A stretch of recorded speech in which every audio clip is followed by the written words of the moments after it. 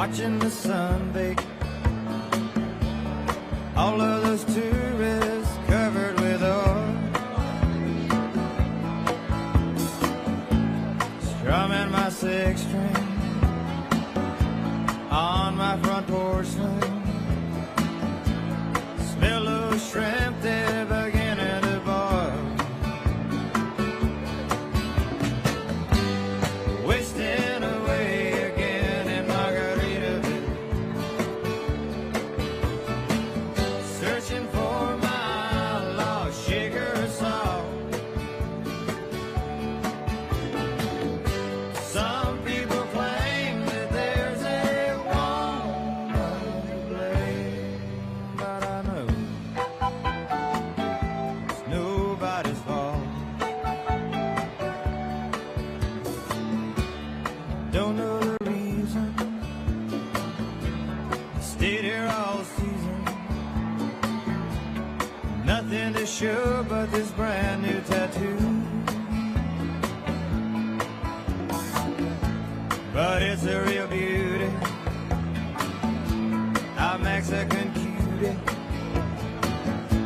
How it got here, I haven't a clue. Wasting away again in Margaritaville, searching for my lost sugar salt. Some people claim that there's a woman to blame. Now I think, hell, it could be my fault.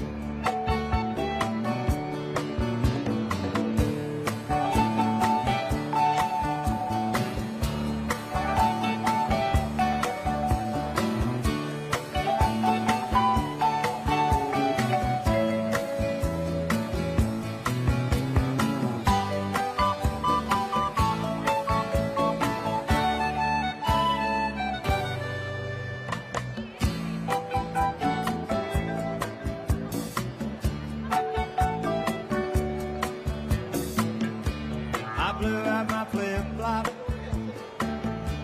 stepped on a pop top, cut my heel, had to cruise on back home. But there's booze in the blender, and soon it will render that frozen concoction that helps me hang on. Wasting away again in Margaritaville, searching for my lost sugar and salt. Some people claim that there's a woman to blame, but I know it's my own damn fault. Yes, and some people claim that there's a woman to blame, and I know it's my own damn fault.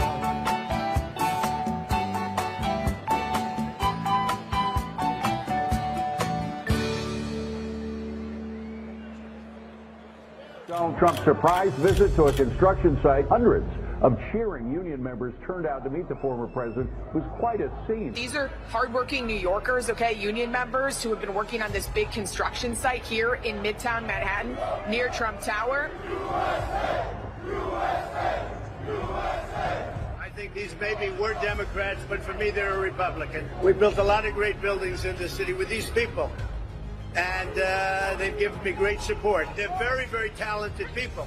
They don't get the credit for it. They have very few people can do what they do. These union workers who are here to talk to the president are paying the price of failed economic policies currently in the country. And you heard in New York City chants of "We want Trump." We love Trump. We love Trump. We love Trump. A lot of people are talking about how unusual it is to see so many Trump supporters in Manhattan at 4, 5, 6 in the morning. Does that surprise you? No, absolutely not. President Trump is leading Joe Biden 3-1 on my presidential poll out of my 9,000 members.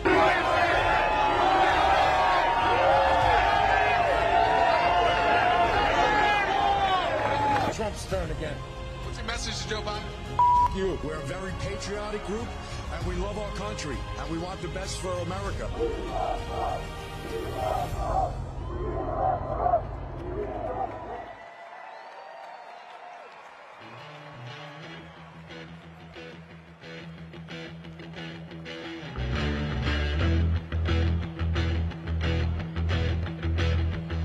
You need cooling, baby, I'm not fooling. I'm gonna send you back to schooling. Way down inside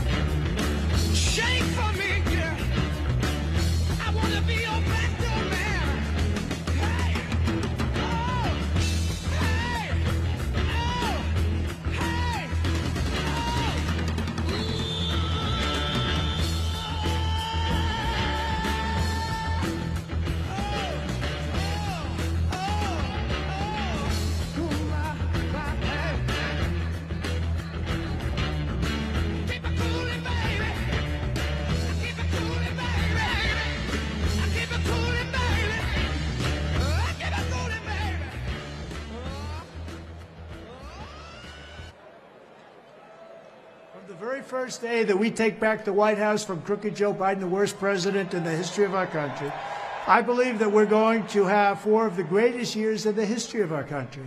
I will once and for all secure our elections. We're going to go to paper ballots. We're going to have same-day voting, voter ID. We're going to do it properly. We're going to have good, secure, beautiful elections. We never want what happened in 2020 to happen again. But until then, Republicans must win, and we must use every appropriate tool available to beat the Democrats. They are destroying our country. Whether you vote early, absentee, by mail, or in person, we are going to protect the vote. That's the most important thing we have to do, is protect the vote. Keep your eyes open, because these people want to cheat, and they do cheat, and frankly, it's the only thing they do well. We will make sure your ballot is secure and your voice is heard. Many Republicans like to vote on Election Day, and we must swamp the radical Democrats with massive turnout on Tuesday, November 5th. The way you win is to swamp them. If we swamp them, they can't cheat. It just doesn't work out. But if you can't make it, you need to make a plan, register, and vote any way possible. We got to get your vote. So with your vote, we will win a victory the likes of which no one has ever seen before. We will evict crooked Joe Biden from the White House, and we will take back our country on November 5th, 2024, the most important day in the history of our country. That's what it's going to go down as. Thank you.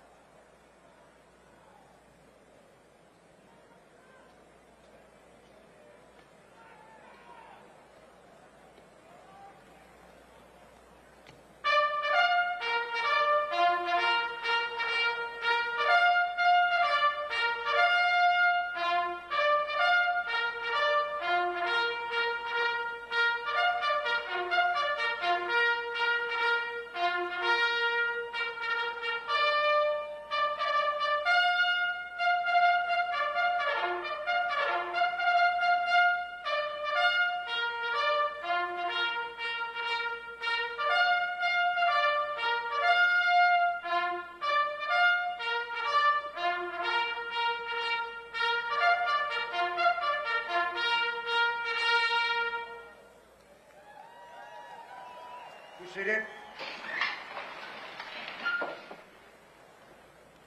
I want you to remember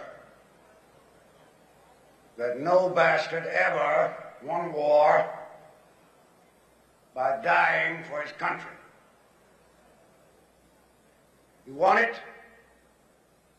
by making the other poor dumb bastard die for his country. And then all this stuff you've heard about America not wanting to fight, wanting to stay out of the war, is a lot of horse dung. Americans traditionally love to fight. All real Americans love the sting of battle. When you were kids, you all admired the champion marble shooter, the fastest runner, big league ball players, the toughest boxers. Americans love a winner and will not tolerate a loser. Americans play to win all the time. I wouldn't give a hoot in hell for a man who lost and laughed. That's why Americans have never lost and will never lose a war, because the very thought of losing is hateful to Americans. Now, an army is a team. It lives, eats, sleeps, fights as a team. This individuality stuff is a bunch of crap. The bilious bastards who wrote that stuff about individuality for the Saturday Evening Post don't know anything more about real battle than they do about fornicating. Now, we have the finest food and equipment, the best spirit, and the best men in the world. You know, my God, I actually pity those poor bastards we're going up against. By God, I do. We're not just going to shoot the bastard. We're going to cut out their living guts and use them to grease the treads of our tanks. We're going to murder those lousy Hun bastards by the bushel. Now, some of you boys, I know, are wondering whether or not you'll chicken out under fire. Don't worry about it. All do your duty. The Nazis are the enemies. Wade are the enemy. Wade into them. Spill their blood. Shoot them in the belly. When you put your hand into a bunch of goo that a moment before was your best friend's face, you know what to do. Now, there's another thing I want you to remember. I don't want to get any messages saying that we are holding our position. We're not holding anything. Let the Hun do that. We are advancing constantly, and we're not interested in holding on to anything except the enemy. We're going to hold on to him by the nose, and we're going to kick him in the ass. We're going to kick the hell out of him, and we're going to go through him like clap through a goose.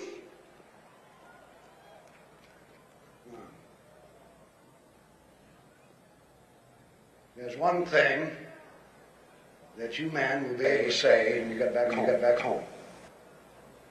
And you may thank God for it. 30 years from now, when you're sitting around your fireside with your grandson on your knee, and he asks you, what did you do in the Great World War II? You won't have to say, well, I shoveled shit in Louisiana. All right, now you sons of bitches, you know how I feel.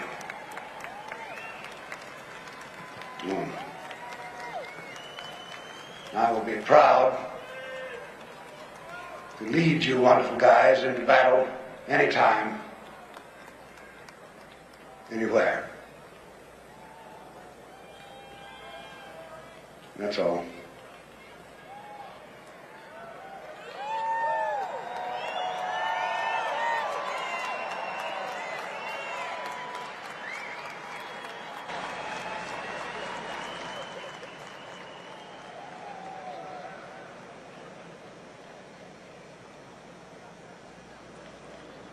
Gentlemen, please welcome the founder of Moms for Liberty, Tiffany Justice, to lead us in today's invocation.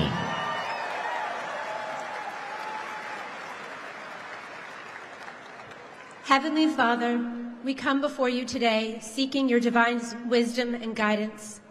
Lord, we recognize that true wisdom comes from you alone. Help us to discern your will in our lives, especially in these challenging times for our beloved nation. May we seek to honor you, not just with our words, but through our actions each and every day. Father, we ask for a deep-rooted love for America in our hearts. We thank you for blessing us all to live in the United States of America. We thank you for our founding fathers, who by your guidance set the framework for our republic.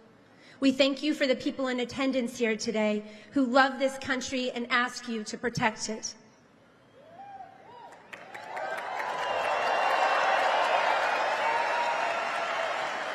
We thank you, God, for our public servants and leaders who have heeded the call for a greater good and placed themselves in the service of the citizenry to protect and defend the Constitution of the United States of America. Let us remember that this great land was built on the foundations of faith, hope, and love. May we strive to embody these values, shining your light in our communities and beyond. As we face the coming days, grant us the strength to stand firm in our beliefs and to act with integrity, reflecting your grace in every choice we make. We also lift up our leaders, especially President Trump. We pray for every candidate from school board all the way to the Oval Office. Give them the wisdom conviction, courage, and victory. We thank you for hope. We thank you for modern-day miracles. We all watched you spare President Trump from an assassin who will go down in history as a failure, while we give you the credit and honor for protecting this man who has promised to fight, fight, fight for the United States.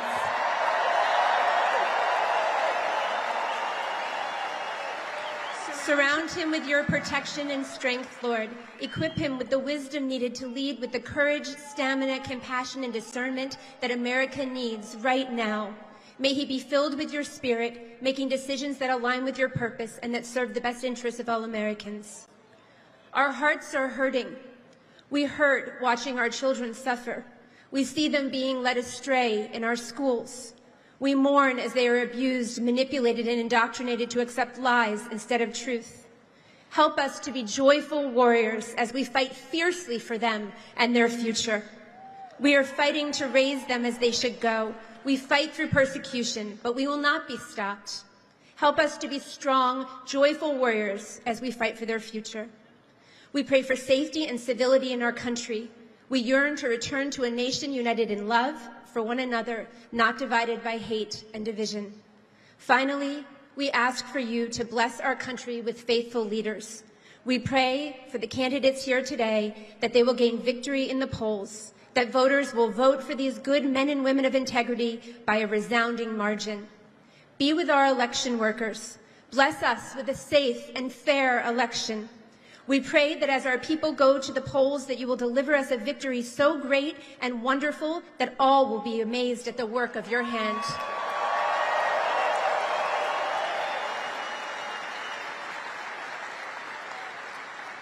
We also thank you for what you're going to do in our future as we continue to serve you. Together, let us commit to praying for our country and acting in ways that glorify you. Thank you for being willing to forgive those who ask for forgiveness and to use every single person to work for you for good. May our lives be a testimony of your love and truth, inspiring others to turn towards you. We thank you for hearing our prayers, and we trust in your perfect plan. We pray and ask for all of this in your heavenly name. Amen.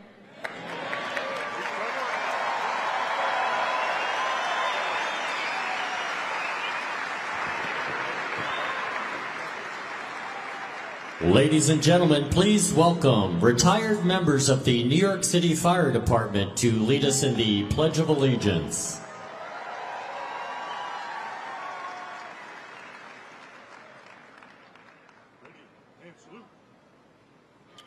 I pledge allegiance to the flag of the United States of America and to the republic for which it stands, one nation, under God, indivisible, with liberty and justice for all.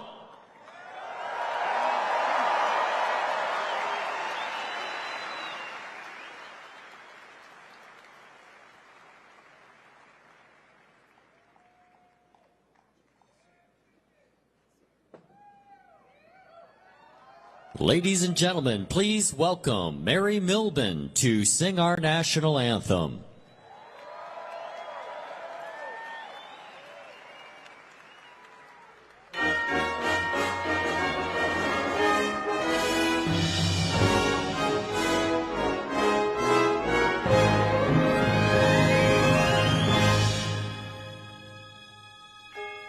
Oh, say, can you see?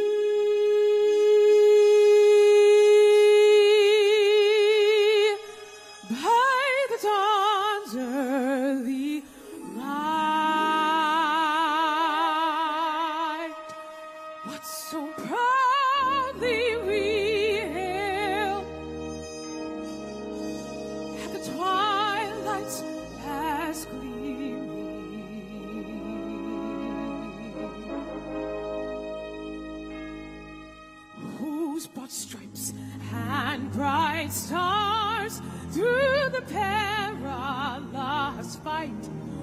O'er the ramparts we watched were so gallantly streaming,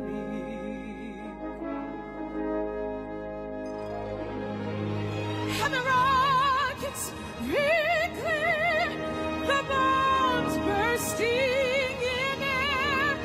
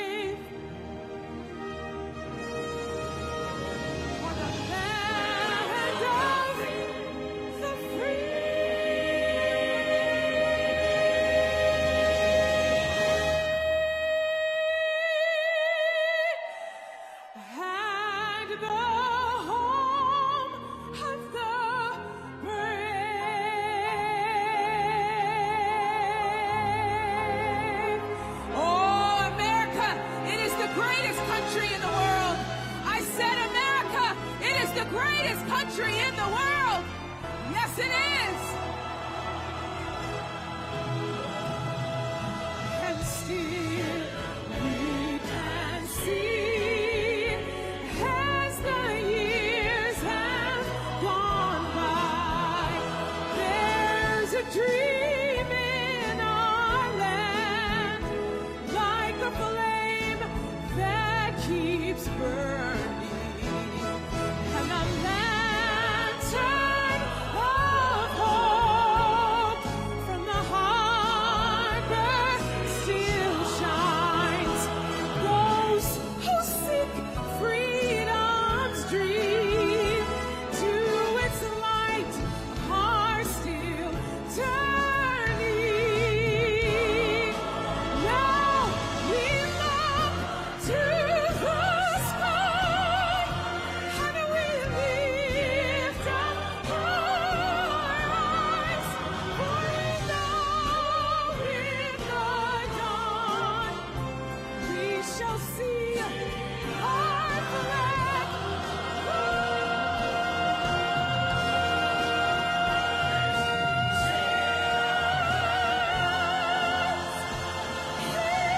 This is our star-spangled banner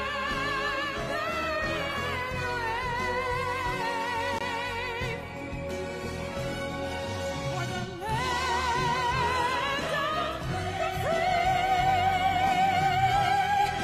In the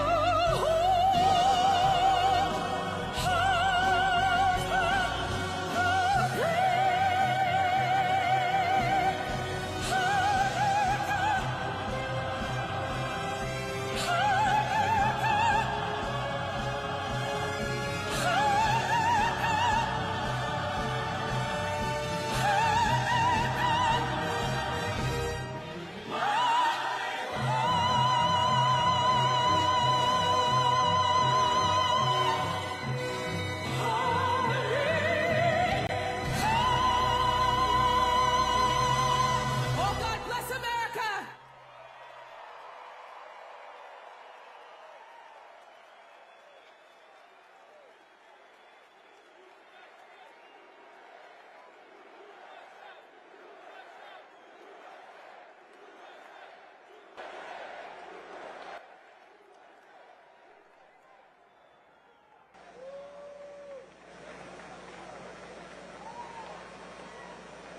Would you have done something differently than President Biden during the past 4 years?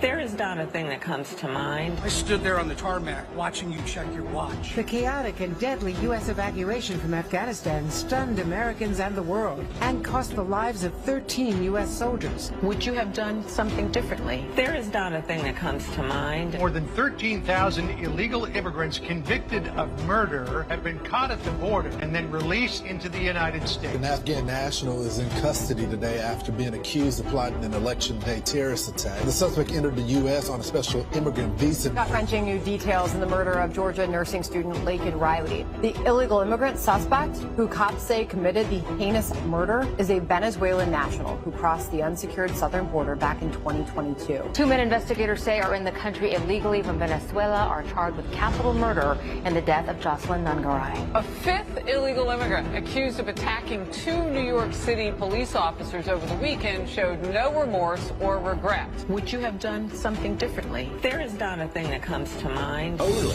18% say the economy is in excellent or good condition. US inflation has hit a new 40-year high, increasing by 9.1% over the financial year. Authorities saying Train Day Aragua, which has been linked with more than 100 criminal investigations here in the U.S., has now been found operating its criminal enterprise in apartment complexes. Were you the last person in the room?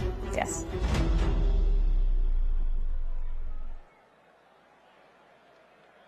Ladies and gentlemen, please welcome to the stage comedian, roaster, and host of the Kill Tony podcast, Tony Hinchcliffe.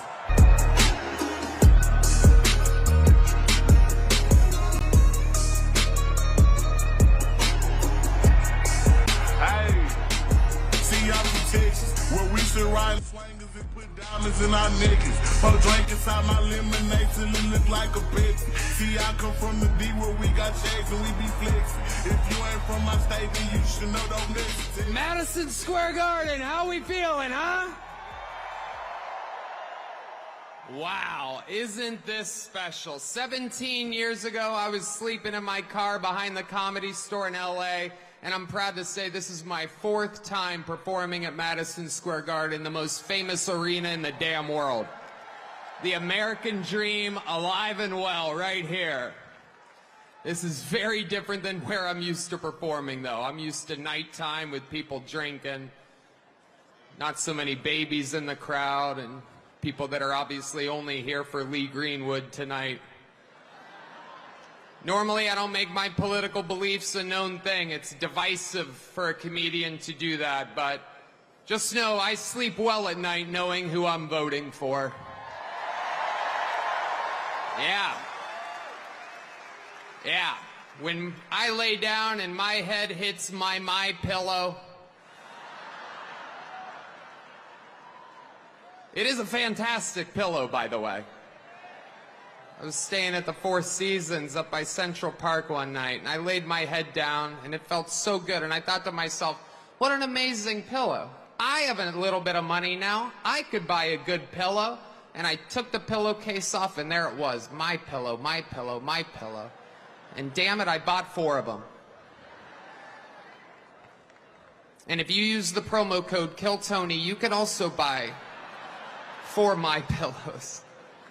There's serious stuff happening, people. I live in the great state of Texas now. 18 years in Ohio, 20 years in California, and I got to see California turn to absolute horrendous thing. And traveling the world, I got to see San Francisco turn into one of the most demented cities, one of the greatest downfalls I've ever seen. And that is where the other candidate worked for 2 decades. And it's absolutely wild to see. And in Texas, stuff is really, really crazy. We're right there by a wide open border. Where are my proud Latinos at tonight? You guys see what I mean? It's wide open. There's so many of them. It's absolutely incredible. Believe it or not, people, I welcome migrants to the United States of America with open arms. And by open arms, I mean like this.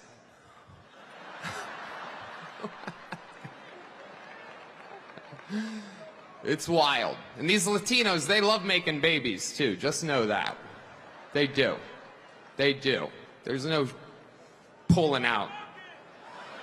They don't do that. They come inside, just like they did to our country. Republicans are the party with a good sense of humor. Free speech is under attack, people. I host a show, and each week I get updates what words we're allowed to use and not use anymore. It's happening right now the past few years. It's a real thing. And, you know, used to be able to tell people to Google stuff. My mom's a boomer in the state of Ohio, and there's no convincing her of anything. She's eating the cats. She's eating the dogs. They're eating the pets up there. It is absolutely wild times. It really, really is. And, you know, there's a lot going on. Like, I don't know if you guys know this, but there's literally a floating island of garbage in the middle of the ocean right now. Yeah. I think it's called Puerto Rico. Okay. All right. Okay. We're getting there. Again, normally I don't follow the national anthem, everybody. This isn't exactly a perfect comedy setup. There's some people here. All right. Very good. I like it. I have other policies that I think it should be implemented as well. Like me personally, I think football should be all year round. Yeah. So many great athletes. I don't know about you guys, but I think that Travis Kelce might be the next O.J. Simpson.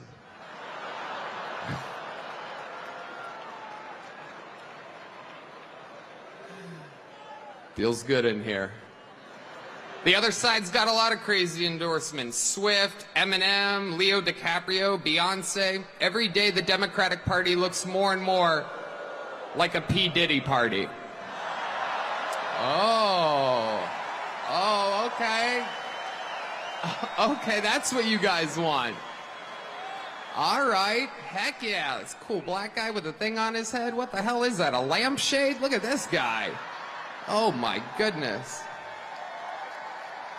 Wow. I'm just kidding. That's one of my buddies. He had a Halloween party last night. We had fun. We carved watermelons together. It was awesome. You guys are... This is a groany little morning crowd, huh? It's tough to follow this audition for the next Commissioner Gordon's over here. It is, though. It's crazy times we're living in. I mean, all these pointless wars. It is unbelievable what's happening right now. It is incredible. Ukraine versus Russia, Israel, it's like bad soccer games. Who even cares? What are we doing? Why is our money involved in these wars?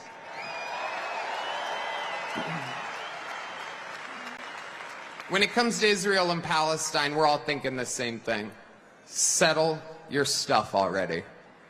Best out of 3. Rock, paper, scissors. You know the Palestinians are going to throw rock every time. But you also know the Jews have a hard time throwing that paper. You know what I'm saying? All right, we're having fun now. We're cooking.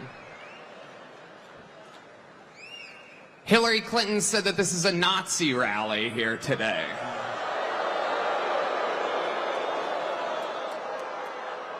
Can you believe that? For the most anti-war president of my entire lifetime, and she calls him Hitler. Let me remind you, Hillary, it was your husband who shot innocent people, or as he called them, interns. Yeah, Hillary, I bet you did not see that one coming. By the way, if I commit suicide in 3 weeks, I didn't.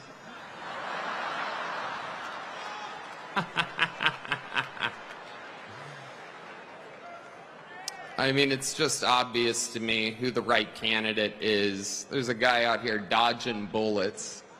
It is unbelievable, right?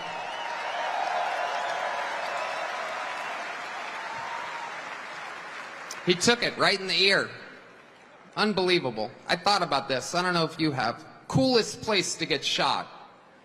Like if you're gonna get shot anywhere on your body, that's where you want it. Right there. Technically, he got shot in the head, depending on if you're a Democrat or a Republican. Right? If you're a Democrat, his ear was grazed. If you're a Republican, he survived the headshot. It is. It's the best place to get shot. It's the only part of the human body will drive a piercing through like a little girl's ear for no reason. Right? There's just no... It heals fast. Nobody cares. It's the best place to get shot. He went down, saw blood on his hands. I'd imagine he thought right then, I think I just won this shit.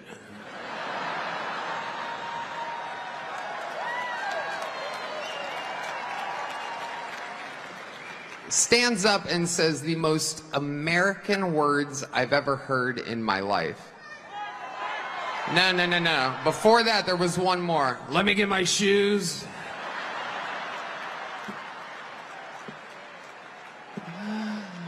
Fearless. Perhaps still with an active shooter. He's talking like a guy that just had the best one-night stand of his life. Right? Like, where's my shoes at? I gotta get the hell out of here.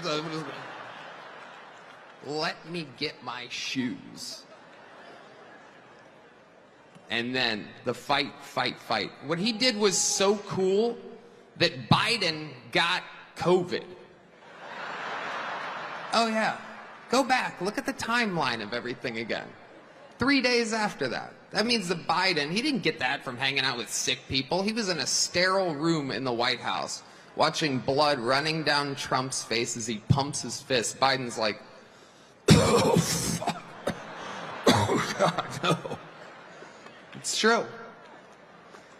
Trump survived an assassination attempt, and Biden got COVID. We vote next week. God voted 3 months ago.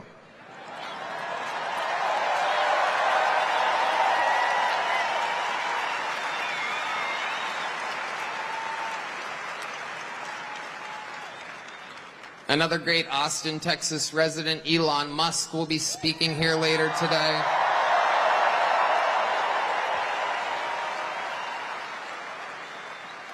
Unbelievable. Genius. You guys saw him shoot that rocket into outer space, the largest aircraft ever, fires it off into space, and then parallel parks it back to planet Earth. Meanwhile, Kamala supporters can't parallel park their Toyota Priuses properly. Sorry, I listen to Elon Musk. I follow his lead. The world's smartest, richest man has my attention. Except for when it comes to stock trading, then I listen to Nancy Pelosi. But censorship is amongst us, people. It's a very, very, very big deal, and I'm just here to say that you guys are for the right candidate. Tell your friends. Let's close it out, and let's make speech free again, make America healthy again. Let's beat the team from California. The team from New York should beat the team from California, not only in this election, but in the World Series of Baseball, America's sport. I love you, New York. God bless New York. God bless America. Let's make it great again. I love you. Thank you. Welcome.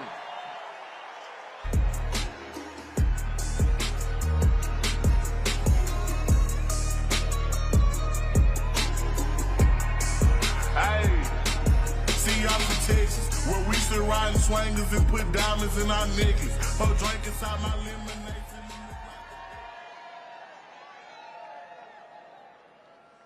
Ladies and gentlemen, before we bring up our next speaker, please bring your attention to the video screens.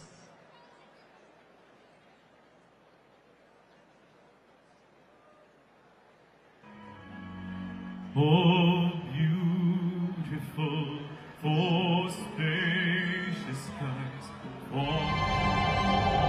11-month-old girl shot in the face because of woke criminal loving district attorneys. Come on, murderer.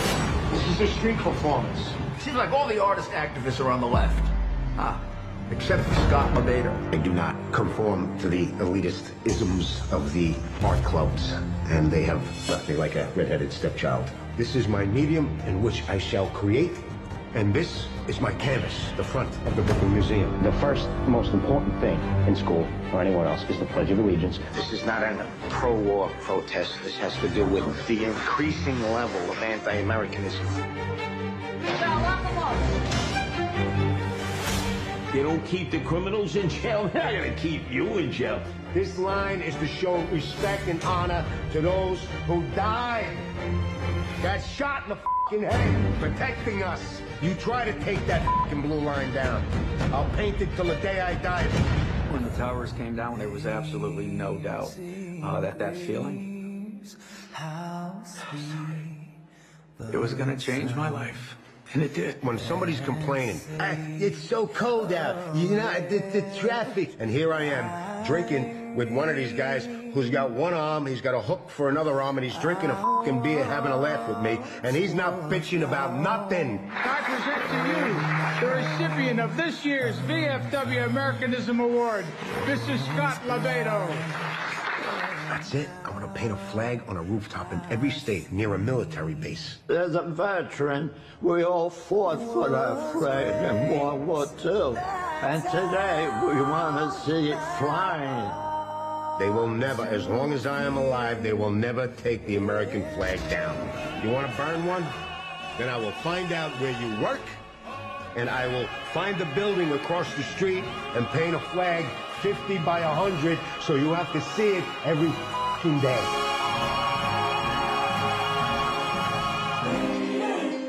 A pro-Trump sign on the front lawn of a Staten Island home was burned to the ground. The hate I get is astronomical. If everybody liked me, I'd be doing something wrong. My mother's advice, whatever you do with your life, as long as you believe it in your heart, and always take care of those less fortunate.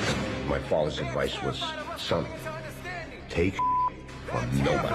This is about control and division. right. We must take a stand. Are you ready? Left, right, left. God didn't give me a gun and a bayonet. He gave me paint and brush, and I will fight to the f***ing death for this country.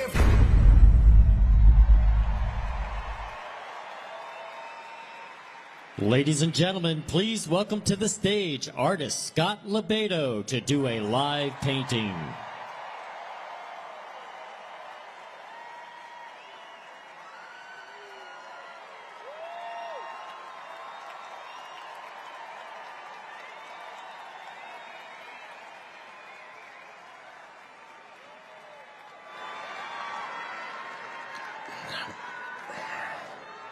Before I create some art, I gotta say this. There's a lot of creative conservatives out there who've been in the closet all these years. I came out of that closet 40 years ago, and I got a lot of hell for it. But now, you creative conservatives, it's a new world. Come out of the closet and get the balance back. Back in the 90s, I came to Manhattan to find my niche in the art world. And the art world didn't like me because I came from this place called Staten Island. Do I hear Staten Island in the house? The art world didn't like me because I like God, girls, and guns. The art world didn't like me because I refused to succumb to the America-hating isms of their agenda. And they said I'd never make it in their world. Fast forward 35 years, I'm standing on the greatest stage in the world, in the greatest city in the world, in the greatest country in the world, and I'm opening up for the greatest fucking president in the world!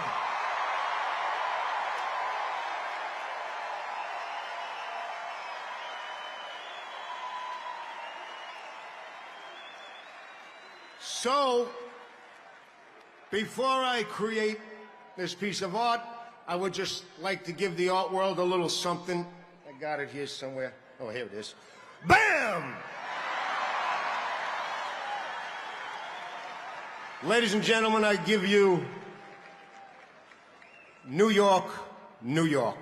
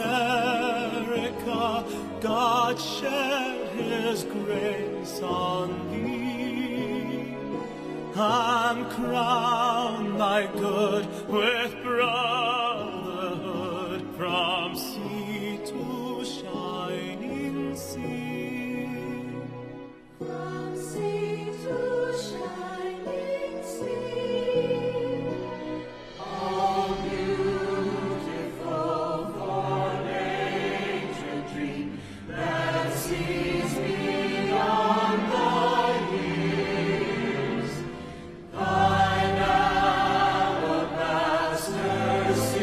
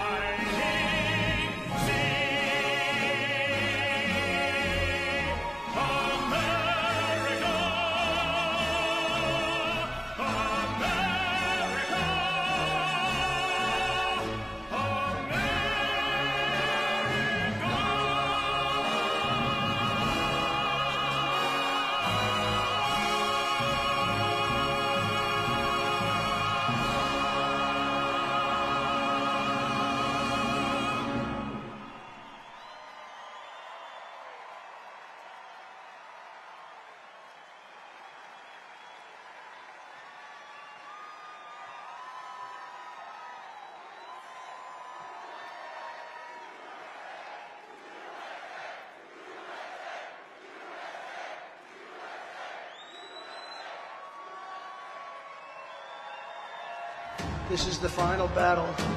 With you at my side, we will demolish the deep state. We will expel the warmongers from our government. We will drive out the globalists. We will cast out the communists, Marxists, and fascists. We will throw off the sick political class that hates our country.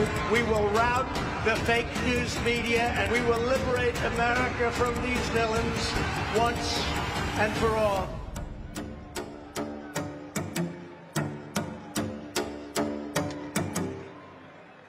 Trump's just outside of a fire station after leaving court. He's got pizza for the guys. Former President Trump always promised to deliver, and he did just that today. He handed out pizzas to members of both the New York Fire and Police Departments. This is the same fire station he visited in 2021 to commemorate the 20th anniversary of the 9/11 terror attacks. He also visited the plaque that honors a Green Beret who was awarded the Medal of Honor during Trump's presidency. They all love him because they remember what America was like under Donald Trump.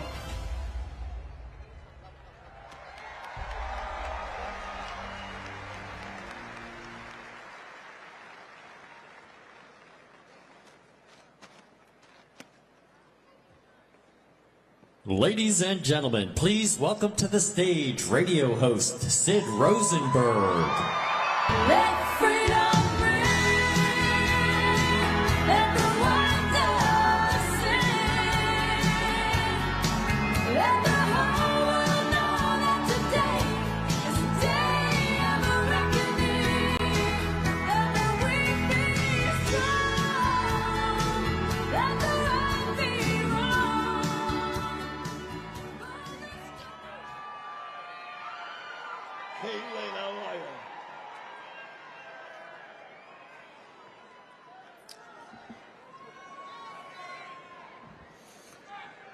Well, I guess I'll start with this. I can't fucking believe I'm Madison Square Garden with all you people. I've been in this building many, many times. I've seen Mark Messier score game-winning goals. Ron Duguay score game-winning goals. Patrick Ewing make big baskets. Too young to remember Clyde and Frazier. Same building, of course, with Muhammad Ali, Billy Joel, and Frank Sinatra. A building made of champions and all-time greats. But ladies and gentlemen, don't confuse the issue. The greatest champion of all will be backstage in about an hour.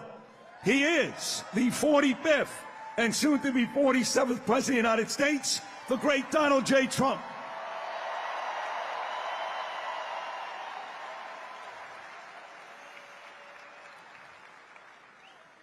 So, I just got back from Israel about 2 weeks ago.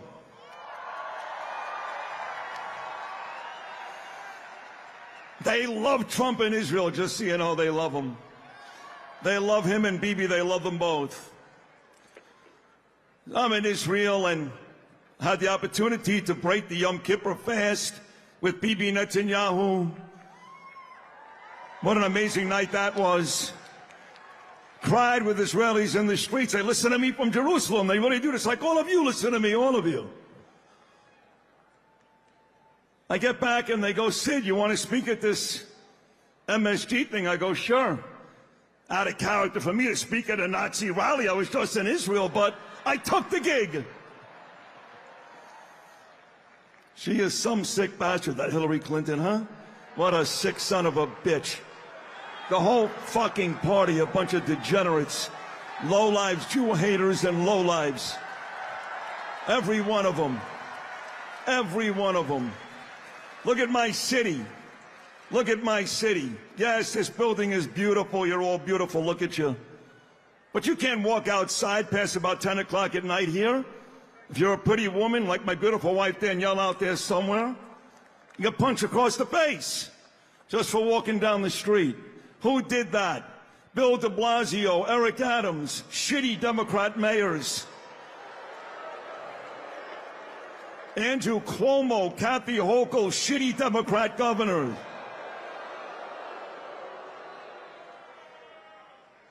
You got homeless and veterans, Americans sleeping in their own feces on a bench in Central Park. But the fucking illegals, they get whatever they want, don't they?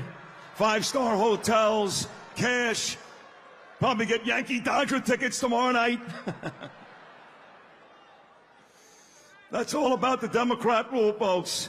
Whether it's blue cities, blue states, or a blue administration, there's only one person alive today that can fix all of it. Look at all your signs. He can fix it. You're damn right he can fix it. That's President Donald J. Trump.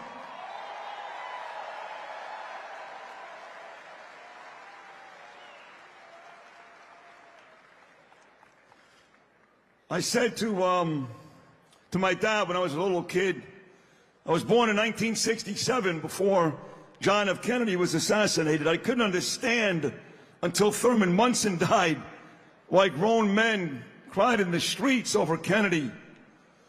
And then they shot my friend President Trump in Butler, Pennsylvania. And I sat at the end of my bed in Milwaukee, Wisconsin before the RNC, and I cried. And no, son, I knew what it meant to have a man like that scared the hell out of me. But as you've seen tonight already with just 2 speakers, and Muhammad Ali fought in this building, is there a greater fighter ever in the history of our country than the great Donald J. Trump?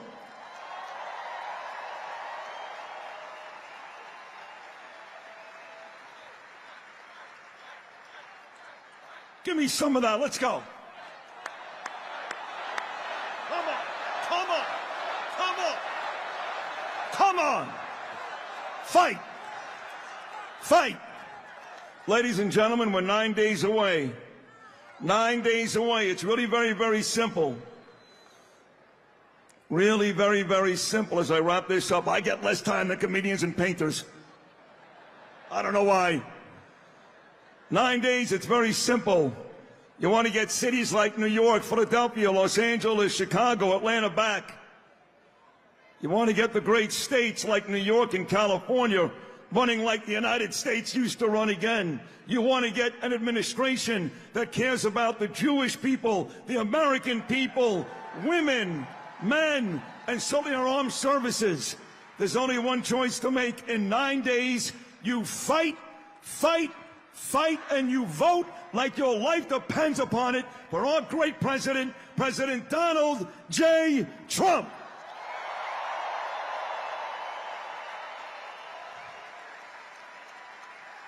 So before this thing is all said and done today, do me a big favor, New York City.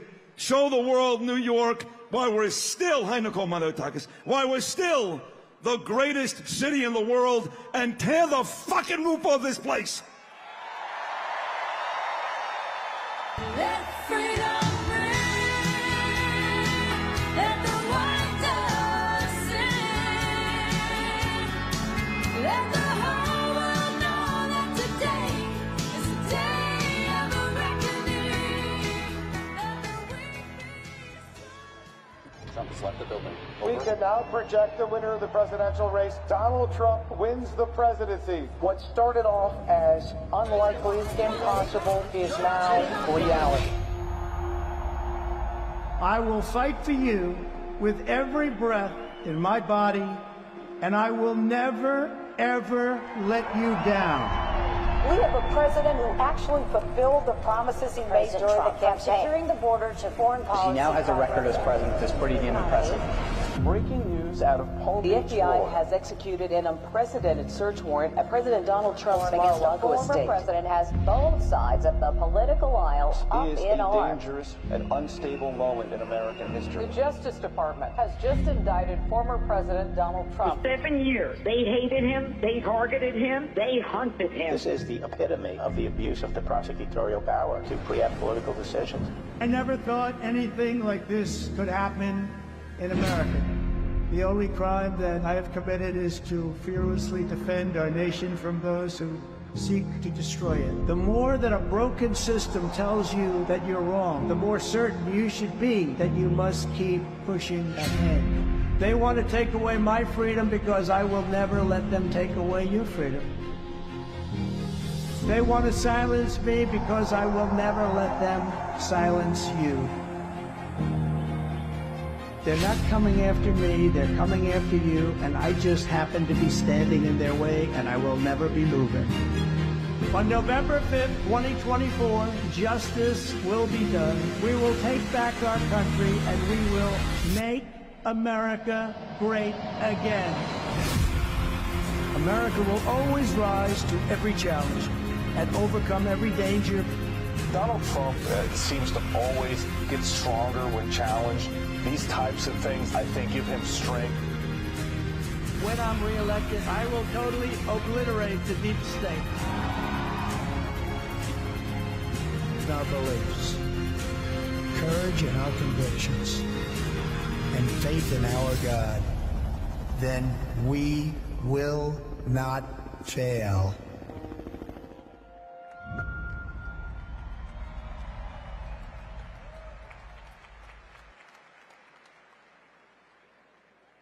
Ladies and gentlemen, please welcome to the stage attorney and senior advisor to President Donald J. Trump, Alina Habba.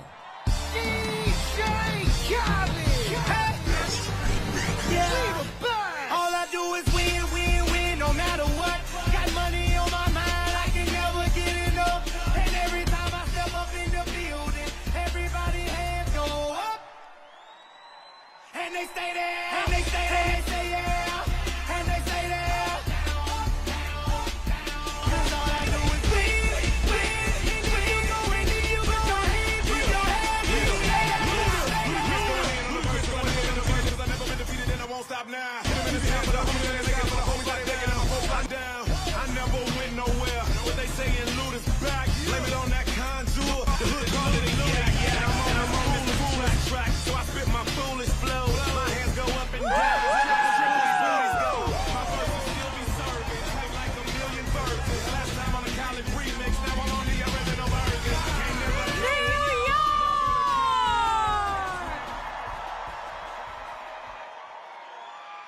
You see, I put my MAGA jacket to trigger Hillary Clinton. There you go, Hill. Are you ready to make history tonight and make some liberals cry?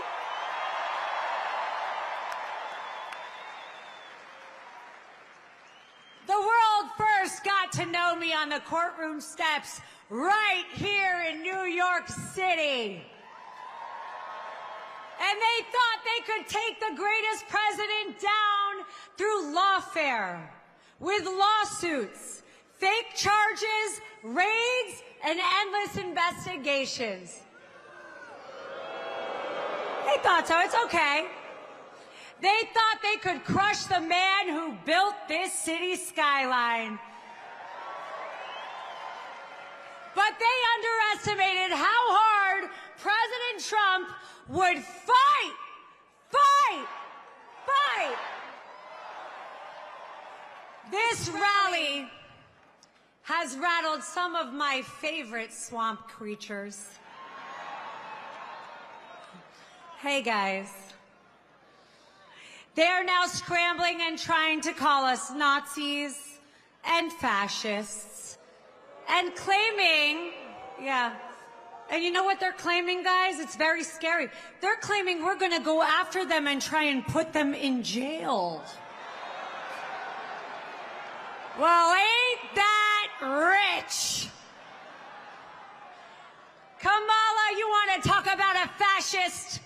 No one has ever voted for you to become the Democrat nominee.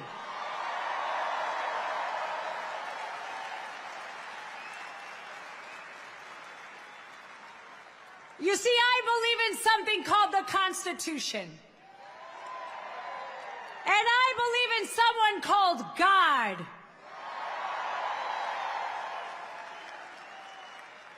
And they tried to keep President Trump and his campaign in courtrooms being persecuted. But do you know what he did while he was in those New York courtrooms? He won the hearts and minds of the American people, all from this city.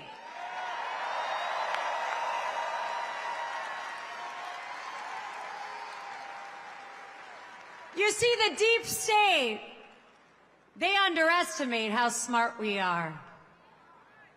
And they want the American people to fall in line like a bunch of sheep. You know what they don't realize, New York? We're gonna be the ones herding sheep out of the White House on November 5th.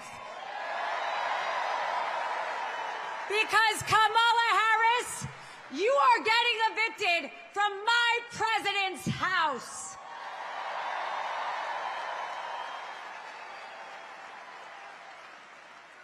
Let's not forget one thing. Kamala said she wouldn't change a damn thing. And look, it's okay. She must be proud of her records. She's got a lot of them. Record inflation, record crime, and record boarding crossings, with over 325,000 children who are being sex trafficked, murdered, and missing. Those are the records you hold, Kamala.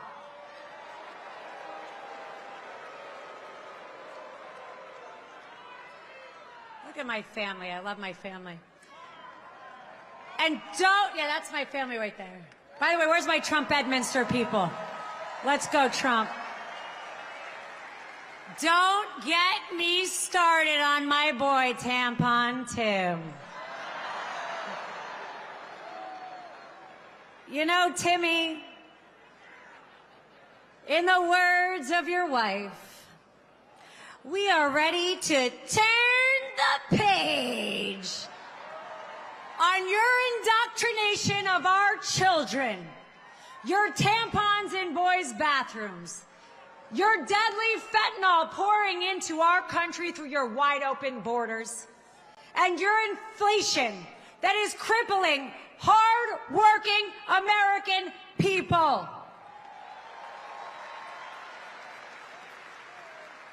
He claims to champion women, yet he pushes policies that underwomen every single woman here. By the way, they can't even define what the hell a woman is. Get the hell out of here. They think we'll be fooled, that we'll believe their empty promises and be bribed with garbage like loan forgiveness and policies that will cost this country and my children's America trillions of dollars. But we are smarter than that, New York. This is the party of strength, resilience, and a voice that echoes around the world. Our voices cannot be silenced, and this movement will not be stopped. So when Letitia James, Alvin Bragg, Jack Smith, and the Harris-Biden administration came for my client, President Donald J. Trump, they didn't just come for him, they came for us. So on November 5th, New York, we are going to right this ship. In 9 days, you'll make the choice for an America that works for we the people, not the powerful.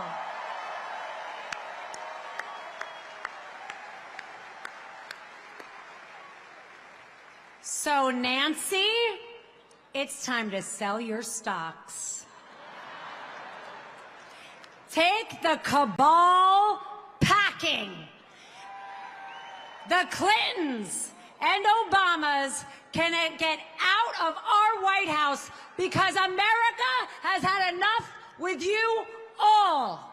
Bye now.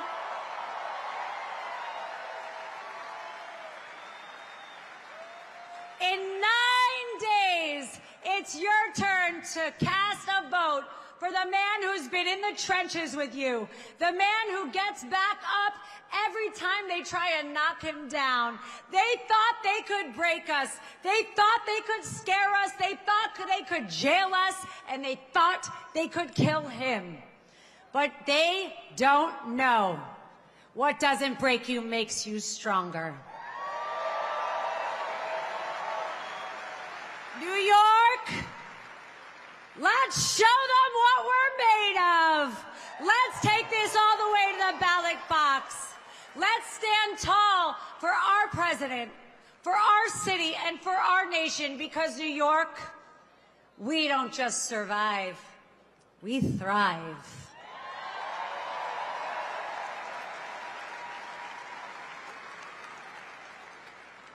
And on November 5th, Donald Trump will tell Kamala one very important thing. You are fired!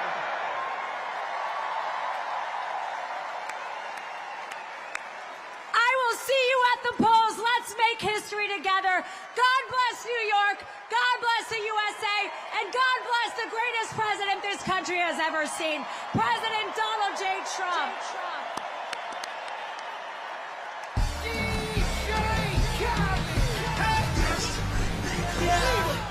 All I do is win, win, win, no matter what. Got money on my mind, I can never get enough. And every time I step up in the building, everybody hands go up. And they stay there, and they say yeah, and they say there. 'Cause all I do is win, win, win. And if you're going in, put your hands in the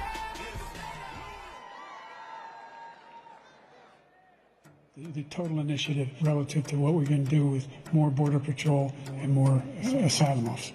I really don't know what he said at the end of that sentence. I don't think he knows what he said either.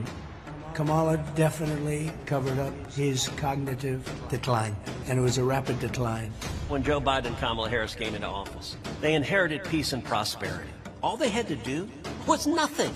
Just not screw it up. I am radical. I do believe that we need to get radical. We went from safe streets to record crime. Are you for defunding the police? How are you defining defund the police? We went from $2 gas to $4 gas. Would you ban offshore drilling? Yes, there's no question I'm in favor of banning fracking. We went from stable prices to record inflation. They're killing us without killing us. That is called Bidenomics. The very first task that Joe Biden gave Kamala Harris was to be the border czar. Do you plan to visit the border? Not today. She's not going to have any border security. I want a number. How many people have you led into this country? Does anybody know? None of you know. We're in the middle of a war in this country. It is a war between those of us who love the United States of America and a fringe minority who hates this country and what we stand for. We gotta let people know who brung it to them.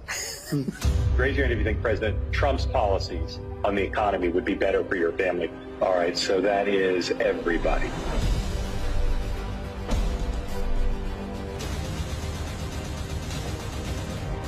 The chaotic and deadly U.S. evacuation from Afghanistan stunned Americans and the world. Afghanistan, yes. Were you the last person in the room? Yes. It was because of Kamala Harris's failed leadership while you had people hanging off the airplanes. When Putin saw how incompetent we were, he said, wow, I'm now going to go into Ukraine. This is what Russian President Vladimir Putin unleashed on Ukraine. It's almost like they intentionally tried to set the Middle East on fire. Hamas terrorists went door to door, slaughtering anyone they could find. I'll tell you what, we had a safe world. Now we have a very, very dangerous world. We're going to get rid of these people that have destroyed our country. He's doing this for one reason and one reason alone. It is a rescue mission for the American dream. Trump's rescue mission, saving America. This is a rescue mission. We're going to make America great again, greater than ever before.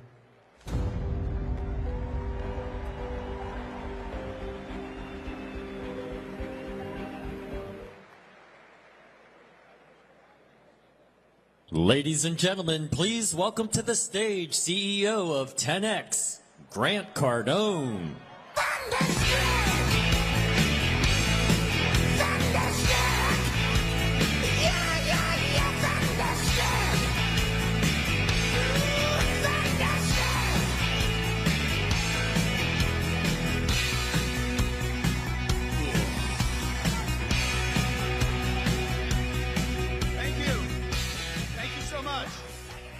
Hello, New York.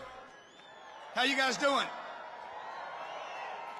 And to everybody that's online right now, you're on, I guess you're on the internet, consuming content that Donald Trump has just literally taken control of the internet in the last 5 days here to finish.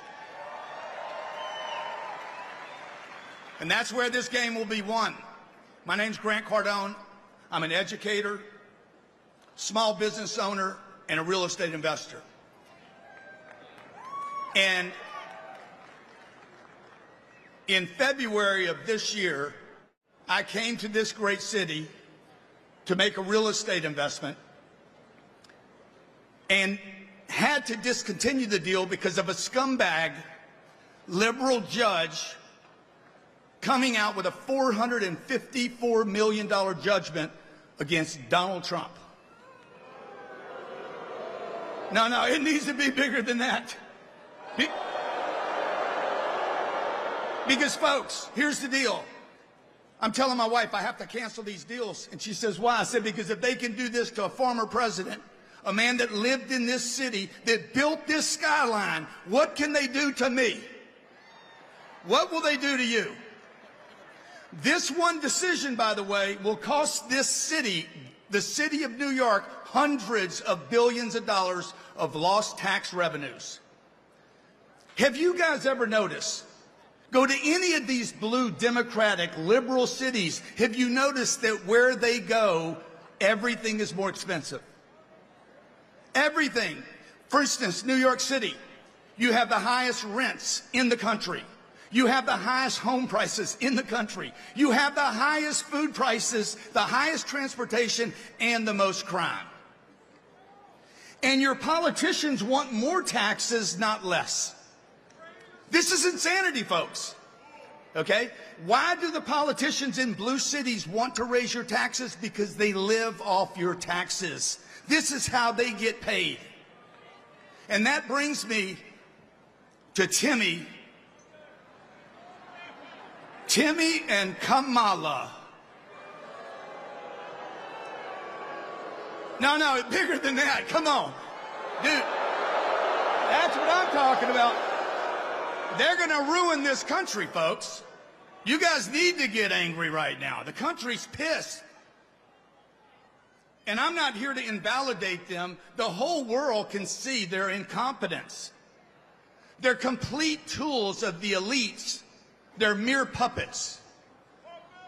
That's right, puppets. And a little common sense. Who's got a little common sense in the room? Just a little bit. And literally the math of a 5-year-old tells you that their policies don't add up. Common sense. For one, she wants to add 87,000 employees to the IRS. For what, 800 billionaires? That's 1,000 employees for every billionaire. No, she's here for your pockets, your money, your small business. She's here to audit everybody in this room. She passed a $3 trillion Inflation Reduction Act that created inflation, didn't reduce it. She promised to build 3 million homes in her first year. She's never built one house in her damn lifetime. And at the same time, let 20 million homeless people, illegal immigrants, into a country that has a housing shortage. Come on, man. It don't make sense. She proposes 20 million people to get new businesses. She's going to give tax money to fund 20 million new businesses while we have 22 million small business owners in America that are breaking even or losing money. And lastly, the most insane of the insane, she wants to tax unrealized capital gains. No, this is complete gone. Not even her simp, Mark Cuban, can sell this. Even Marky Boy says this would destroy the global economy and take the USA down with it. Ladies and gentlemen, Kamala Harris is the least qualified candidate to ever run for any political office in American history. She makes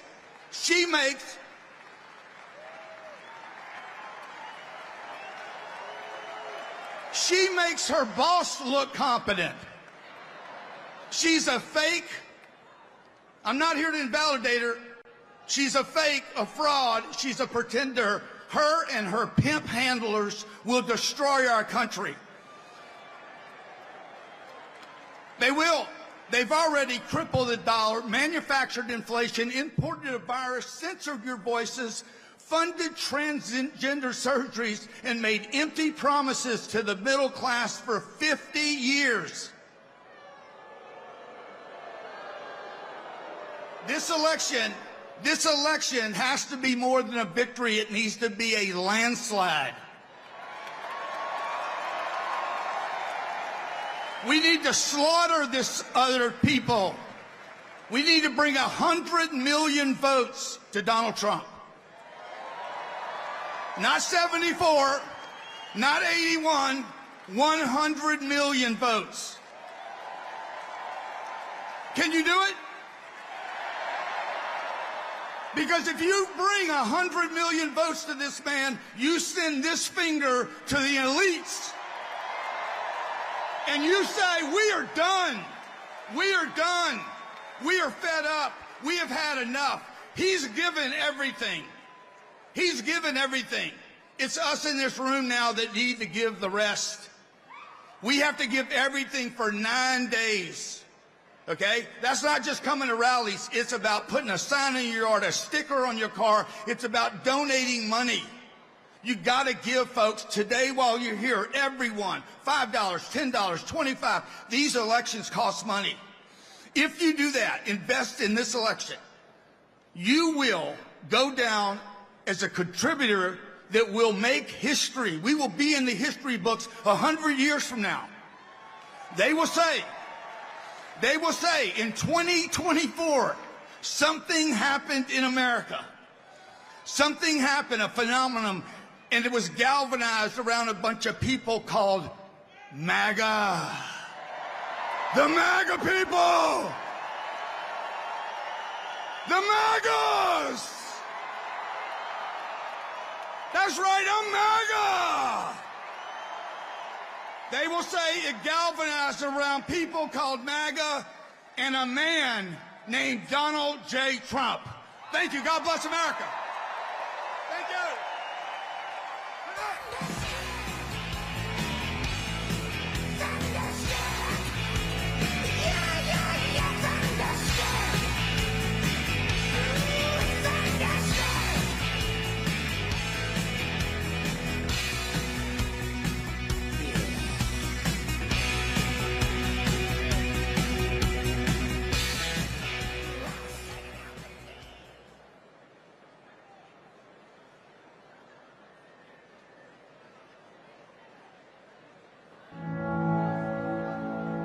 Greatness doesn't discriminate. It doesn't see where you're from, what you look like, or who you know. Greatness is for those who work for it, for those who keep moving forward. Greatness is for anyone willing to fight for it.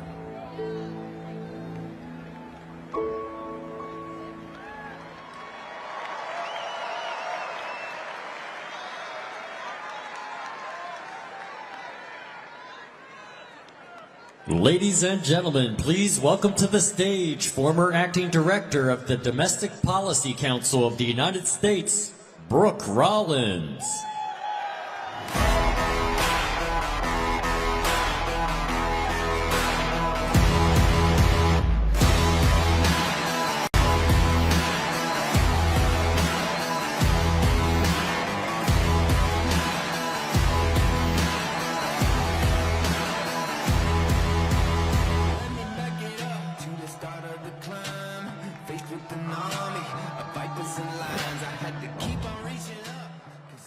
Hello, New York City. Hello to all of you in America's most iconic city, the city that gave us the man who gave up everything to serve his nation, the once and the future President of the United States, Donald J. Trump.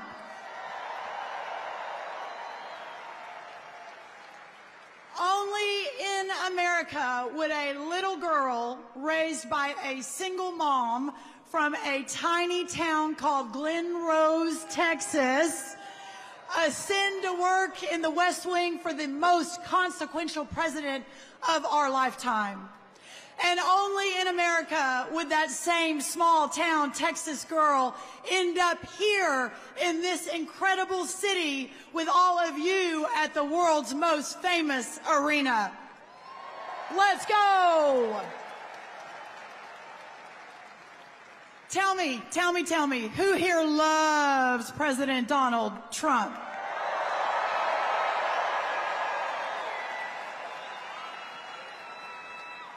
Then you are at the right rally. You know, a few days back, Kamala Harris heard someone at one of her rallies say, "Christ is Lord." Let's give it up. She said, you know what she said? "You are at the wrong rally, sir."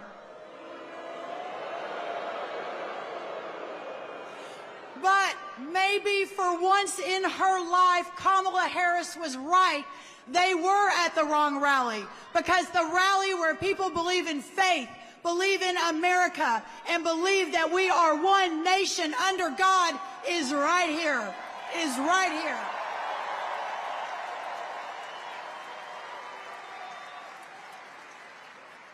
So let me ask you what you believe. New York. Do you believe in America? You are at the right rally. Do you believe in the power of faith and that America needs God? You are at the right rally. Do you believe that America needs back the Trump economy, where every American had a real chance at the American dream, with jobs and homes and families and health care where it works? Do you believe that, New York City? Do you believe that Americans deserve to be protected from illegal aliens who come into our communities? And the best way to do that is the largest deportation in American history. Do you believe that?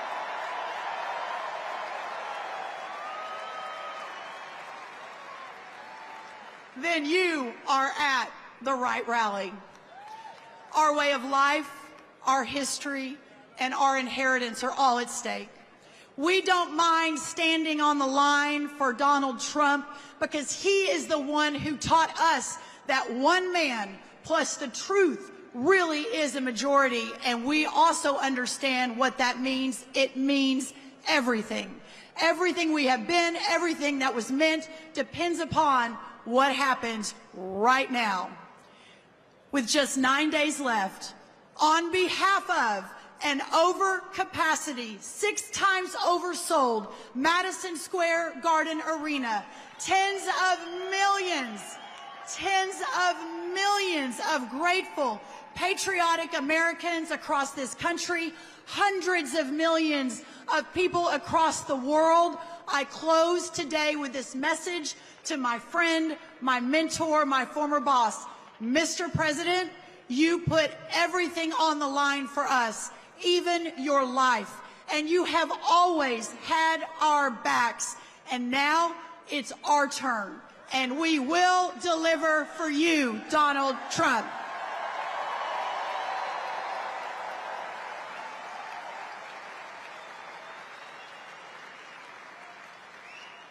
My friends, we are going to win, and when Donald J. Trump wins, America will win.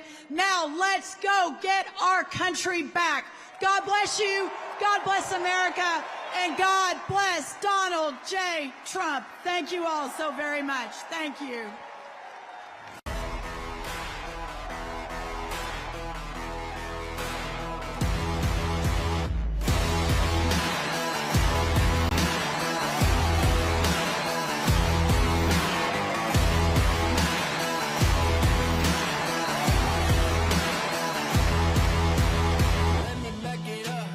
Start of the climb, faced with an army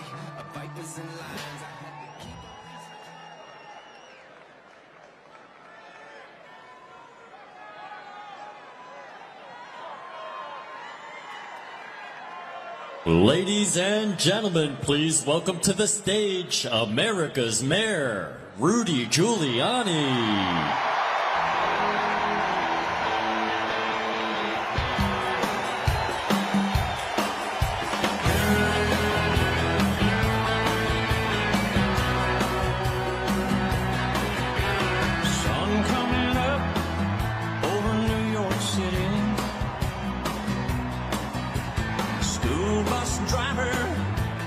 Traffic jam, staring at the faces in a rearview mirror, looking at the promise of the promised land.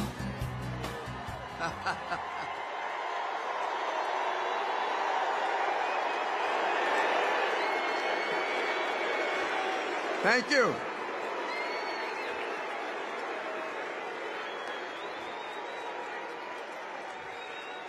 Thank you very, very much. And welcome to the capital of the world.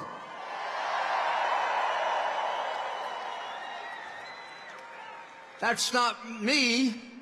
That comes from Pope John Paul when he came to New York and said, "This is the capital of the world." No one could dispute it after that. New York City, this is the city I was the mayor of for 8 years. Sitting over there is my police commissioner, Bernard Kerik, who saved my life on September 11. And when I was mayor, I need to remind people the Yankees won 4 world championships. You think they need my help now? What the heck does Adams know about baseball? And de Blasio's so stupid, he doesn't know about anything. Oh, for the good old days when I used to be able to sit at Yankee games with Donald Trump.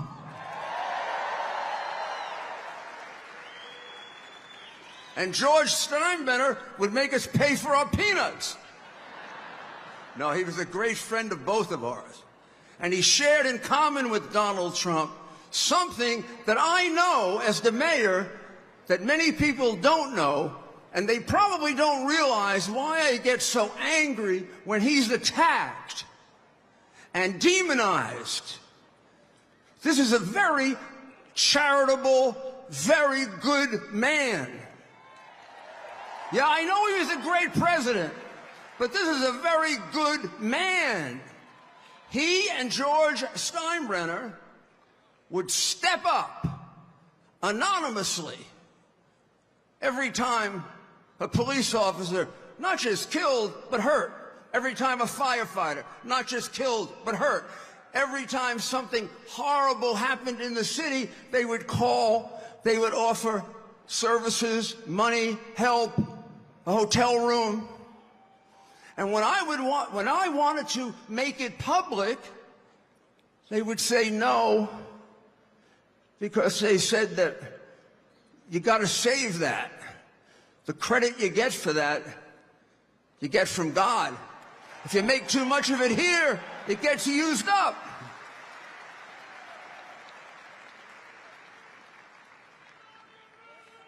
As the mayor,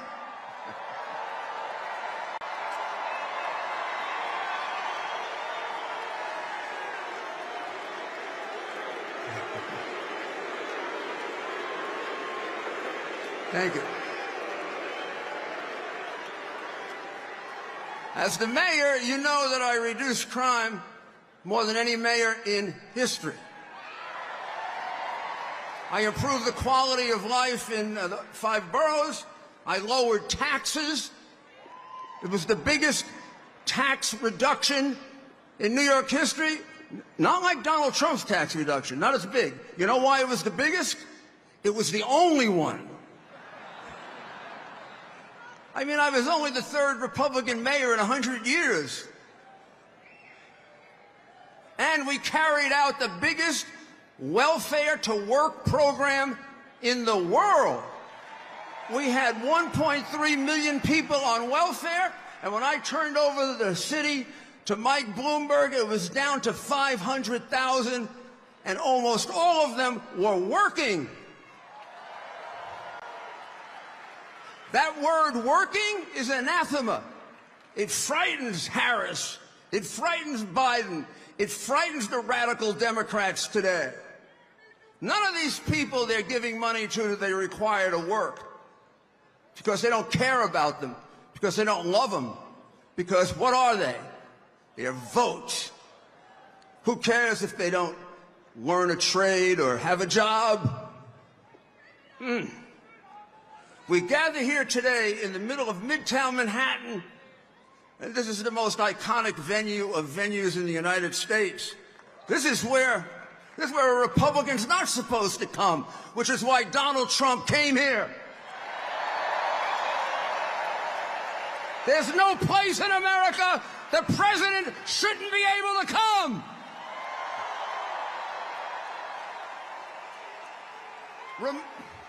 Remember New Palestine? Remember New Palestine? When they had the subway derailment? Place was horrible. People are still dying. He went there. I went there. I did my television show from there. It took Biden a year to go there because those people are deplorables. Like you, like me, we're deplorables. We don't count.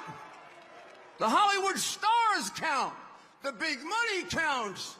20 million from China counts. But we don't count.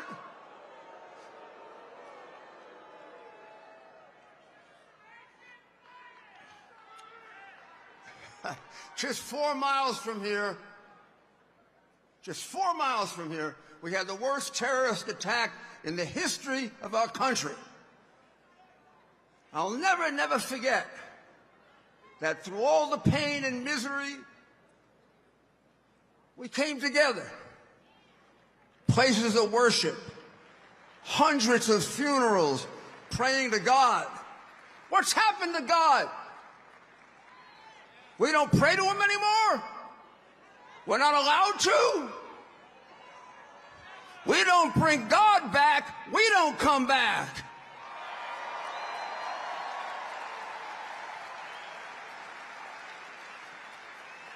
September 11 was our darkest hour. October 7 was Israel's darkest hour.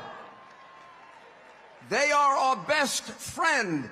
I worked for Ronald Reagan for 8 years. Ronald Reagan said, we have to be there for Israel always because they are always there for us. Hamas is not there for us. Iran is not there for us. They want to kill us. And the Palestinians are taught to kill us at 2 years old. They won't let a Palestinian in Jordan. They won't let a Palestinian in Egypt. And Harris wants to bring them to you. They may have good people. I'm sorry, I don't take a risk with people that are taught to kill Americans at 2. I'm on the side of Israel.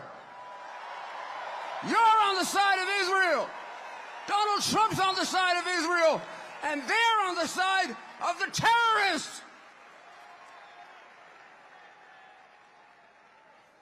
Like me, President Trump grew up here. He's a New Yorker.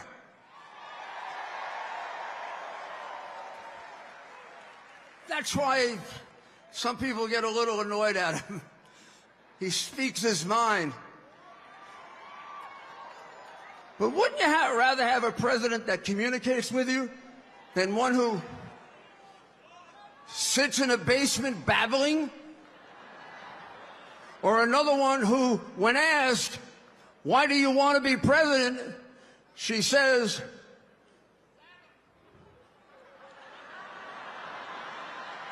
my mother was from the middle class, and I was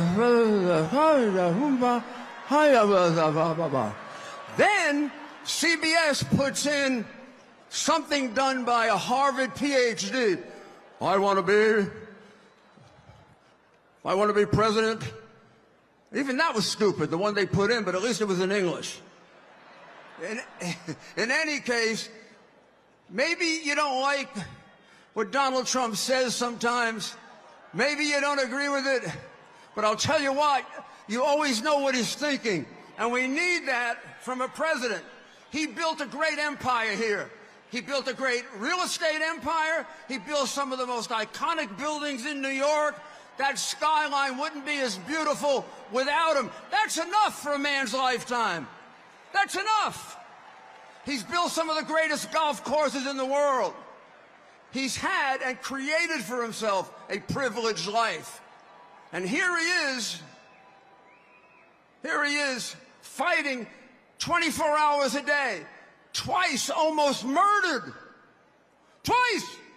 And why is he doing it? For you, for me, to save our country.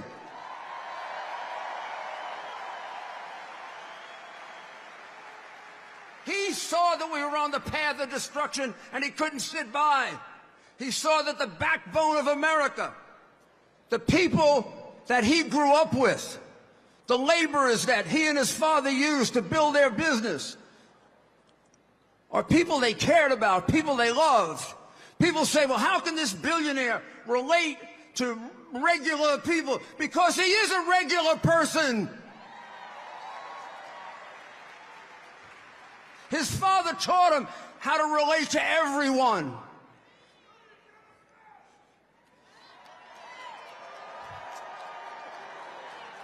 I owe him $10. Now, they tried everything, right? Russian collusion, wrong conversation with the Ukrainian president. Oh, my God, everything possible. Phony cases with perjury, and they committed so many crimes trying to get rid of him. Using a false story to unseat a lawfully elected president. And then they indicted him 4 times. And they had to stop. If they indicted him one more time, he'd have been elected by acclamation. And now, I don't know. I'm not going to do conspiracy, and I'm not going to do conspiracy. But it's kind of funny that they tried everything else, and now they're trying to kill him. They better not. Try again.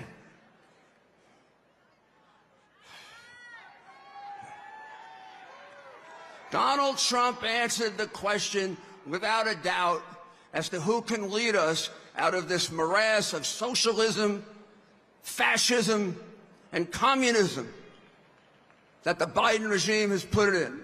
He answered it, in so many speeches and so many rallies, and in the great work that he did as president 4 years ago. I don't have to ask you, are you better off now than you were 4 years ago? There are a few people in a nut house who think they are. Otherwise, we all know things cost more. Donald Trump gave them a world at peace. They're giving us a world at war.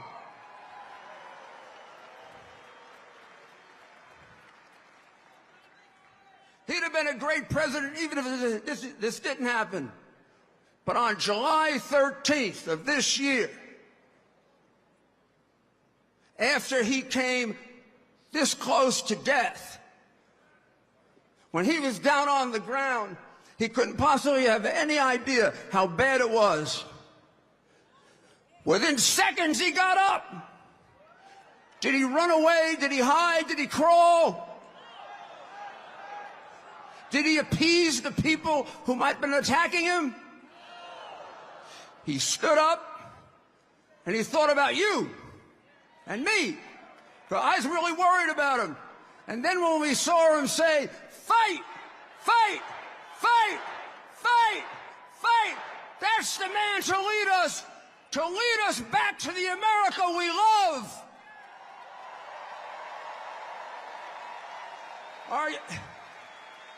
You know, Thomas Jefferson And Abraham Lincoln believed that every American, because it isn't just Donald Trump, you got to do it. Every American should take an oath to make this country better than it was handed to him or her. If I died now, I would break that oath, because America is not better today than it was when it was handed to me, or than it was 4 years ago. But in a few weeks, we get a chance to change that. I want every one of you right now, every single one of you, to say yes when I say this.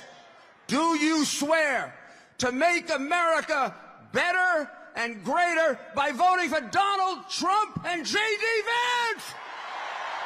Now go do it! Fight!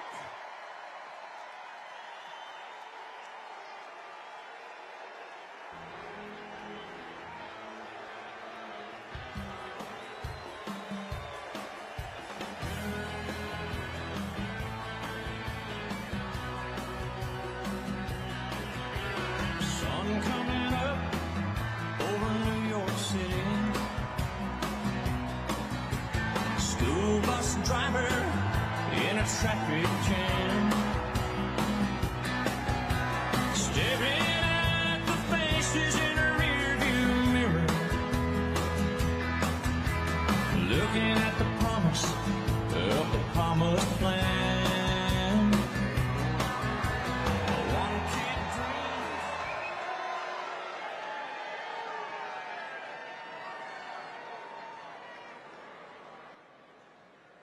Ladies and gentlemen, please welcome to the stage founder of Death Row Records, Michael Harry O'Harris. Let freedom ring. Let the white dove sing. Let the whole world know that today is a day of a reckoning. Let the weak be strong. Let the right be wrong. Thank you, thank you. Thank you.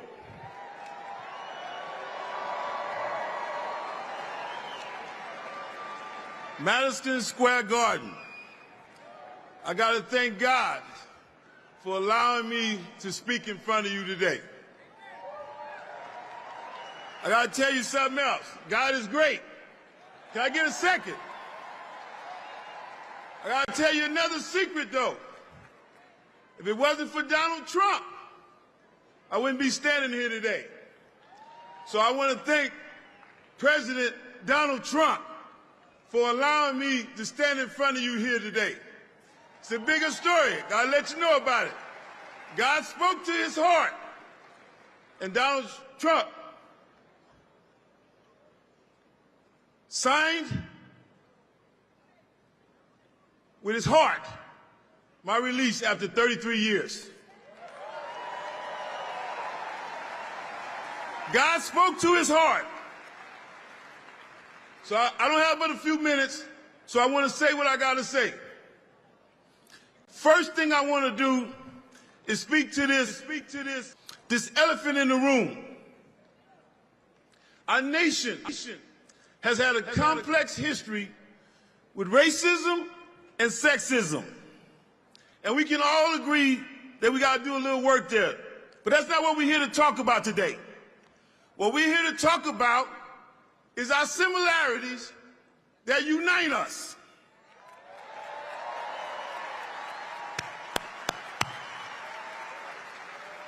We want to talk about family security. It's important. We want to talk about economic development. It's essential. We want to talk about education for our children. It matters. It matters. For example, Kamala Harris talks about an opportunity agenda for black men, but there is no opportunity unless you have the foundation that starts with a strong education. And we cannot allow our children's zip code to dictate the opportunities for our children's future.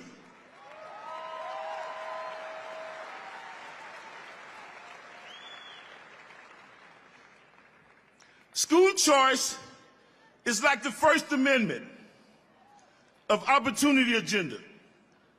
The rest of the Constitution can't work if you don't have the right enshrined in the First Amendment.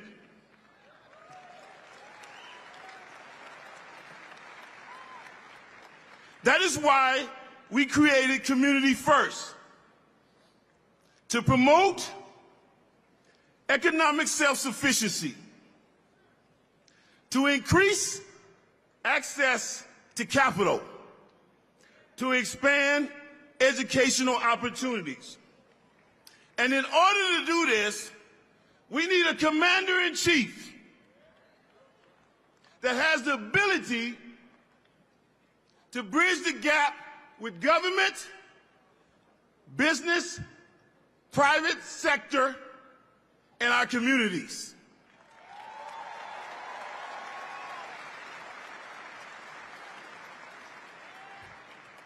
Maybe I didn't mention, I'm the founder of Community First.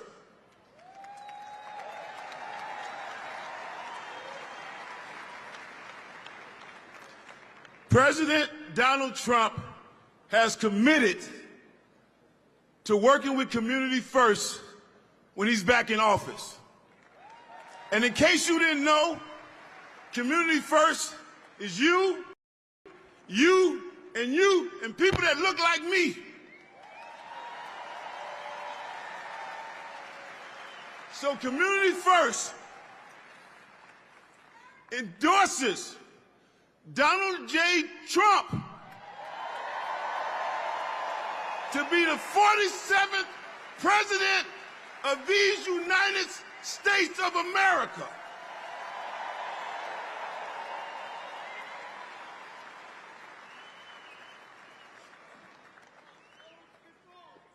Opportunity and dignity for all. That's what we get with Donald Trump. The President of the United States. We know that's what he's going to be. So I don't act like I'm not the only one that know that, right? I think the world needs to hear us say, we want a real commander-in-chief in office to represent all of our communities. I love you. And thank you.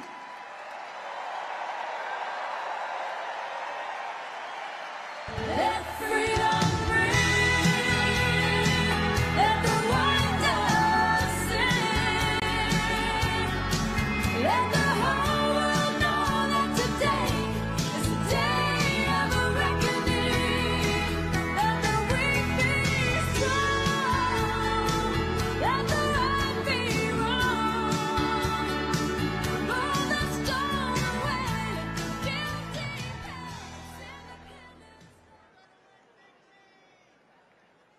Ladies and gentlemen, please welcome to the stage CEO of the Right for America PAC, Sergio Gore.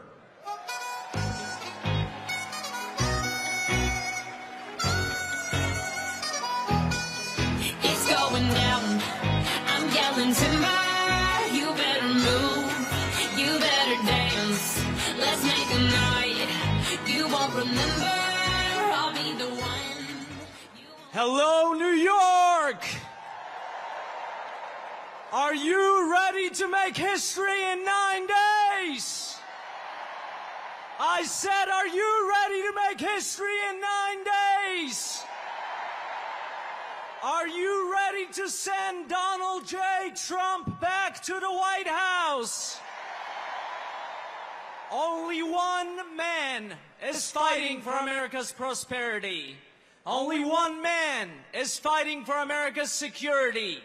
Only one man is fighting for you. Will you join the fight? Fight! Fight!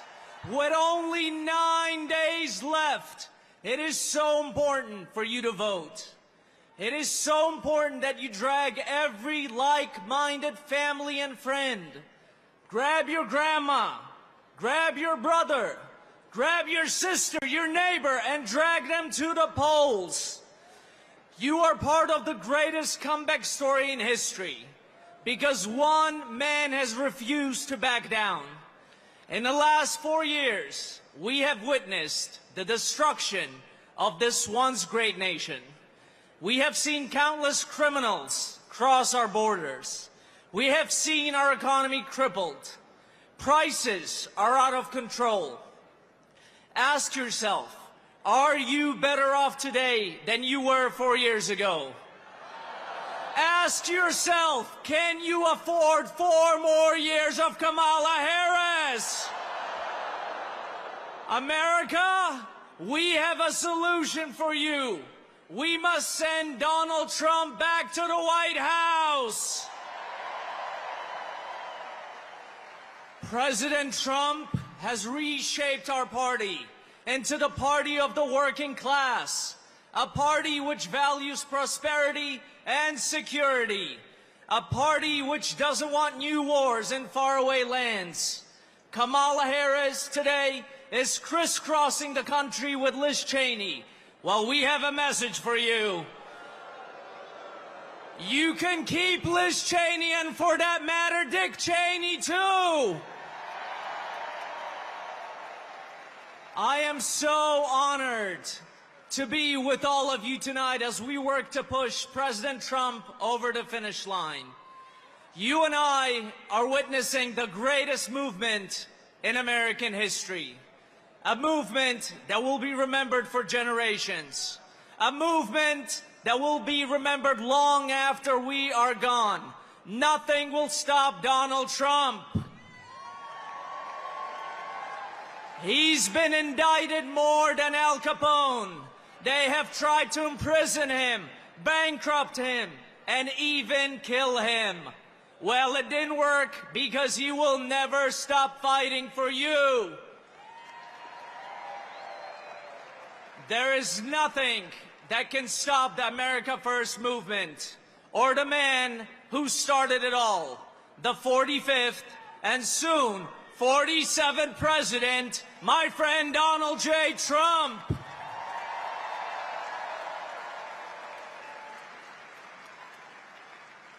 And if we do our job, we will be watching the CNN meltdown on November 5th. As Wolf Blitzer announces, Donald J. Trump has been elected the 47th President of the United States. Thank you, and onwards to victory.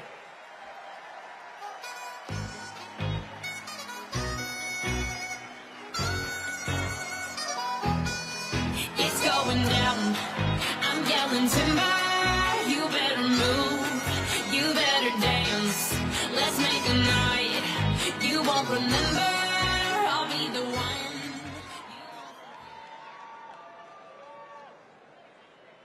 one. Ladies and gentlemen, please welcome to the stage David Rem.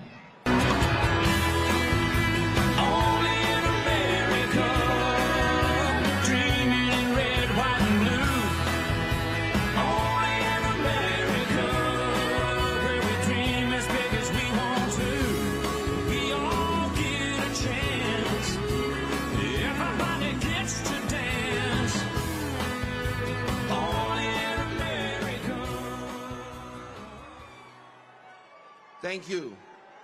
On November 20th, 1974, my father suffered a massive heart attack and died. I went to this Q Forest school, the same school as our president, Trump, attended. 3 days after my father's burial, there was a knock on the door. One school morning, about 7 a.m. I answered the door. There was a very distinguished gentleman standing in front of me, and he said, when I opened the door, "Kid, call your mom down, please." I called upstairs to my mom. "Mom, there's some guy here, please come down." And she came down. And he said to her, I'm very sorry to hear about Joseph Rem's death. I'm Fred Trump, Donald's father. And my mom said, yes, I know Donald Trump went to Q Forest School. He said, yes, Mrs. Rem, but what you probably don't know is that I'm still on the Board of Trustees. And this morning, I let Philip Rogers, who's the headmaster at Q Forest School, know that from this day forward, I, Fred Trump, out of my own pocket, is going to be paying for your 3 children's tuition at Q Forest, because I don't want the kids to have to go back into the public school system. Now, who would do that except the President Trump's father? And the fruit doesn't fall far from the tree.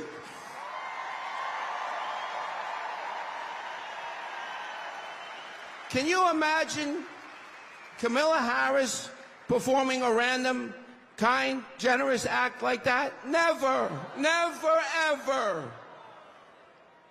In fact, she is the devil, whoever screamed that out. She is the Antichrist. At her rally last week, she said that Jesus Christ followers are not welcome at my rally. You should go down the block to President Trump's rally. Let me say this, and maybe I'm speaking for the president and I shouldn't, but I think that President Trump loves Jesus followers at his rally.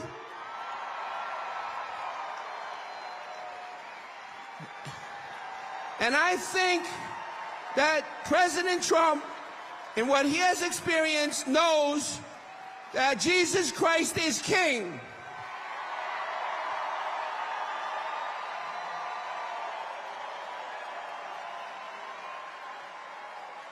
I was the victim of a violent, armed with a gun, carjacking.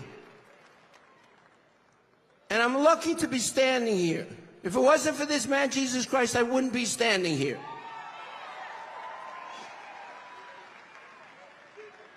The mayor that we have here in New York, Eric Adams, is a disaster. I once called out Bill de Blasio. This mayor is worse than Bill de Blasio and David Dinkins combined. I just want to say this. The cross that I'm holding is the cross that my mother, Beatrice Rem, used to hold in the air when she prayed at night, every night, for Donald Trump and his family. Because we knew 3 years ago that his life was going to be killed. Because they don't want to face Donald Trump at the ballot box. So they'll do anything they can, imprison him, kill him. And I'm just going to wrap this up.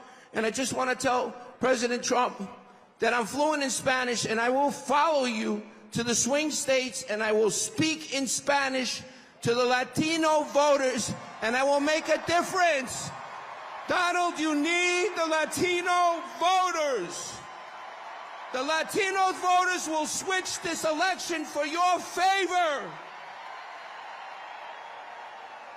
And I just want to drop an announcement here. I decided I am going to make a run for mayor of New York City.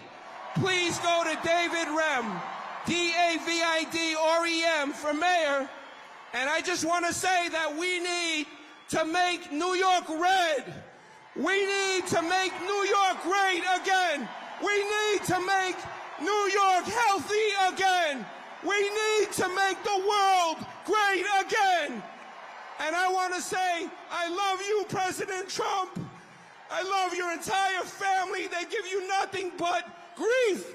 And to the fake media out there who won't show my story or won't back Donald Trump, I love you, Donald. God bless America, and God bless the United States of America.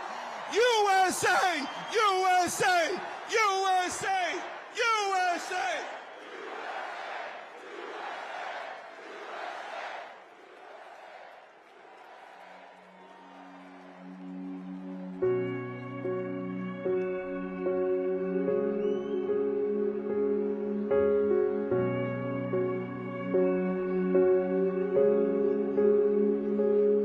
Up and down,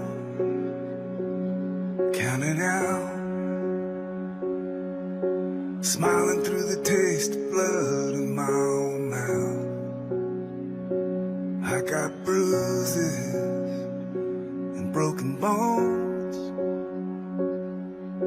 but they don't know I ain't in this ring alone. I'm a fighter. No one can say that I'm a running hider. I was born to be a do-or-dyer, a make-it-righter. Don't throw that towel just yet. Don't cash in that last bet, 'cause I hit harder when I'm tired. I'm a fighter.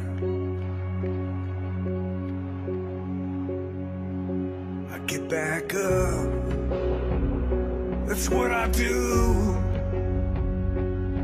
I didn't soldier on this far just to lose. So take your shot. Is that all you got? I'm a fighter. No one can say that I'm a running hider. I was born to be a do-or-dyer, a make-it-righter. Don't throw that towel just yet. Don't cash in that last bet, 'cause I hit harder when I'm tired. Yeah, I'm a fighter. Oh, no one can keep me down. They didn't know, but they know now.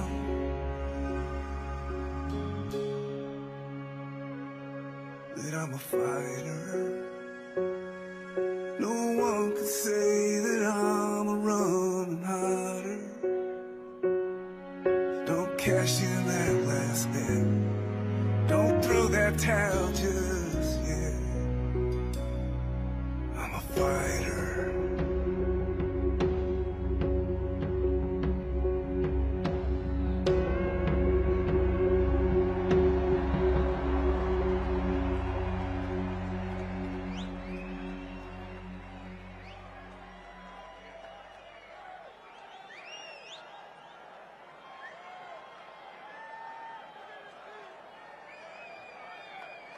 Ladies and gentlemen, please welcome to the stage former White House Deputy Chief of Staff, Dan Scavino.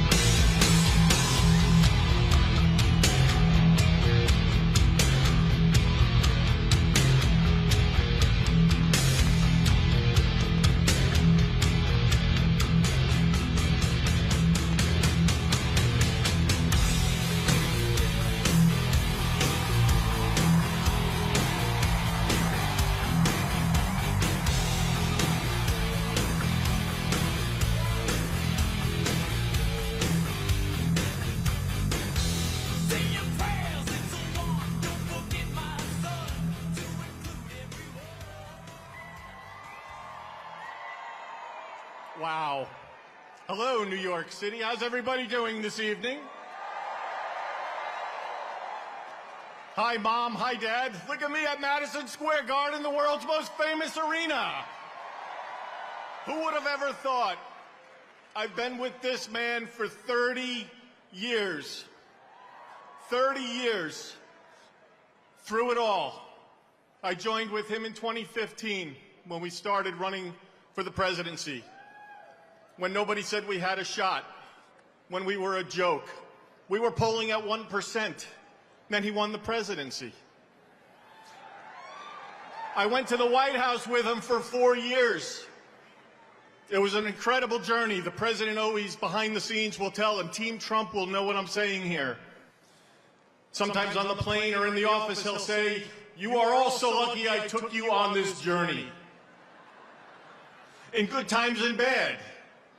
Yes, Mr. President, we are so honored to be on this journey. And you know what?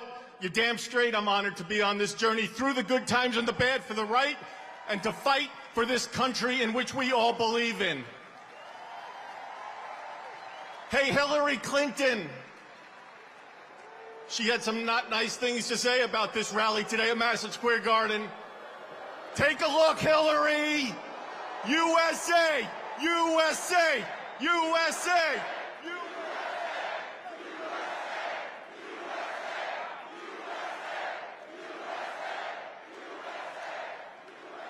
This has been the journey of a lifetime. The last 9 years have absolutely been incredible. But guess what? We've got 9 days. 9 days till we go to the polls and we vote for Donald J. Trump to be the 47th president of the United States of America. And it's going to happen, but you all need to get out and vote, vote, vote, and fight, fight, fight. Just stay strong. The president loves each and everybody in this arena. Quick story, Butler, Pennsylvania, an attempted assassination. We went to the hospital. I'm going to give you a behind the scenes with the president. We go to the hospital, shot in the air, the entire world is watching on TV. He's in his hospital room, asking how things are going. I showed him that iconic photo of him raising his fist and said, "Sir, this is the most iconic photo, I think, in the history of not only politics, but of all time." He stared at the photo. I told him it was from Doug Mills, New York Times photographer, a great photographer. The president's reaction was, "How is Doug? Is Doug okay? Reach out to Doug. See how he's doing." Of which I did when we were in the hospital. Everything he had going on just shot in the damn head. And the guy's cared and concerned about how Doug is doing, how his team is doing that's with him at Team Trump. The behind-the-scenes moments are things I could go, honestly, I could go for 10 hours here and tell you stories, but I only have 31 seconds left, so I will wrap it up. You've got a fighter behind the scenes and out in public. The guy loves the United States of America. He's working 24 hours a day, 7 days a week, campaigning, running all over the country. Loves this country. He's a patriot. You're all patriots. I cannot believe looking at this Madison Square Garden and just seeing it's packed to the brim. There must be 20,000 plus people. Love my family.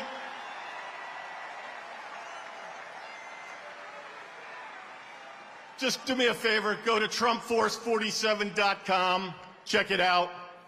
Okay, get on there. Get out and vote, vote, vote, please. We gotta win. We've gotta win. We are going to win. We are going to have Donald J. Trump as the 47th president of the United States of America. If you all go out and vote, vote, vote, and fight!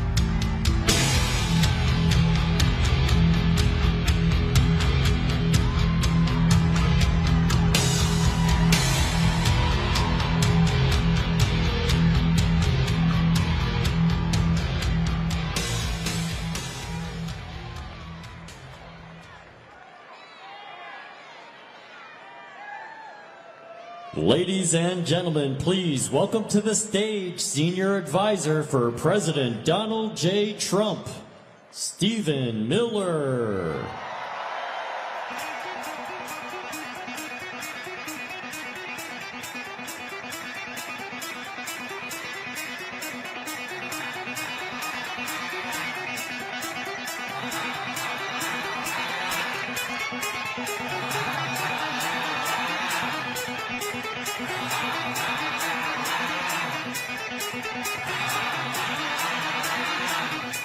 Hello, New York. Hello, Madison Square Garden. And hello to the United States of America, people watching in all 50 states. We are here tonight with a message for you. In 9 days, your rescue is coming. In 9 days, your salvation is at hand. In 9 days, Donald J. Trump is going to go back to the White House. We stand here today at a crossroads in the history of this nation, in the history of our civilization. This is a choice between betrayal and renewal, between self-destruction and salvation, between the failure of America or the triumph of America. I want you to think for a minute about the decades of abuse that has been heaped upon the good people of this nation. Their jobs looted and stolen from them and shipped to Mexico, Asia, and foreign countries. The lives of their loved ones ripped away from them by illegal aliens, criminal gangs, and thugs who don't belong in this country. A political system that punishes hard-working citizens, oppresses them at every turn, takes away their right to free speech, the right to political expression, the right to fundamental safety in their own country. One man dared to step forward 9 years ago and say, enough, no more, America gets its future back. And what happened next? What happened after he stepped down that escalator 9 years ago? The system he was fighting tried to do everything in its power to stop him, to take away your voice, to take away your vote, to take away your right to have your own country. They lied, they defamed, they smeared, one witch hunt after another, one hoax after another, one betrayal after another, lie after lie, slander after slander, libel after libel, lawsuit after lawsuit. They tried to jail him. They tried to bankrupt him. They tried to imprison him.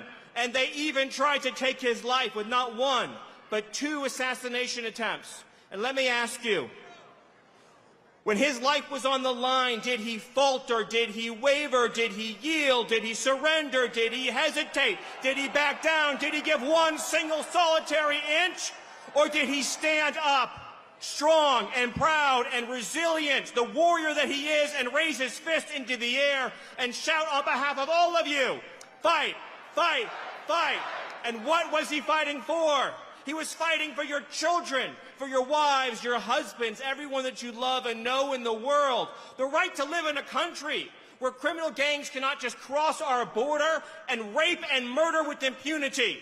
Think about how corrupt and hateful and evil a system is that allows gangs to come into this country and rape and murder little girls. I'm not just saying that. You've read the stories. It happens every day.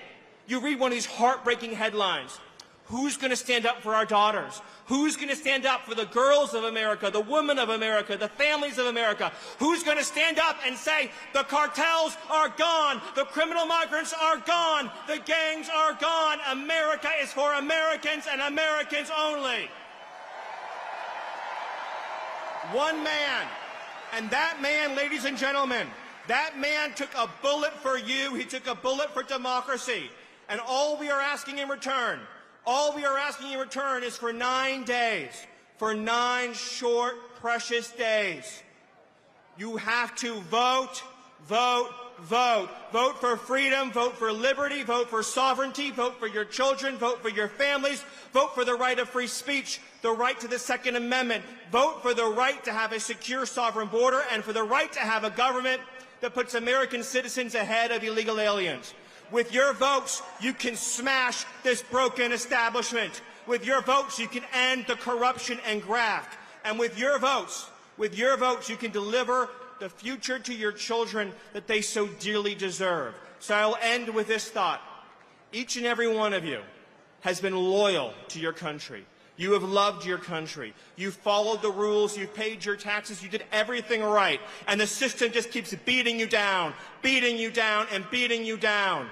And I say to you, Are you going to let that system win? Are you going to surrender? Or are you going to follow the example of President Donald J. Trump and fight, fight, fight to the finish and save this nation, save this country, save this civilization, and save this glorious republic? Thank you, New York. God bless you. God bless New York. And God bless America.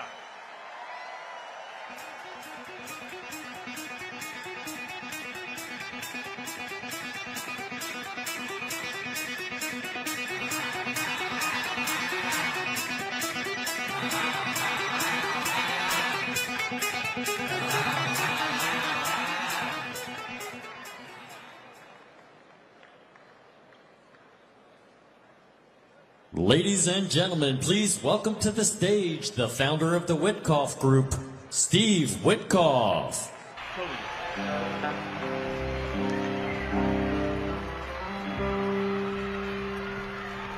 Oh, I wish I was in a land of coffee. Old times there are not more. Look away. What? Look away. Picture that. How good of a song is that? Reminds me of the president. His truth is marching on. Good evening, New York, and good evening to a special 6-year-old. Hi, Finley. It's a privilege to be here with all of you tonight, right in the heart of the city that means so much to me. This city shaped who I am, helped me to build my business, and gave me my roots. But I'll tell you, this is not the New York I grew up in. Our city has drifted away from what it once was, but if there's one man who can restore it to its greatness, it is my dear friend, President Donald J. Trump.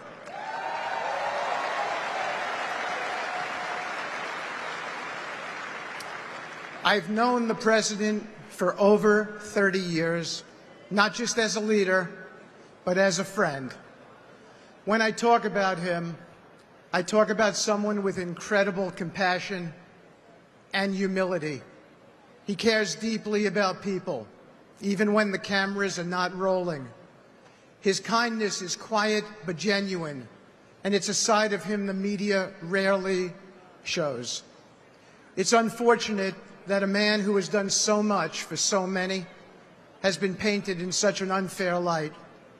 Accusations of extremism, they couldn't be further from the truth. President Trump is not just a man of vision and leadership, he's a man of faith. He respects all faiths and has always stood for religious freedom.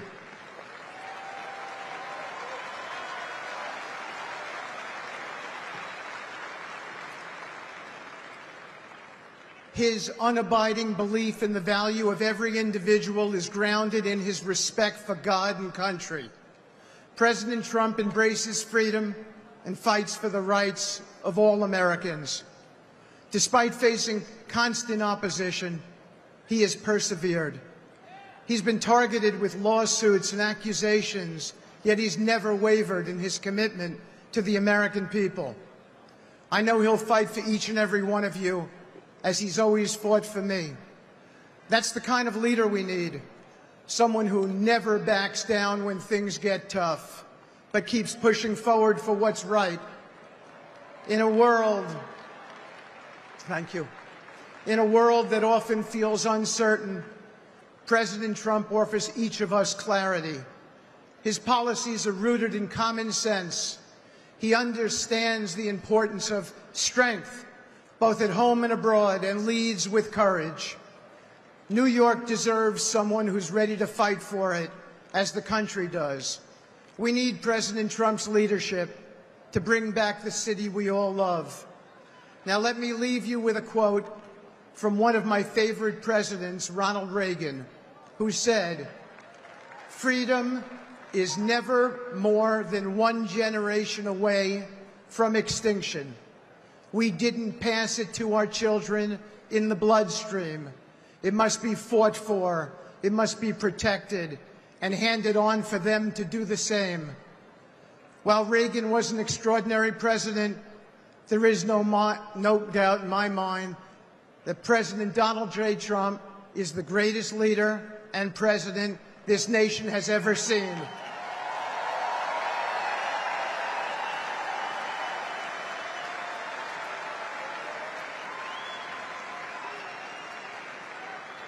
President Trump understands that the fight for freedom is never over.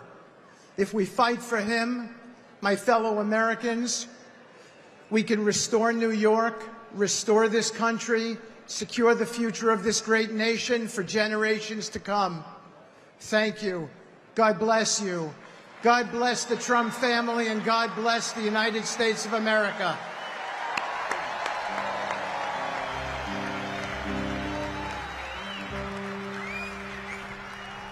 Oh, I wish I was in a land of clouds. Old times are not forgotten. Look away. Look away. Picture.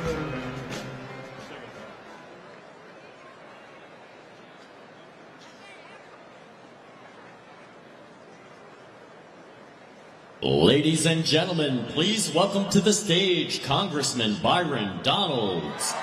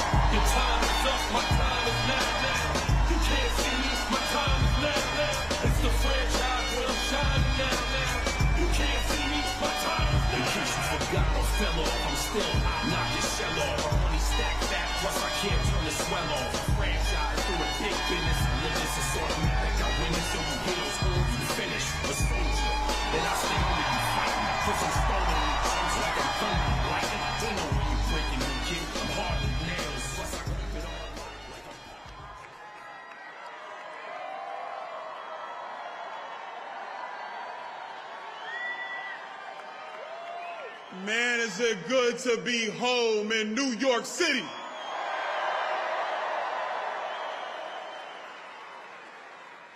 You know, usually I got a lot to say, but this one's special to me. I was born in Brooklyn, New York.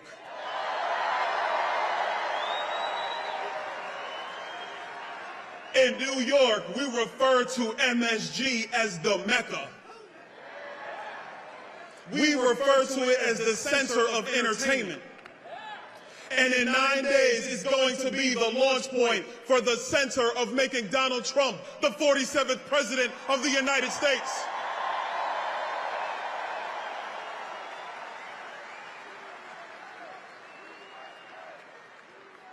I don't even want to talk about Kamala.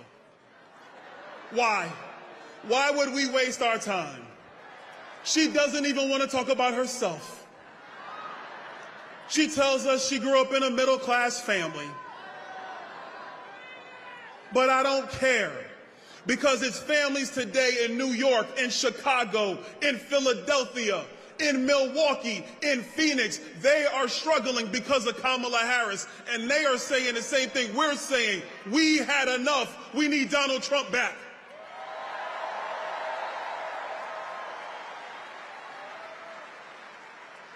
She broke the border. She broke the border and doesn't even have the guts to tell you the truth. But that's okay, because the next president of the United States, he's going to fix the border, because he did it once and he's going to do it again.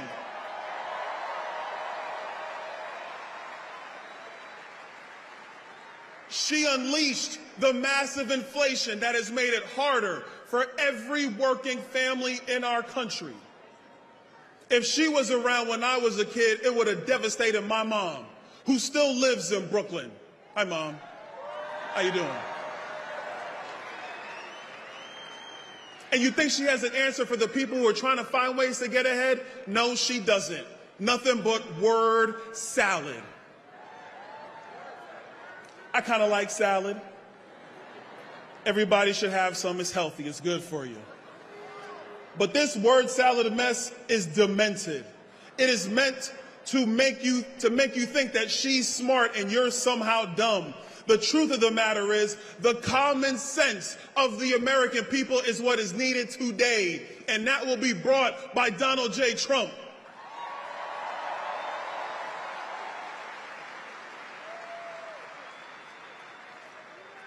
Then you look around the world.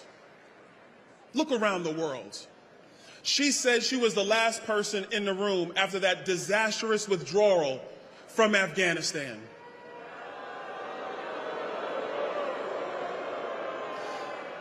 You know, that withdrawal is seared into my mind.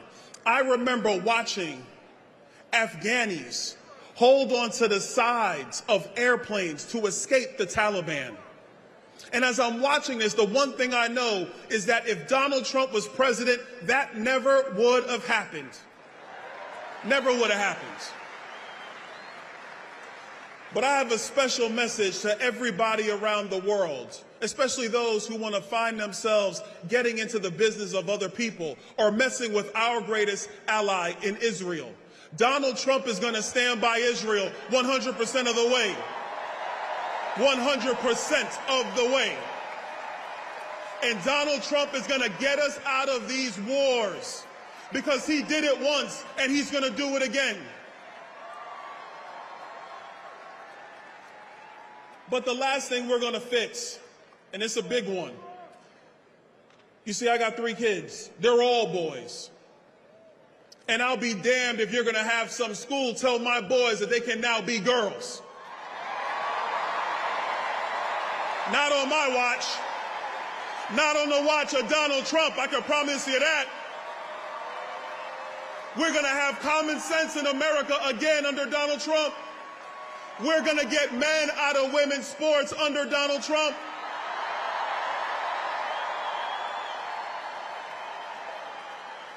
America will take its place again as the shining city on the hill, as the leader of the world, as the #1 nation, as the great experiment, because he's going to fix it once again. And together, New York, and around America, we are going to make America great again. God bless you, New York.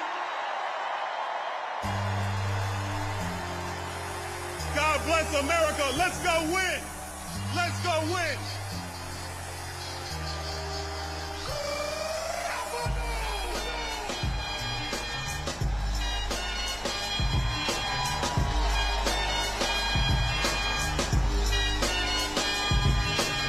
Your time is up, my time is now. You can't see me, my time is now. It's the franchise where I'm shining now. You can't see me, my time is now. In case you forgot or fell off, I'm still hot, knock your shell off. Money stack fat, plus I can't turn the swell off. A franchise doing big business, I live this, it's automatic. I win it, so you hit or score, you finish. A soldier, and I stay under you fighting. Plus I'm storming on these drums like I'm thunder and lightning. Ain't no way you breaking me, kid. I'm hard with nails. Plus I keep it on like I'm part of the jail.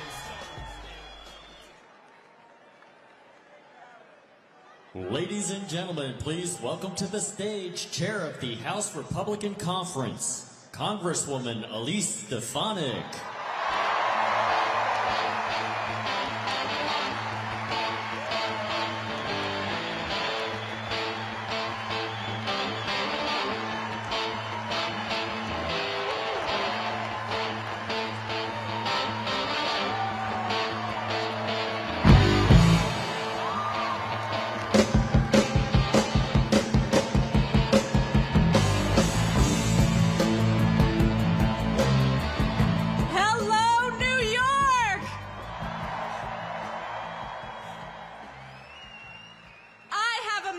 For the mainstream media, and I can say this as a born and raised New Yorker. New York is Trump country.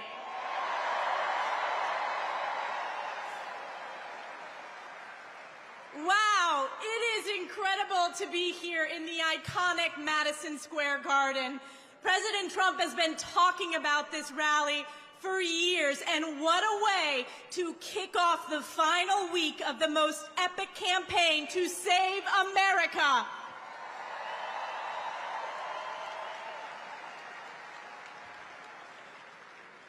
Every election, we say, is the most important in our lifetime, but this one really is.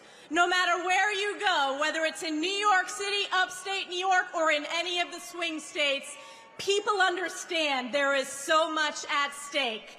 And it is we the people, when we vote for President Donald J. Trump, we the people will save America.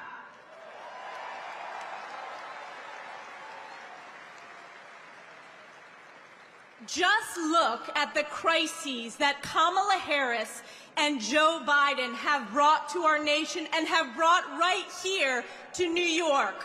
The border crisis, illegals swarming our streets, taking billions of our hard-earned taxpayer dollars, all because Kamala Harris is Joe Biden's open border czar. She owns this border crisis. She created it. Or the inflation crisis, the highest rate of inflation in our lifetime. And you know who was the deciding vote for Joe Biden's Inflation Expansion Act? Kamala Harris. And the crime crisis. Democrats are the party of defund the police, and Kamala Harris has turned her back on our men and women in blue. New Yorkers, support our police. We will always back the blue.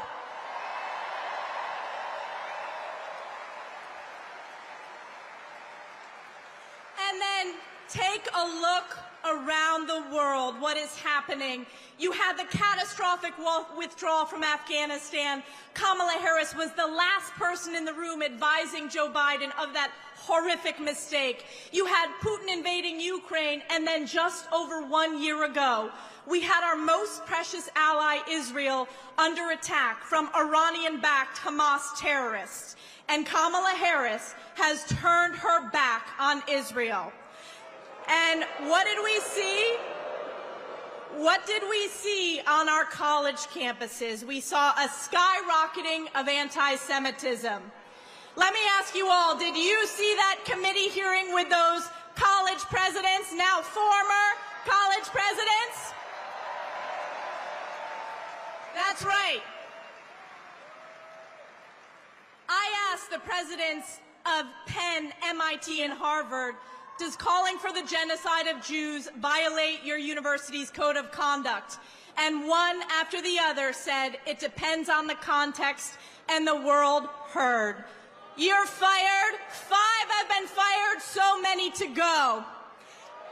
And you know, compare that with President Trump. He brought us the most secure border in our nation's history. He brought us the strongest economy.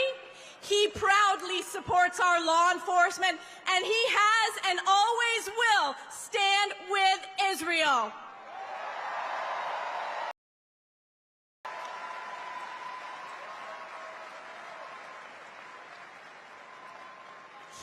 Donald J. Trump has fought for us, the American people, whether it was fighting against the sham impeachment, which I was a proud member of President Trump's impeachment defense team, whether it was standing up for election integrity, or whether it was facing the witch hunts by New York's own Tish James, Alvin Bragg, and corrupt judges. You know, after we fire Joe Biden and Kamala Harris, we're going to fire Kathy Hochul, Alvin Bragg, Tish James.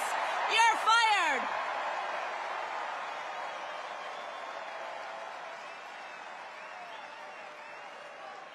As I said, President Trump has fought for us. It is now our opportunity to fight for him. And New York, we made history when we fired Nancy Pelosi once and for all and flipped those 5 congressional seats.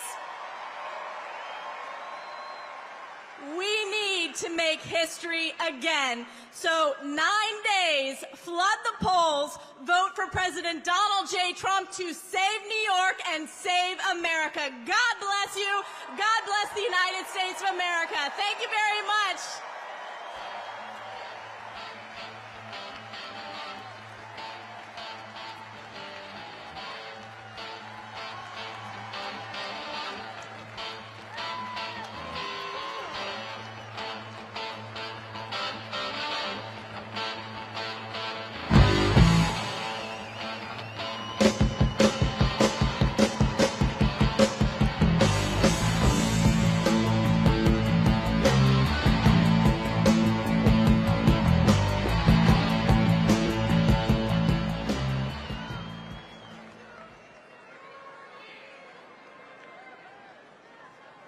Ladies and gentlemen, please welcome to the stage Speaker of the U.S. House of Representatives, Mike Johnson.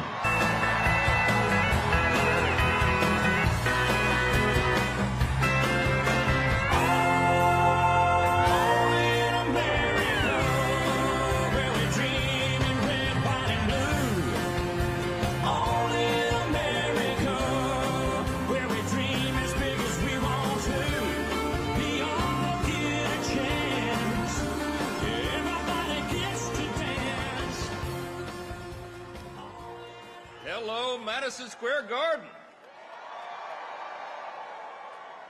Is New York ready to make America great again? My friends, I came here tonight so excited to be with you. I came off of the field to give you a very important field report. Now, I've been traveling all around the country, nonstop.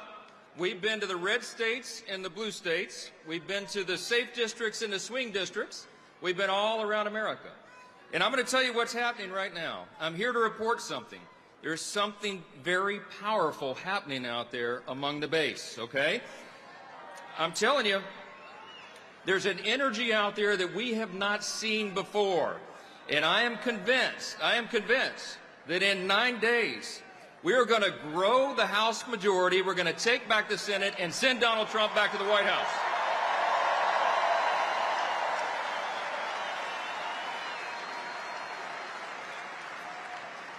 Let me tell you why that is. Because everywhere around the country, no matter where you live, everybody is fed up and they are fired up. They're fed up. It doesn't matter what demographic they're in. It doesn't matter what walk of life. They know that we cannot afford 4 more years of Kamala Harris in the White House. And we can't possibly afford turning the House or the Senate over to the Democrats. Let me ask you a question. Let me ask you what I ask these groups all around the country. Do you want 4 more years of open borders? I don't think you do. No. Do you want 4 more years of high cost and inflation? You want 4 more years of rising crime in every community? No. How about 4 more years of woke ideology in our schools and our military?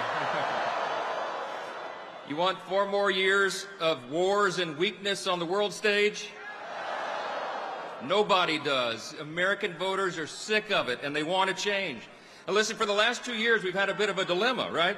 The House has been the only firewall in Washington standing between Chuck Schumer and the Democrats in the Senate, Kamala Harris and Joe Biden, and the American people. Now, we played defense. We blocked their woke America Last agenda, and we passed solutions to all the great challenges facing the country. But here's the problem. They got stopped in the Senate. We also had the smallest Republican majority in U.S. history. But you know what the good news is? We're about to grow that majority. That's what's going to happen on November 5th. New York is going to make that happen. You're going to elect your incumbents here and our challengers, and you're going to make the big difference. And we need a Republican Senate so we can retire Chuck Schumer for good.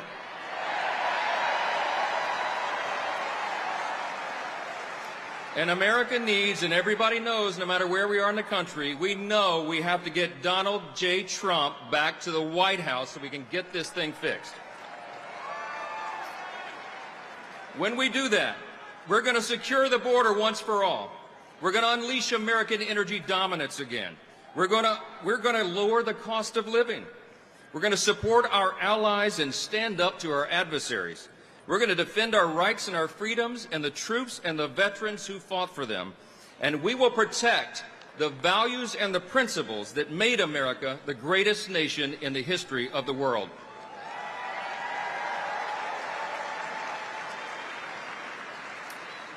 I'll just leave you with this thought. We're not in a battle this time just between 2 different political parties. It's much deeper than that. There's something much more fundamental going on. We're in a battle between 2 completely different visions for who we are as a nation and who we're going to be. We revere the founding principles. We revere our Judeo-Christian foundations. We revere individual freedom and limited government and the rule of law and peace through strength and fiscal responsibility, free markets, human dignity, secure borders. But the other team doesn't anymore, my friends. This is not your father's Democratic Party. They are now full on to Marxism and socialism. They don't envision for us to save the founding principles and the greatest nation in the history of the world. Instead, what they envision for us is that we would be some sort of European-style Marxist borderless utopia. We all know that's a dangerous fool's errand. You know what's going to happen in 9 days? The American people are going to let their voices be heard. We are going to take this country back.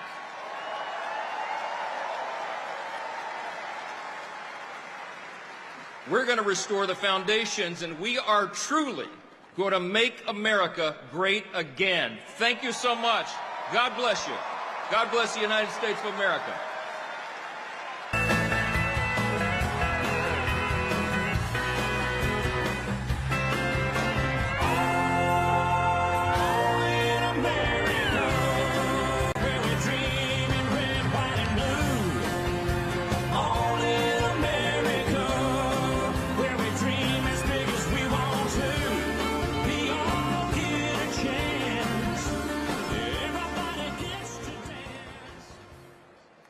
Ladies and gentlemen, please welcome to the stage Vivek Ramaswamy.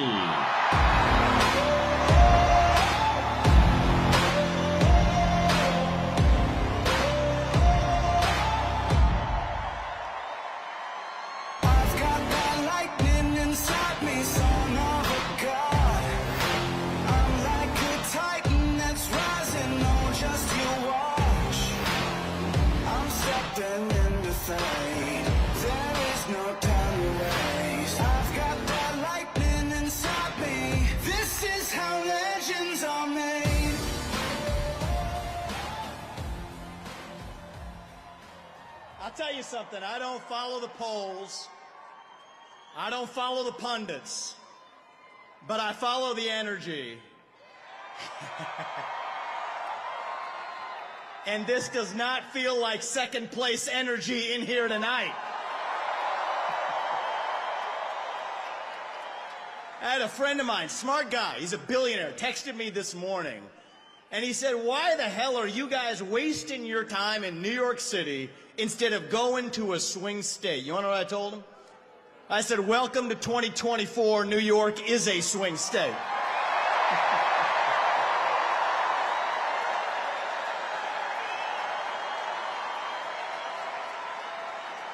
I got a message for Kamala Harris tonight. We're feeling the joy in New York City tonight, aren't we?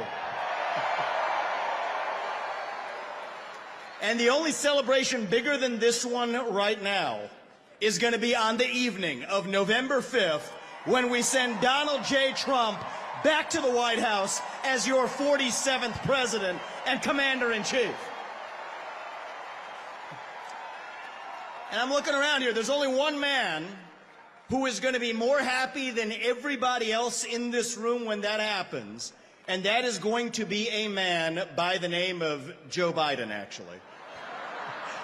He is so pissed off about what they did to him. And you know, he's thinking it, but I'm going to say it. Identity politics never works in America. When you select somebody on the basis of their race and their gender, it always ends up being a disaster. And I'm actually talking about Tim Walz this time, by the way. It goes both ways. So listen up, guys. Last year, I became the youngest person ever to run for U.S. president as a Republican. And thank you. I appreciate that. And I'll tell you something about my generation. We are lost. We are hungry to be part of something bigger than ourselves. Yet we can't even answer what it means to be an American today. We're in the middle of a national identity crisis. Faith in God, patriotism, hard work, family. These things have disappeared only to be replaced by wokeism and transgenderism, climatism, COVIDism, depression, anxiety, fentanyl, suicide. These are symptoms of a deeper void of purpose and meaning in our country. And right now, we need to step up and fill that void with our own vision.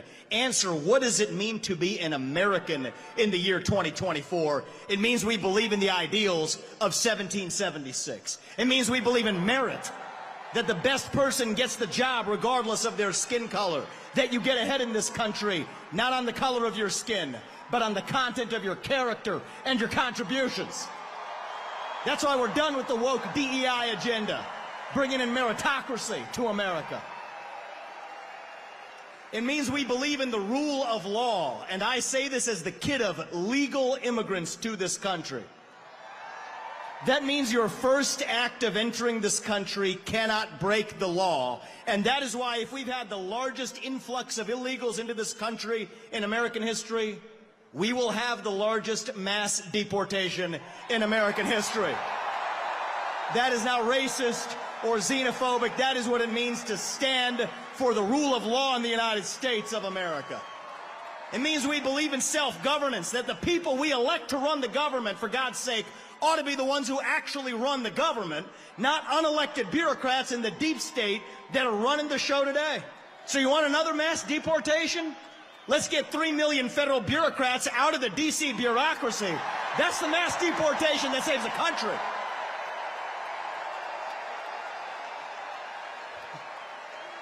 What does it mean to be American? It means we have elections we can trust and believe in, and that means single-day voting on Election Day as a national holiday with paper ballots and government-issued ID to match the voter file.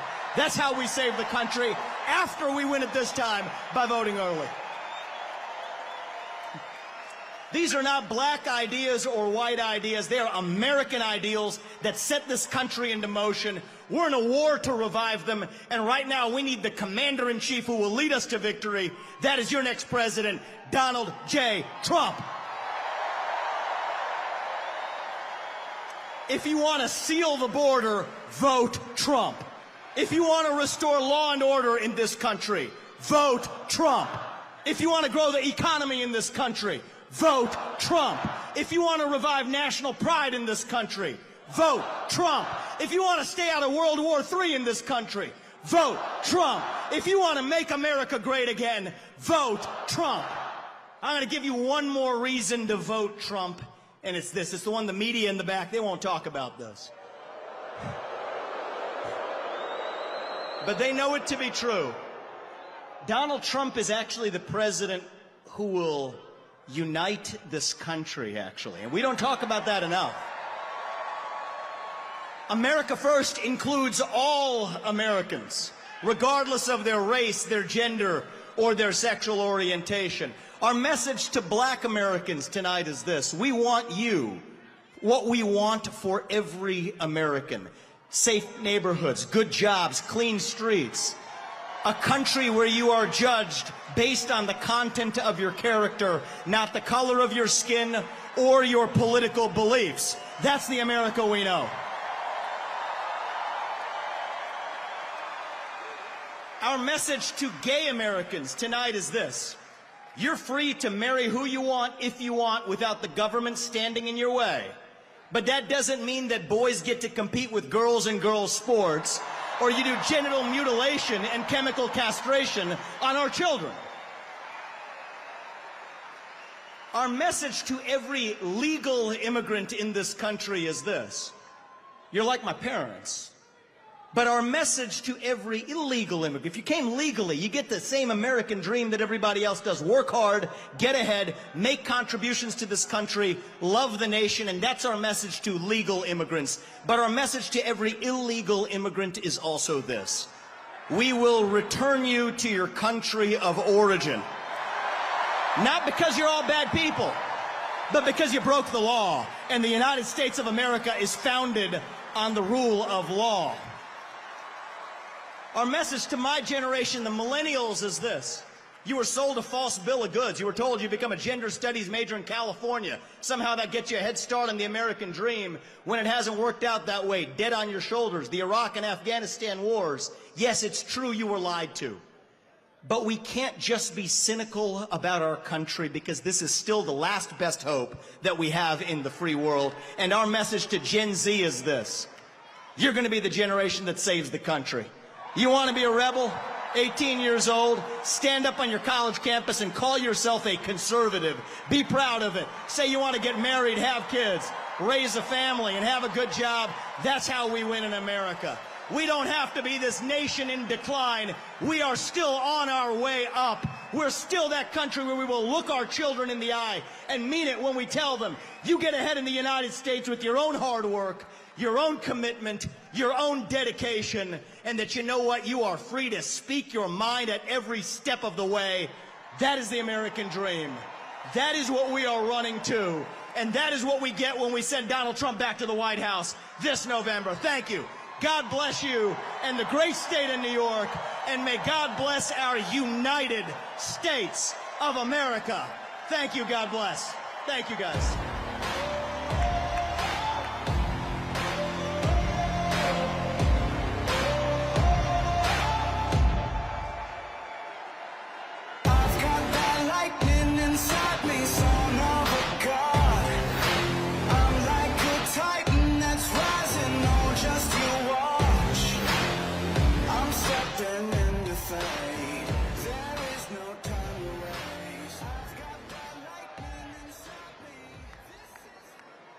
Ladies and gentlemen, please welcome to the stage former Congresswoman Tulsi Gabbard.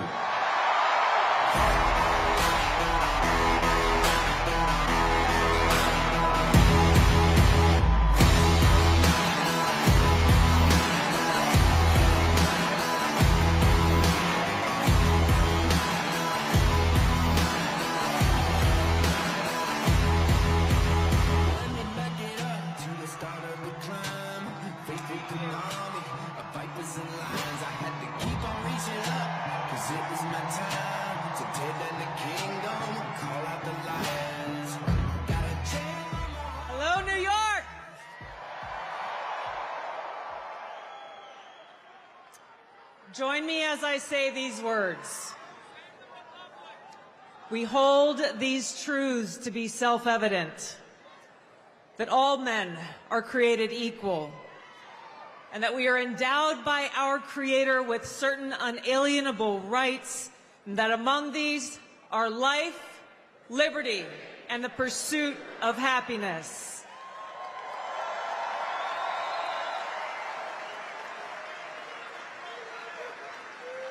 As we gather here today on this historic occasion, we stand together as proud Americans in understanding that these very rights are under attack. So we face this historic crossroads where our freedom and our future is in our hands. There's never been a more clear choice in any election in my life, and our ability to live in a truly peaceful and free and prosperous country is on the line. I love you too.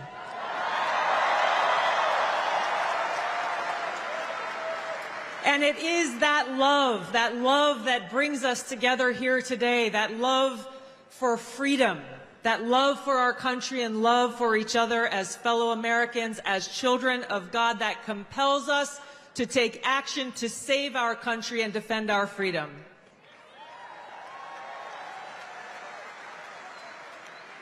Now, this choice that we have before us is very personal to me. I'm a lieutenant colonel in the Army Reserve. I've served now for over 21 years.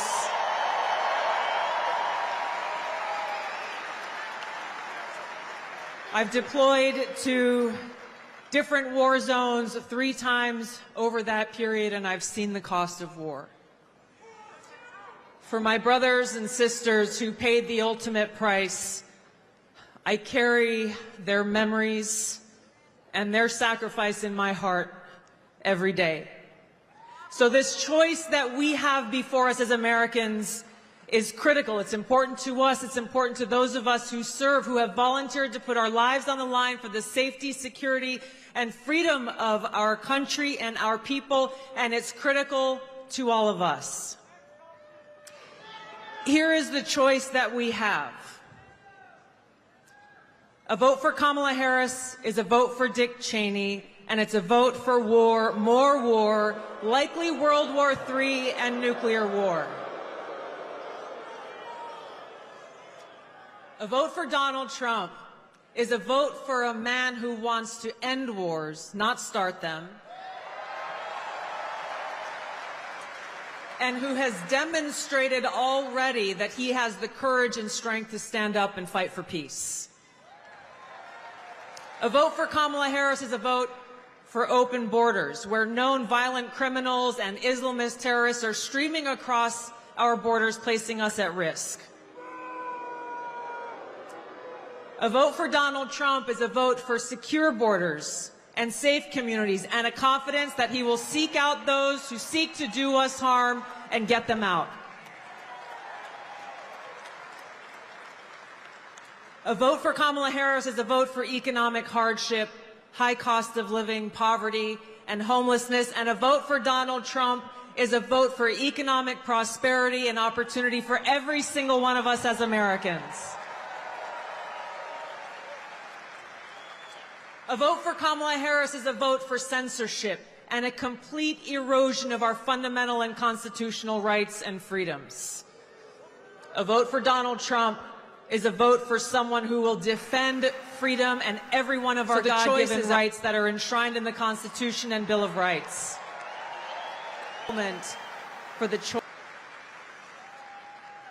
So the choice is ours.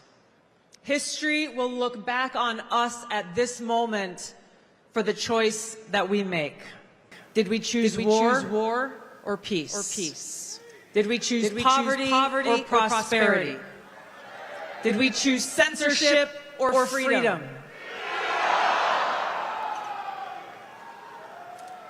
Our freedom and our future is in our hands. We have just a few days left to complete this no-fail mission that we have before us to save our country. Nothing short of our future is on the line. So now, just as we've gathered here today in this historic place and this historic time, we will gather together all across this country, people of every race, ethnicity, religion, and creed, to stand together and defend our freedom and ensure our right to life, liberty, and the pursuit of happiness.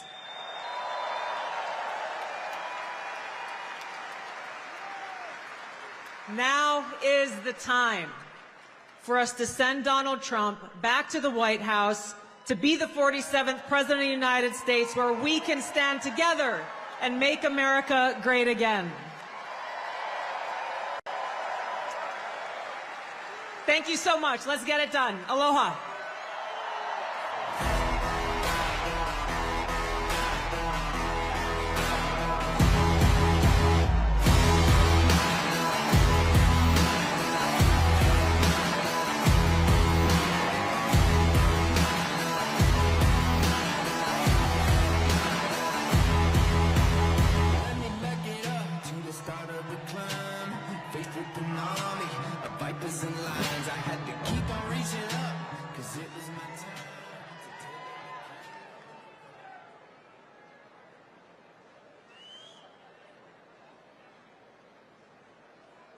Ladies and gentlemen, please welcome to the stage former presidential candidate Robert F. Kennedy Jr.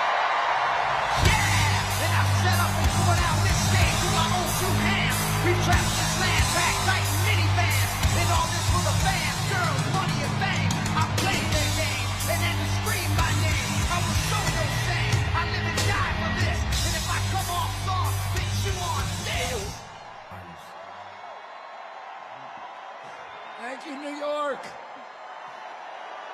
Thank you.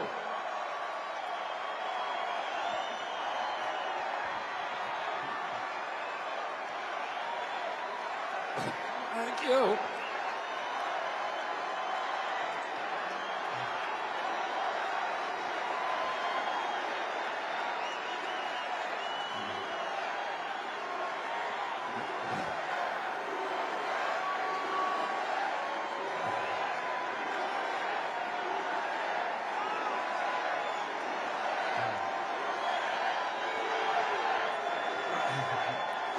Thank you.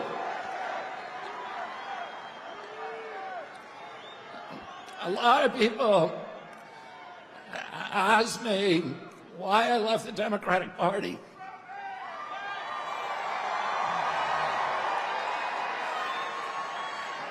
And I say, I didn't leave the Democratic Party. The Democratic Party left me. This is not the party anymore of Martin Luther King, of Robert Kennedy, of John Kennedy. That was the party of peace. It was the party of constitutional rights, of civil rights, of freedom of speech. It was the party that wanted to protect and nurture the middle class. It was the party that stood up to censorship, to surveillance, that stood up to the CIA, to the military complex, military-industrial complex. And it was the party that wanted to protect public health and women's sports. My uncle, Ted Kennedy, wrote Title IX, which protected women's sports in college.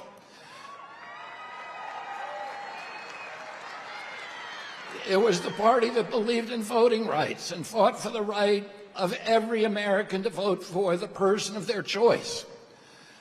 Today's Democratic Party is the party of war. It's the party of the CIA. You had Kamala Harris giving a speech at the Democratic Convention that was written by neocons, that was belligerent, pugnacious, that talked about the domination of the world by the United States through our weapons of war. It's the party today that wants to divide Americans. It's the party that is dismantling women's sports by letting men play women's sports.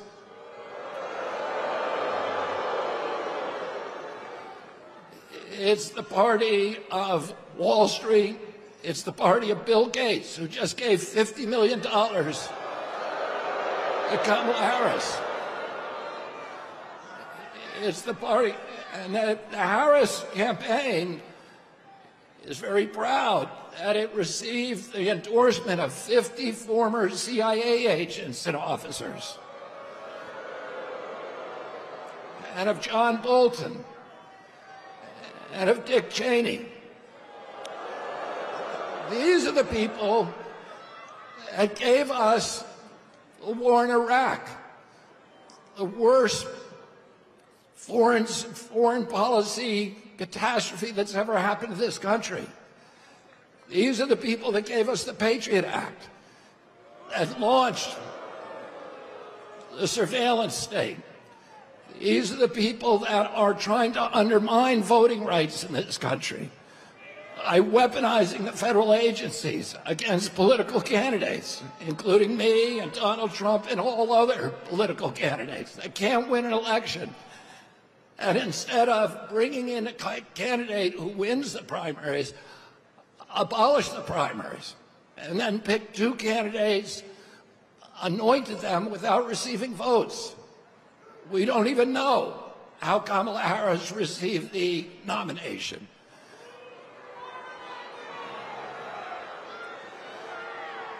And this is the party of Wall Street, of big banks, of big data, of big tech, of the military contractors, and the parties of big pharma, big ag, big food, and big chemicals. This is the party that's given us the sickest children in the history of the world. When my uncle was president, 6% of Americans had chronic disease, and we spent zero on chronic disease in this country. Today, 60% of Americans have chronic disease. This is existential for our country. We're spending $4.3 trillion a year, 5 times our military budget. 77% of American boys cannot qualify for military service because of chronic disease diagnoses. This is existential for our country. President Trump called me 3 hours after his shooting. And he said, would I come and sit down with them? And he said to me during that meeting, he said, there are some things that we can agree on and some we disagree on, but the landscapes on which we agree are so much larger. He said, I want to end the wars.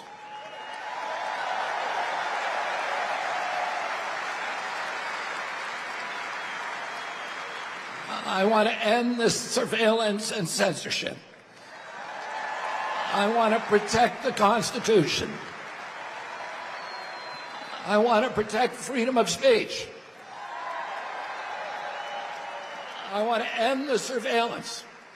I want to end the weaponization of government against American politicians. And I want to end the chronic disease epidemic. Now, don't you think that we deserve a president in this country who's going to restore the moral authority of the United States of America? Don't you think that we deserve a president who's going to end the warfare state and rebuild the middle class? Don't you want a president who's going to put America first?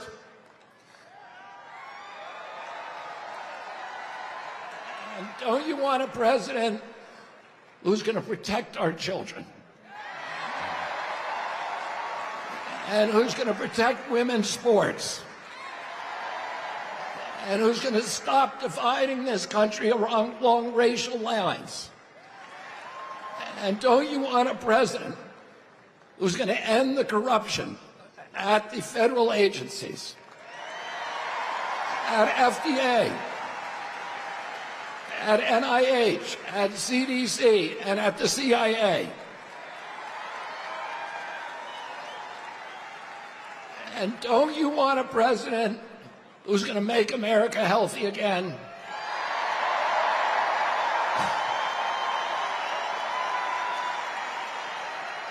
And don't you want a president who's going to make America great again?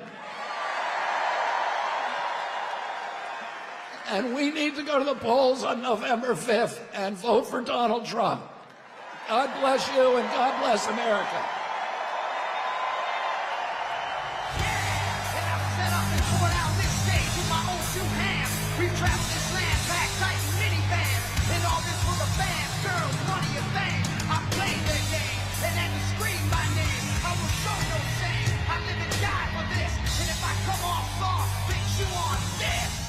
Are you scared?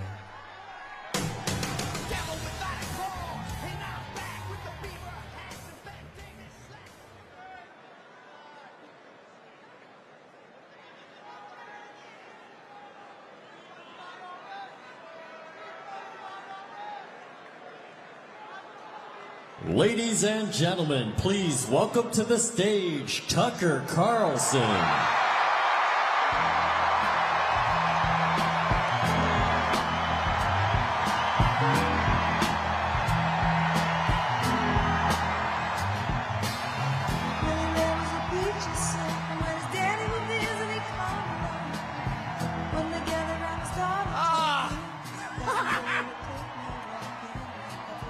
Thank you!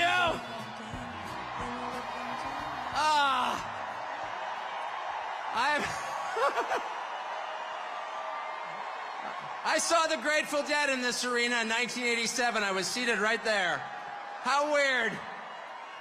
It's such an honor to be here, and it's wild. Just another day following Bobby Kennedy Jr. at a Donald Trump rally in Madison Square Garden. I mean, what? That's totally normal. Liz Cheney's out there with Kamala Harris. And there's Bobby Kennedy calling to protect women's sports at a Trump rally. It's a realignment. It's unbelievable. And the fact that it's here is even sweeter. Imagine if you're, and just pause for one moment. Imagine you're Donald Trump. You're from New York City. You become famous in New York City. You make your fortune in New York City. And all of a sudden, the leadership of New York City decides they're going to destroy you because they don't like your politics. And so they, yeah, boo. Imagine if that were you, though. And they try and take everything that you have. They try and put you in prison. They try and put your children in prison. If that happened to you, how often do you think you'd be going back to New York City? How about never? And yet he's here. It's like getting thrown out of a bar. And you think to yourself, well, you know, all my friends are in the bar. And you approach the door and there's the bouncer like, you're not allowed in here. But from behind the bouncer, you hear the cheers of your friend, come on in! And the bouncer hangs his head in shame. Ugh. He's embarrassed that he's working for the man trying to keep the most popular person out of the bar. And that's Donald Trump back in the city that produced him with no embarrassment at all in a room full of his friends. The stones that takes, the bravery that takes is incredible. Donald Trump's going to win. He's going to win. I know that that's true.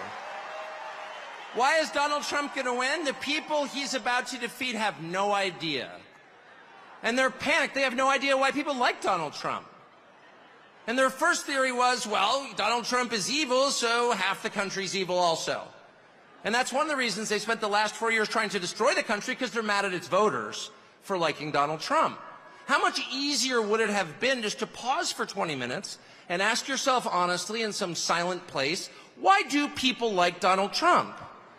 And if they had been honest enough to ask themselves that question, they would have come up with the two main reasons, and here's what they are. The first reason that people like Donald Trump is because he likes them. That's why. And it's real. Affection is something you can't fake. I don't care how many times Kamala Harris would tell me she loves me, I don't believe her. I saw her kiss her husband with a mask on. A mask on. That's her version of love. It's fake. It's not real.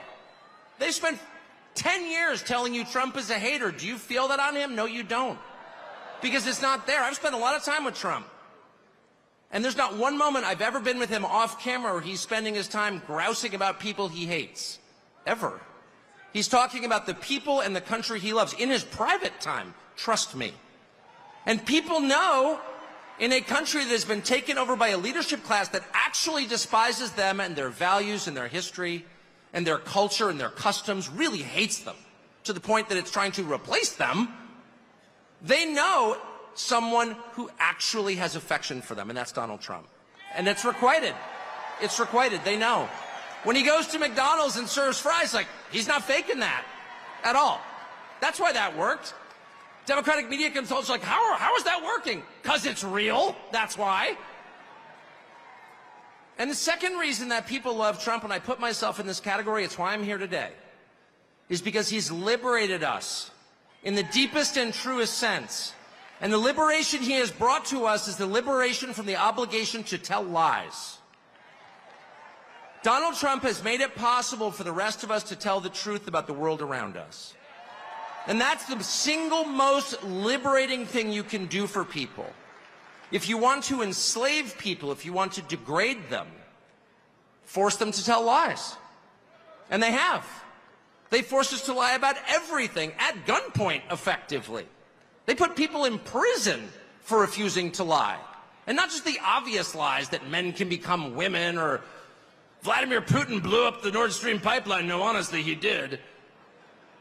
January 6th was an insurrection. They were unarmed, but it was very insurrection-y. Not even the obvious ones, but the big lie. You know what the big lie is? The big lie is that they're impressive. That's what the big lie is.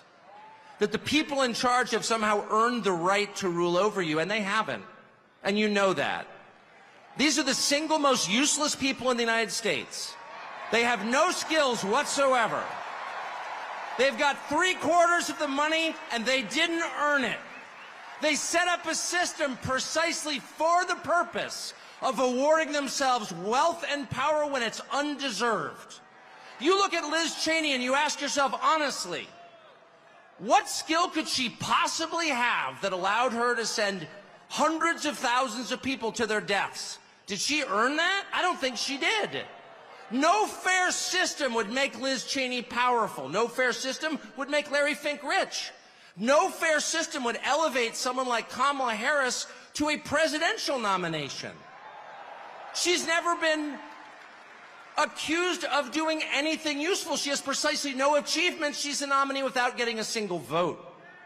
She is a metaphor for the system they created to make themselves rich and powerful, and then they have the gall to lecture you, the people who can actually change a flat tire and repair a power grid, who have useful jobs, who pay your taxes and work 40 hours a week, lecture you that you are somehow immoral. And Donald Trump has empowered the rest of us through mostly just sticking around in the face of their hate and abuse and persecution. He has given the rest of us the right to call BS on the charade. No, you are not better than us. No, you are not smarter than us. Better than us. No, you do not deserve what you have. You probably stole it. No, you're not going to bully me into silence anymore. And I can promise you at this point, 9 days out, when Robert F. Kennedy Jr. and Elon Musk and Tulsi Gabbard and pretty much every high school senior and college shorty girl in the country has come out finally saying, yeah, I am for Donald Trump, actually. When the entire country is nothing embarrassing about this, what's embarrassing is to take a perfectly great country and destroy it, as they have. I'm not ashamed. You should be. At that moment, it's going to be pretty tough for them. 10 days from now, to look in the eye to America with a straight face, it's going to be pretty hard to look at us and say, you know what? Kamala Harris, she got 85 million votes because she's just so impressive. As the first Samoan, Malaysian, low IQ, former California prosecutor ever to be elected president, it was just a groundswell of popular support. And anyone who thinks otherwise is just a freak or a criminal. At this stage of the game, after 9 years of listening to their lies and finding every single one of them totally false, no, it's not safe and effective, and no impressive, it's very hard for me to believe the rest of us are going to say, you know what, Joe Scarborough, you're right. You're right. She won, just so impressive. I don't think so. And to me, that is liberation. It's the freedom to say what's obviously true as a free man and not a slave. And I just want to say thank you, Donald Trump, for that.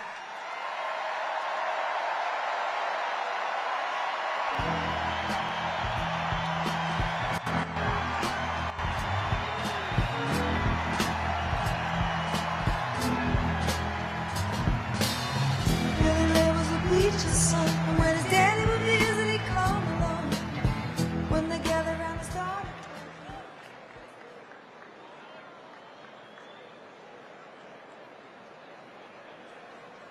Ladies and gentlemen, please welcome to the stage professional wrestler Hulk Hogan. I am a real American. Fight for the rights of every man. I am a real American. Fight for what's right. Fight for your life.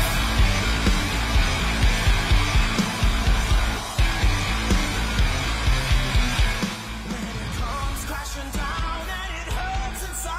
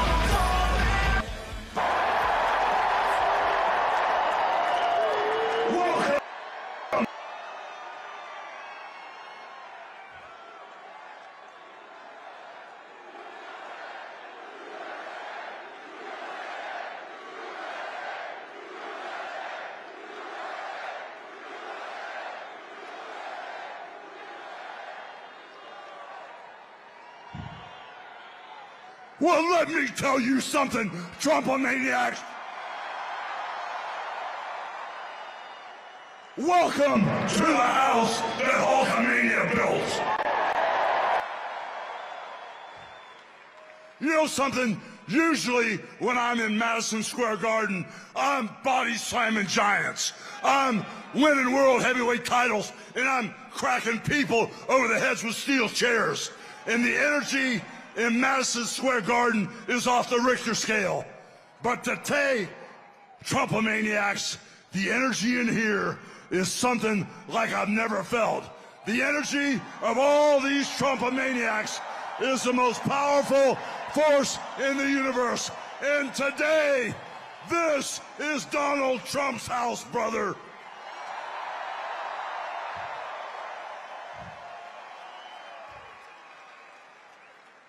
You know something, Trump maniacs? I don't see no stinking Nazis in here. I don't see no stinking domestic terrorists in here. The only thing I see in here are a bunch of hard-working men and women that are real Americans, brother.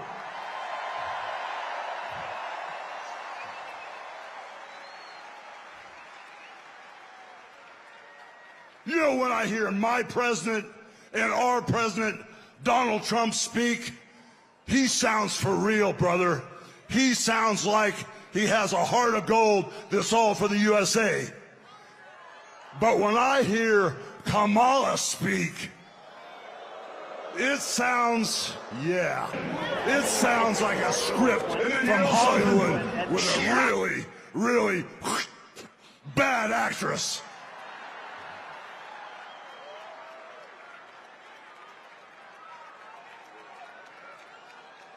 You know, Kamala is responsible for the border crisis, and Kamala is also responsible for inflation. And then you know something? She acts like she's the victim. And then all of a sudden, she flips, she flops, she spins and turns it around and acts like she's gonna be the damn hero. But we all know Trump is the only man that can fix this country today. And with Trump as our commander-in-chief, peace through strength will fix all the problems in the Middle East.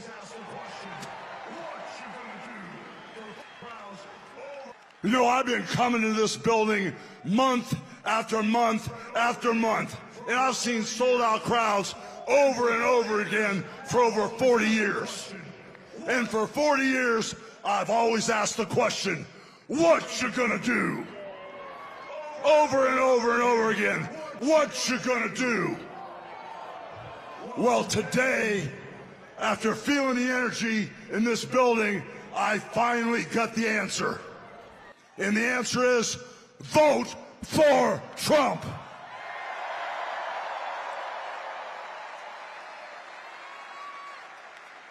So now, I got a couple questions for you. What you gonna do about the border invasion? What you gonna do about inflation? What you gonna do about keeping America safe, brother? And what you gonna do about putting God in our homes, in our country, and our schools? So I guess we're all on the same page. So I got one final question for you. What you gonna do, and who's gonna make America great again? God bless Donald Trump. He's our next president.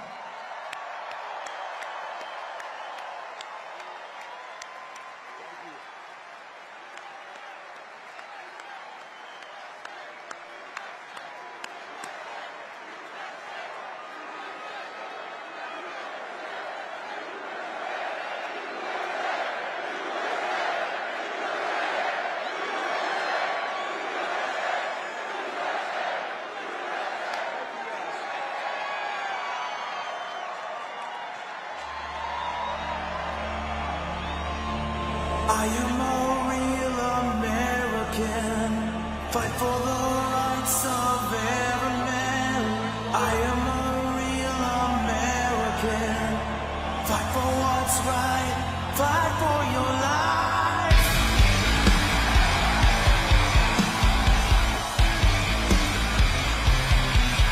When it comes crashing down and it hurts inside,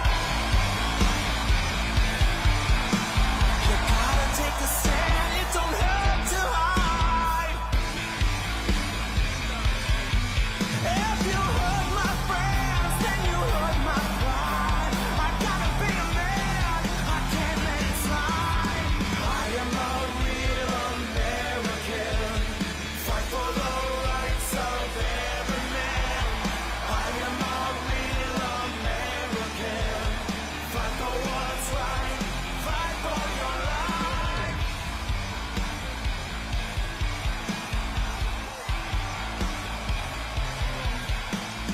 I'll be a song about right and wrong. And I don't take trouble for very long. I'll get something deep inside of me. Courage is the thing that keeps us free. I am a real American. Fight for the rights of every man. I am a real American. Fight for what's right. Fight for your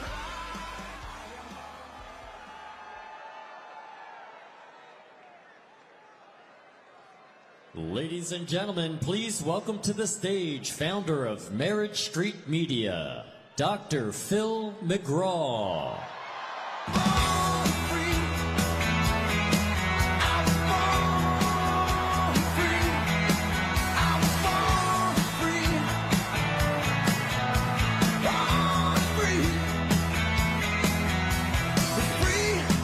Like a river raging strong is the wind I'm facing, chasing dreams and racing Father Time. Deep like the grandest canyon, wild like an untamed stallion. If you can't see my heart, you must be blind. You can knock me down and watch me bleed, but you can't keep no chains on me. I was born free.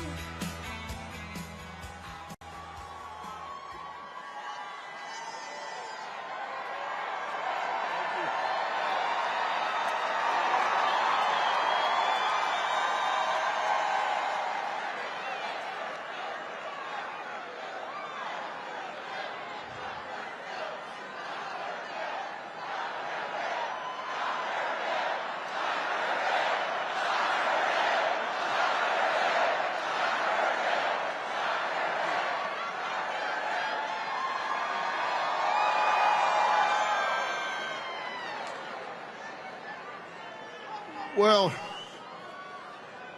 you guys look just like you do when I'm on TV. Except for you, you look a little different. Listen, I love you guys for caring enough about the United States of America to come out here tonight. Thank you so much for caring enough to come out here tonight. I have to tell you, I love this country.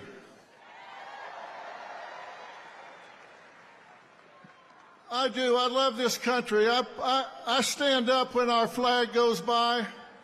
I put my hand over my heart when they play our national anthem. And I'm so proud to see so many people take time out of their day to come out here and stand up for this country.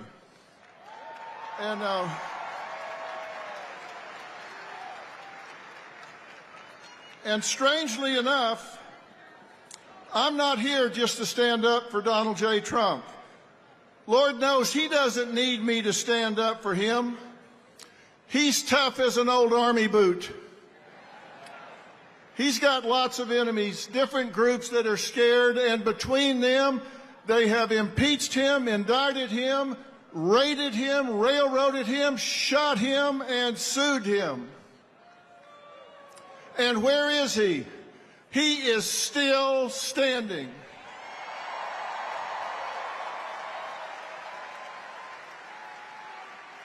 He just keeps on coming because he loves this country too. I can be honest and say, I can be honest because we have free speech in America. I can be honest and say I don't like or agree everything that Donald J. Trump does or says. I mean, come on. Nobody agrees with everything or likes everything somebody else says or does, right? No human is perfect. We don't strive for perfection, we strive for excellence. But you don't have to love everything about someone in order to love them. And the last thing he needs is some celebrity endorsement. What the hell do I know? I know I'm no celebrity to begin with. And celebrities don't know anything about policies or politics. So,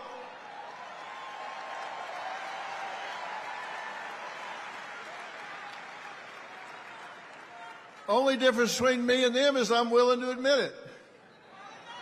So, why am I here?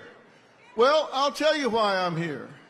I'm here to talk to and stand up for the people who have declared their support for Donald J. Trump, or they got found out, or they want to do it, but they're too intimidated.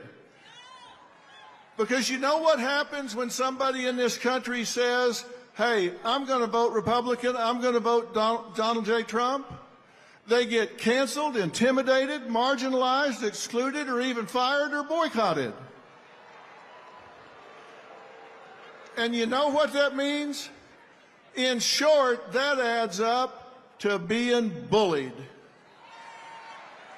And now we're talking about something I know a hell of a lot about. Now you're in my wheelhouse, buddy. I may not be an expert in politics, but I am an expert about bullying. And bullying is when you seek to harm somebody, you seek to intimidate, coerce, cause distress, fear, risk to their well-being. And it can be physical, verbal, relational, or cyberbullying. And it's always wrong. You said it, my friend. It is always wrong when you bully somebody. And that's what's going on. Now, let me tell you what the critics are going to say when they hear me talking about this. They're going to say, well, now, wait a minute. Come on. Isn't Trump a bully?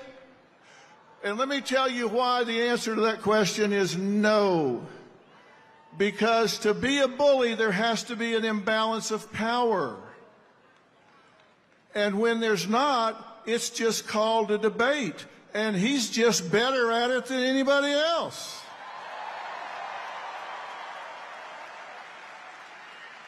It's called debating. It's called arguing. It's just, it may even name calling, but it's not bullying unless there's an imbalance of power. And whoever he talks to, they've got a microphone, they got on their big boy pants, they got a stage, they got everything else. He's just better at it. And the same thing is true. When the Democrats or Harris call him fascist, Hitler, racist, misogynist, or a crook, is that bullying? Well, not really. It's ugly. But with the First Amendment, which we all want to keep, there's no imbalance of power, so it's not bullying. It's just like what he does. It may not be the best use of energy, but when you attack civilians, when you attack a citizen, and you use the power of the internet, you use mob mentality, you incite people to gang up and cause boycotts, then it's beyond ugly. And that's what's happening in this country right now, and that's not okay.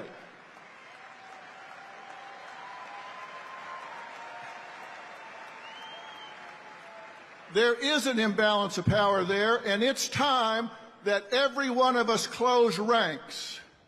We have to stop this now. It's time that we push back against cancel culture. It's time that we push back against intimidation tactics. And that is exactly the reason that I launched Merit Street Media, which, by the way, we didn't choose the name for that by random. Merit Street Media. This country was built on hard work, added value, and talent. Not on equal outcome, not on DEI.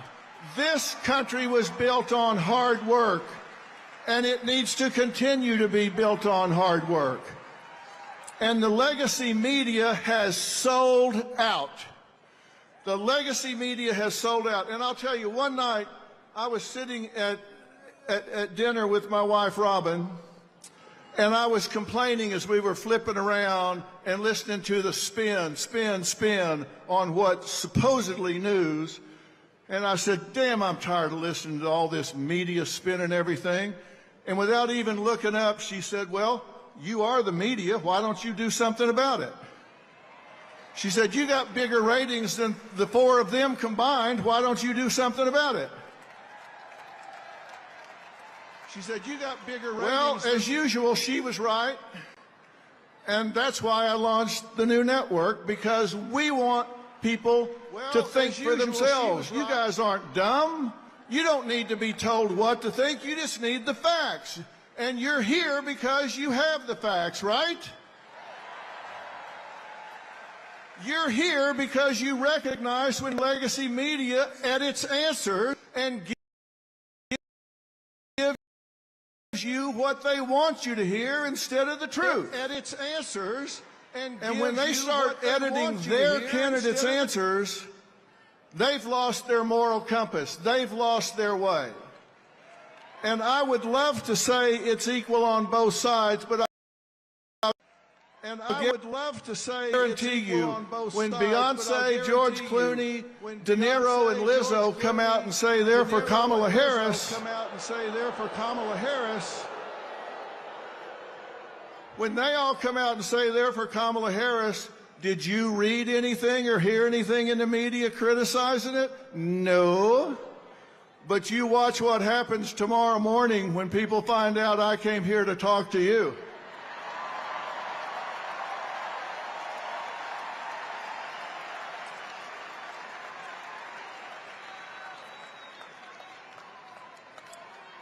You say this in Hollywood and all of a sudden you ain't got a job. Problem is, I don't need one.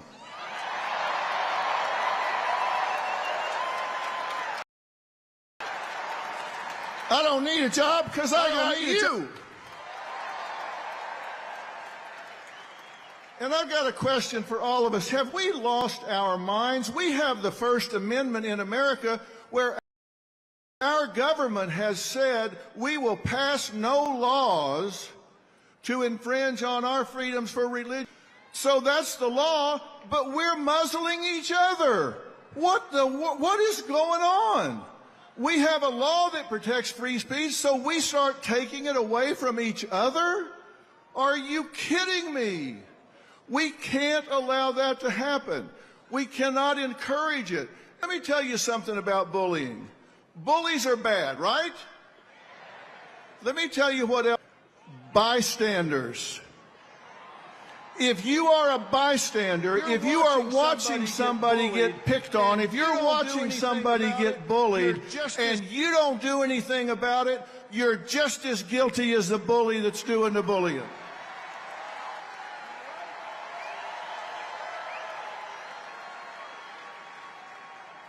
I have talked to so many children in schools that tell me the worst feeling they've ever had is being bullied and feeling alone and abandoned when they are picked on and intimidated, when they wished even one person, even one other kid would step up and say, hey, come sit with me at lunch. Don't sit in a stall in the bathroom and cry your way through lunch and eat alone.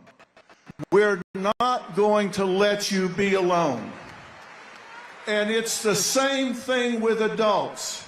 Adults don't want to be cut out of the herd and feel like they're alone. The number one need in all people is acceptance. The number one fear is rejections, and bullies, they prey on that. We must claim the right to our point of view. We must be critical thinkers, and when you see somebody being picked on, then you've got to be willing to step up and say, hey, I'm with you. Don't let that happen. And you've got to know why you're strong on the issues you're strong on. You've got to know why you're strong on affordability and safety and security and the border and family care for men and women and law and order and your core values for your children's education and our military. Know why you're where you are. And when you come to your friends and coworkers being bullied, don't be a bystander. Don't be a bystander. You can't let it happen.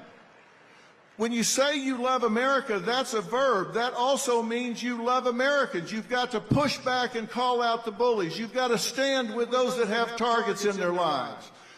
Targets if they're picking on them by calling their jobs to get them fired.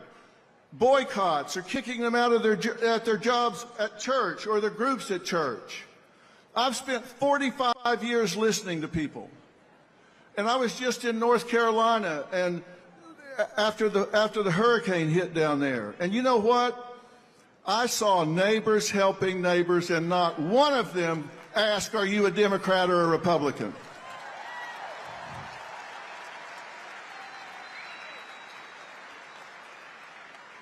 I saw neighbors helping neighbors, and we need to unify this country. You have the right to vote for who you want to vote for president, and we need to step up and claim it, and we need to stand with each other. There are so many who want to, but they're bullied, so they're afraid to. And let me tell you something. One of the most important days in American history was 9/12/2001. Not 9/11. We all know what happened on 9/11. One of the most important days was 9/12, because on 9/12, we all woke up and we were all Americans on 9/12. If you were an American on 9/12, stand up right now. If you were an American on 9/12, stand up right now. That's who we were. That's who we are. And the difference between winners and losers is winners do things losers don't want to do. And we have to stand proud to help our neighbors who want to vote their conscience and not be afraid. No one should be alone. No one should feel abandoned. No one should have their business boycotted. If you hear somebody's getting their business boycotted, you should get your friends and make sure their business gets doubled. If somebody pulls their advertising from your friend's business, you should let those advertisers know you're going to spend the rest of your life making sure that advertiser is boycotted until they do the right thing. You need to let people know this is over in America. We're going to unify this country. We're going to listen and not be intimidated. We're going to go out and lead by example. Let's quit complaining about what is and start doing something about it. If your neighbor wants to vote the other way, say fine, go vote the other way. I'll love you anyway. Let's lead by example. If they want to do it, let them do it. Love them anyway.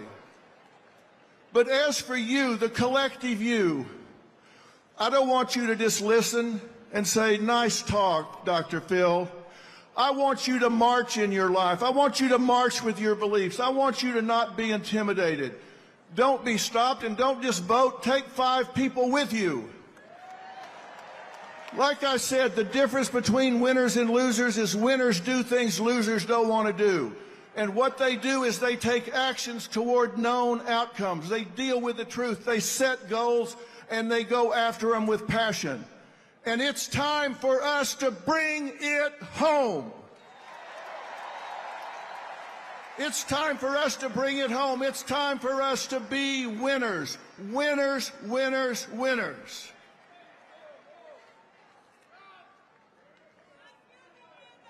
I started by telling you I love this country. I'll finish by telling you I love this country, and I love you for loving this country. God bless you, and God bless the United States of America.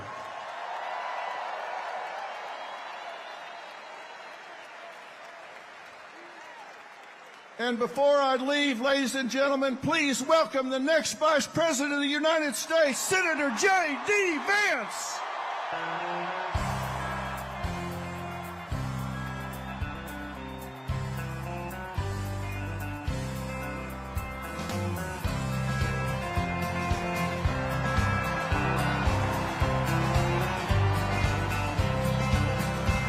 Why don't we liberate these United States? We're the ones who need it worst. Let the rest of the world help us for change, and let's rebuild America first. Our highways and bridges are falling apart. Who's blessed? Who has been cursed? There's things to be done all over the world, but let's rebuild America first. Well,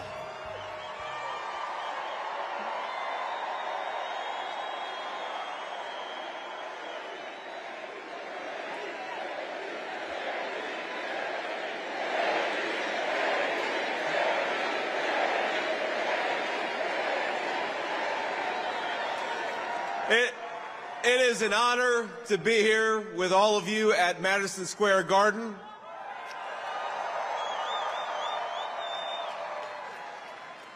Now think about this, for more than a century, America's most celebrated heroes and legends have made history inside this iconic arena. This, where we stand, is where the greatest of all time, Muhammad Ali, faced Joe Frazier in the fight of the century. It's where the King, Elvis Presley, played for 80,000 screaming fans. It's where the immortal Hulk Hogan pinned the Iron Sheik and let Hulkamania run wild.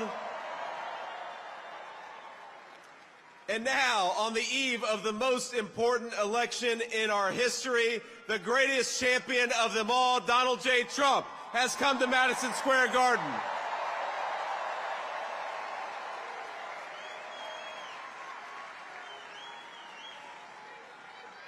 And I believe in just 8 short days, we are going to turn the United States of America red and make Donald J. Trump the President of the United States.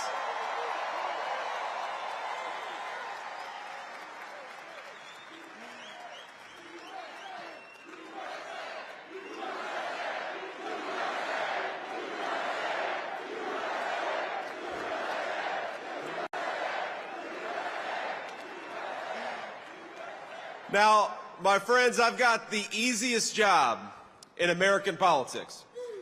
Think about this. All I've got to do is remind people what life was like when Donald J. Trump was President of the United States. We had peace. We had prosperity. Take-home pay was rising the fastest that it had in 40 years. Inflation was at 1.5%, the lowest that it had been in a generation. Gas and groceries were affordable.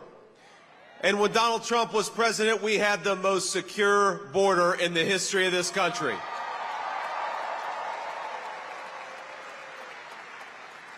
That's the Donald Trump record, and that's a record that's going to win in just 9 short days.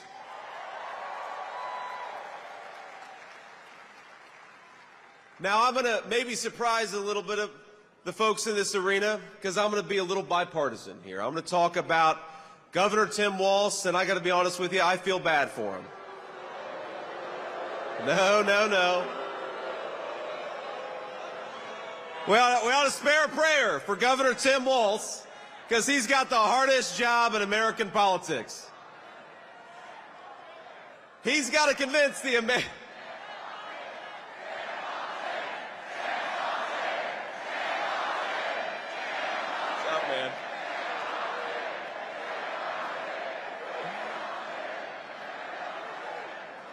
You all can say that. I probably shouldn't say that.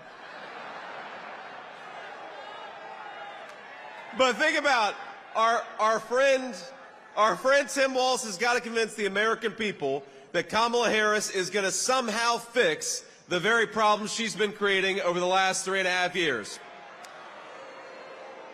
He's got to pretend that Kamala Harris didn't open up the southern border and let millions of illegal aliens in, even though we know she did.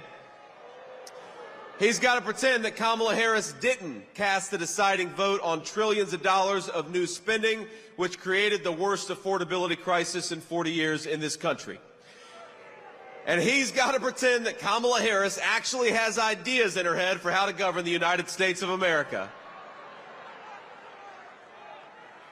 Now, if you are the praying type, and I imagine a lot of us are, please say a prayer for Tim Walz because they're asking him to do the impossible. Kamala Harris acts like she's the candidate of change when she's been in office for 4 years. She says she can fix everything, but Kamala, day one was 1,400 days ago. What the hell have you been doing that whole time?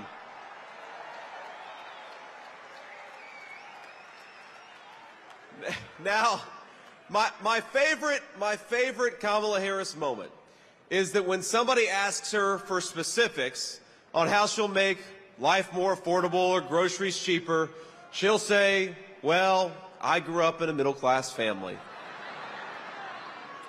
You say, Kamala Harris, how are you going to close down the southern border? Because for 4 years you've left it wide open. And she'll say, well, I made the hash browns when I worked at McDonald's, and I was pretty good at it. And anybody with a lick of common sense is saying, Kamala Harris, you didn't answer the question. You didn't actually tell the American people how you're going to fix what you broke. And I got to be honest with you, even on that McDonald's answer, I'm not sure that she ever worked at McDonald's. In fact, I think our president, Donald J. Trump, has probably worked at McDonald's for longer than Kamala Harris has.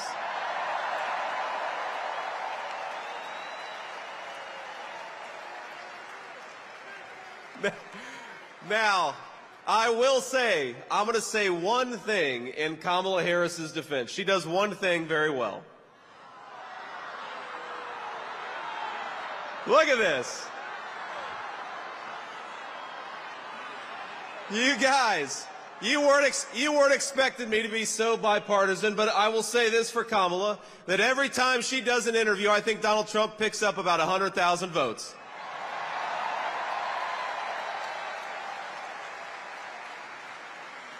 Now, we're, of course, in one of the proud baseball cities in the United States of America.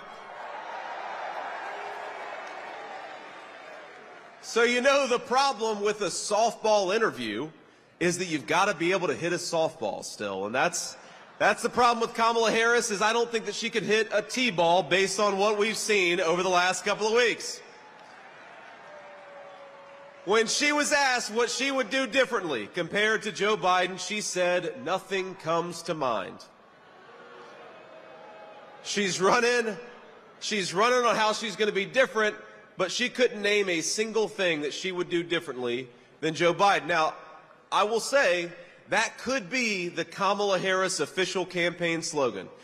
Kamala Harris, nothing comes to mind.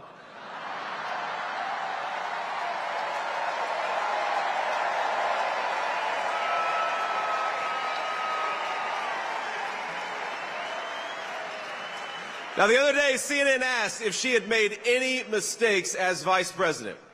Now, here's what she actually said, and I am quoting word for word.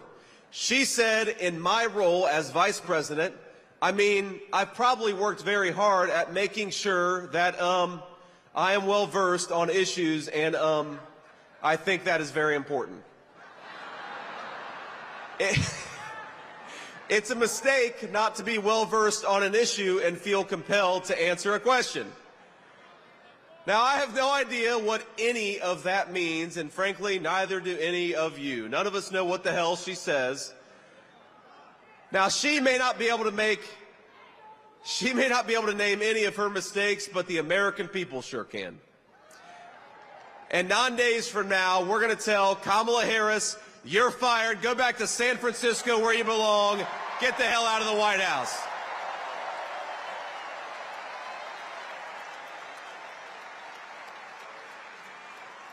Now, together, Donald J. Trump and all of us as part of this movement are going to unleash a golden age of American prosperity.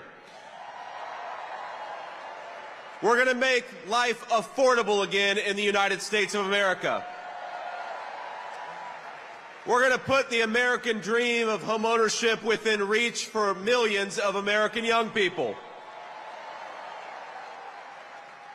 We're going to secure our border, and we're going to keep our families safe. We're going to protect your right to free speech and religious liberty. And we're going to do it all thanks to the leadership of one man. Now, we have to remember, that one man, Donald J. Trump, 8 years ago, go back 8 years, he had everything. He had fame, he had fortune, he had family, he had friends. But he gave up the easy life to save the United States of America.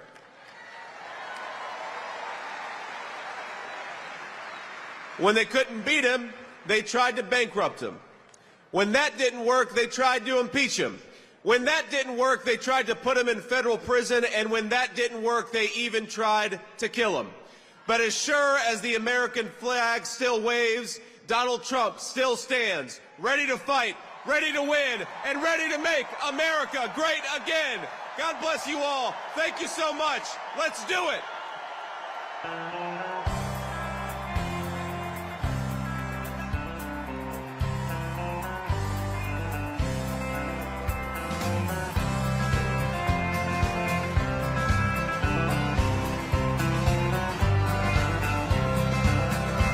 Why don't we liberate these United States? We're the ones who need it worst. Let the rest of the world help us for change, and let's rebuild the very first.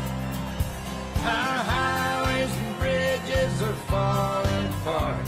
Who's blessed and who has been cursed? There's things to be done all over the world, but let's rebuild America.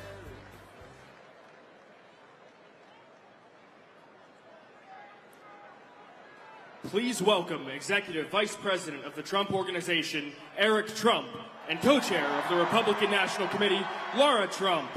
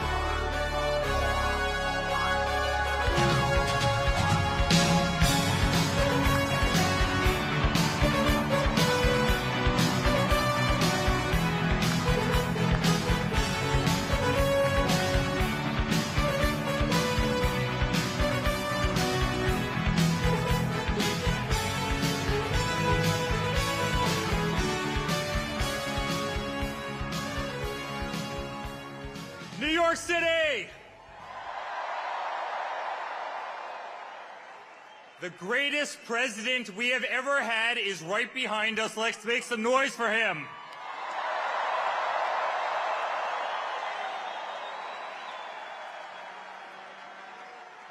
Guys, this isn't politics. This isn't politics. This is a family. It's hard. We love you too. We love you too.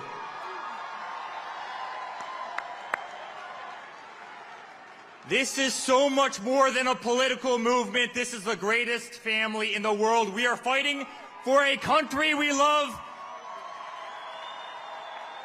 We are fighting for the American flag. We are fighting for the Constitution. We are fighting for our liberty. And as a family, we've been out there every single day over the last 10 years, They've tried everything they could to destroy my father, to destroy us. Dirty dossiers, Russian hoaxes. They tried to impeach him twice. They went after his Supreme Court nominees. They threw him off of Facebook. They threw him off of Twitter. They threw him off of Instagram.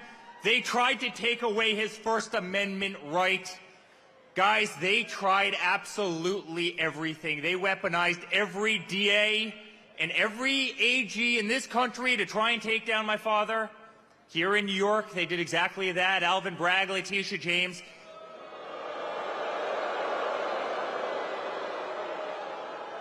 They tried to destroy his life. They tried to take him off the ballot in Colorado. They tried to take him off the ballot in Maine. They tried to subdue the vote of literally hundreds of millions of Americans who absolutely adore the guy. Guys, it's been political lawfare every single day. And then somebody tried to kill him. And despite that, every single time he stands up and he says, fight, fight, fight. And how do you think it feels for them as we're back at Madison Square Garden, the greatest arena anywhere in the world?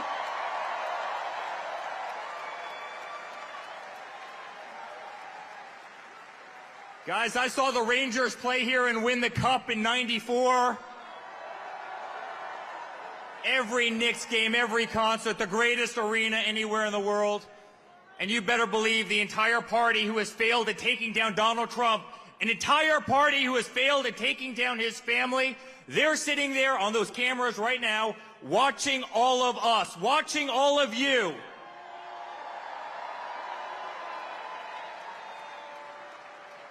Almost 200,000 people tried to get into this event tonight.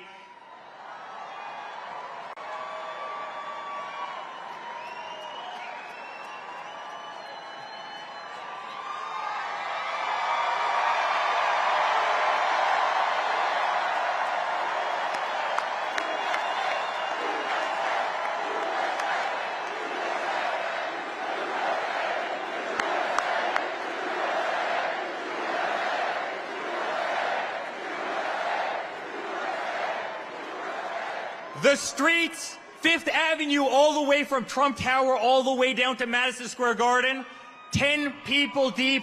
That's how much love there is in the greatest city anywhere in the world.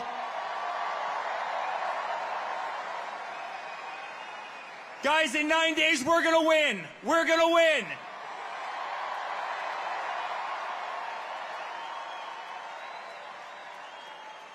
And not only is he going to make America great again, he's going to make New York City great again.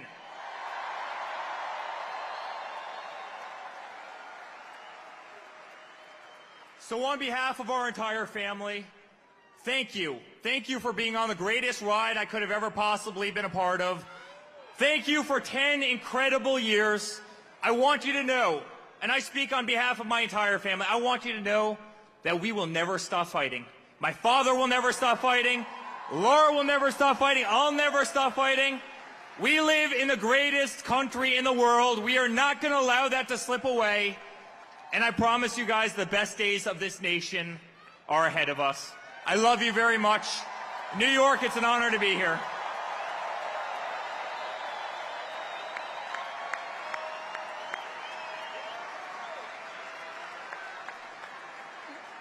All right, y'all aren't done with us just yet.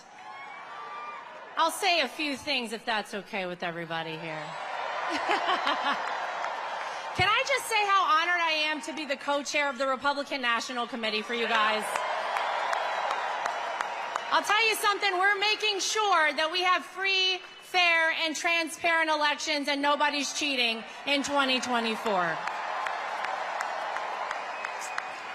Guys, we are 9 days away from making sure we send a loud and clear message to the mainstream media, to the establishment, to the Democrats, to Hollywood, that it is not them. It is we, the people, who choose our president, and we're choosing Donald J. Trump.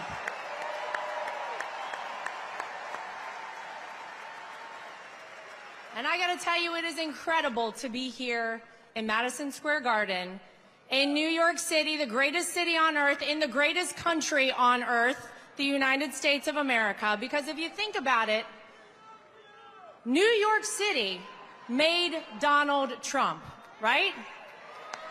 But Donald Trump also made New York City. Yeah.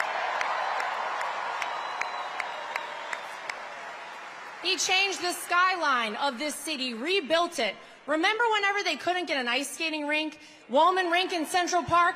Donald Trump rebuilt the ice skating rink for New York City. By the way, under budget and ahead of schedule, if I'm not mistaken, because that's how we like to do things in the Trump family. And when nobody else was doing it, Donald Trump put his heart and soul right here in New York City. It's true, and this is the city that made him a household name. This is the city that put Donald Trump in so many rap songs, by the way, right? And truly made him the American dream. But I'll tell you something, being a New Yorker teaches you something else, doesn't it? It teaches you how to be tough. It teaches you that it doesn't matter how hard you get hit, you get back up and you keep fighting.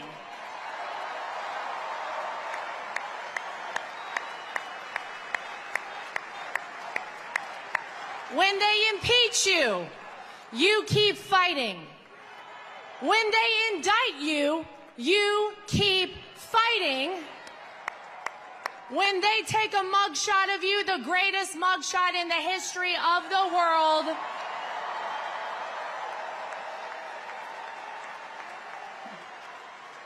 you keep fighting.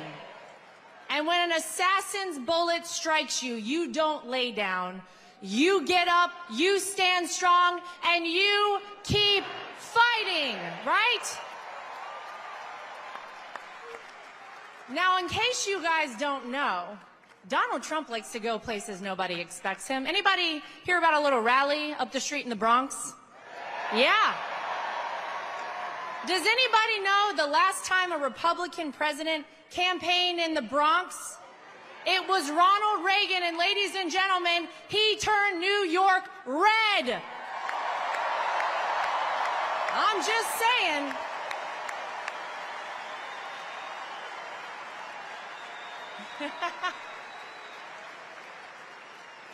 It is the honor of my life to be part of this movement, and Eric is right.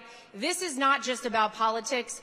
We are all a big family, and we're a family who loves this country. And I can tell you something, 9 days from now, it is going to be the sweetest comeback, because we know the art of the deal. We also know the art of the comeback from Donald Trump that this country has ever seen. Everybody get out, vote early, take a friend to vote. Let's make America great again. We love you, New York.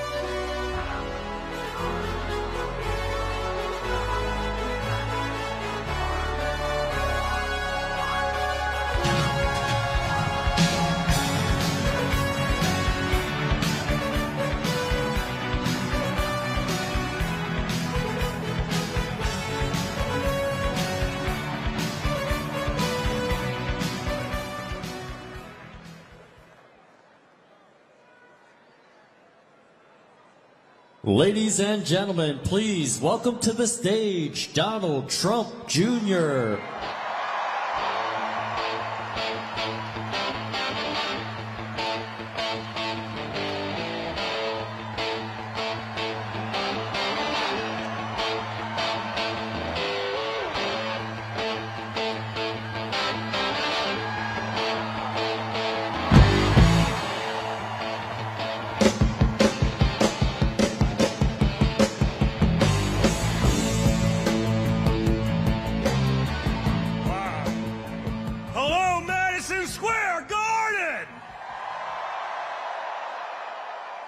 you guys ready to take your country back? Are you sick of the insanity? Guys, this is not my first rodeo. It's the third go-around, but you think this could have ever happened 4 or 8 years ago in the heart of New York City? The King of New York is back to reclaim the city that he built.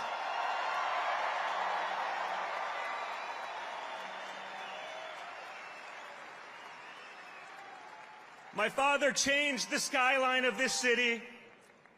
He fixed the things that incompetent bureaucrats couldn't handle. He did that against all odds. He did it for our country, too, and now everyone recognizes it. What's unique about this election, folks, you've had 4 years under both leaders. The media would like to pretend that Kamala Harris started her political career about a month ago in a coup, the most democratic process to ever not have a single vote. She's going to be a moderate, folks. She's going to be a moderate. A radical San Francisco liberal. The daughter of a Marxist professor is now magically going to be a moderate.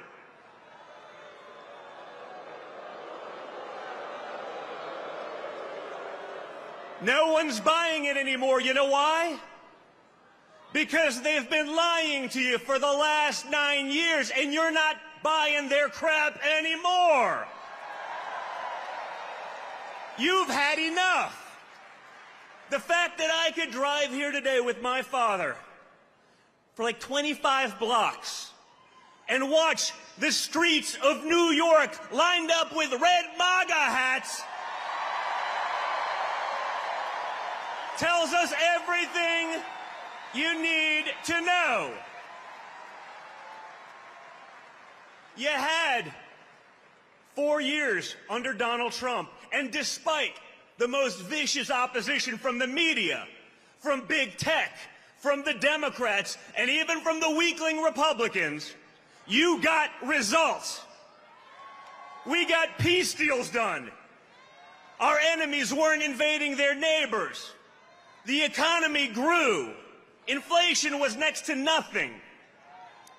And then Kamala Harris and Joe Biden took over, and everything went to hell like that. I keep watching it in the news. It's amazing. Kamala Harris is going to fix all these things. I say, you know what?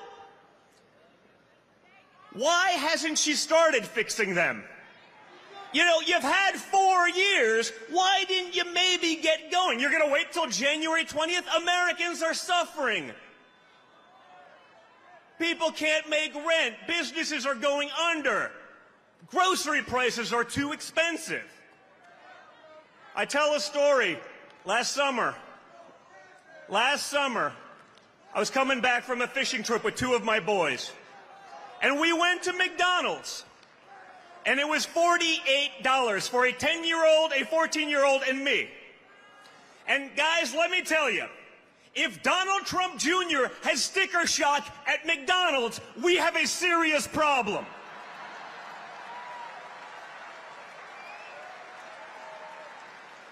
It does not have to be this way, guys. We can change it, but it's going to take all of you. You know, these days, you know, everyone's a tough guy. Everyone's a tough guy on the keyboard, on the internet. You know, everyone's a badass. But when you get shot in the face and you come back defiant, ready to fight, that's a badass. That's the guy. That's the guy that can fix the problems that we have. That's the guy that's going to keep our enemies in check. That's a guy that's going to fight for each and every one of you. He's done it once. Let's send him back to Washington, D.C. with an overwhelming mandate to fix the nonsense once and for all. Guys, Look at the people who have spoken here tonight, and look at some of the people who are still coming. When did you think you'd be able to get RFK Jr., Tulsi Gabbard, Elon Musk? People from all different walks of life, incredible skill sets, whether it be health, whether it be technology, everything. You have them on one unified ticket. Think about that. Compare that to Kamala Harris and Tampon Tim. It ain't the same, folks. Timmy ain't fixing anything, and neither is Kamala.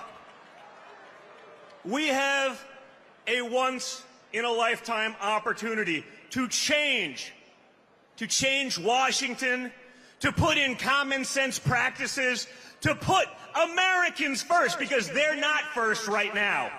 The Democrat Party has forgotten about Americans. Rather than cater to Americans, they decided, you know what? It would just be easier to replace them with people who will be reliable voters. The insanity has to stop, and the fact that we can pack Madison Square Garden in the heart of New York City shows me that the spirit of the American people is there. That same spirit my father showed on July 13th, that's the spirit of America. That's the spirit we need going into Election Day. So for the next 9 days, each and every one of you, you line up like you're the third monkey on line for the Ark and it's starting to rain. You vote early, and then you bring your friends so that we can take back our country once and for all. And when we do that, guys, we're not just going to make America great again. We're going to make the world great. We're going to make the world safe. We're going to fix it all. Get out there, guys, and just like you're going to fight, get out there and vote, vote, vote. Thank you, New York City. Love you guys.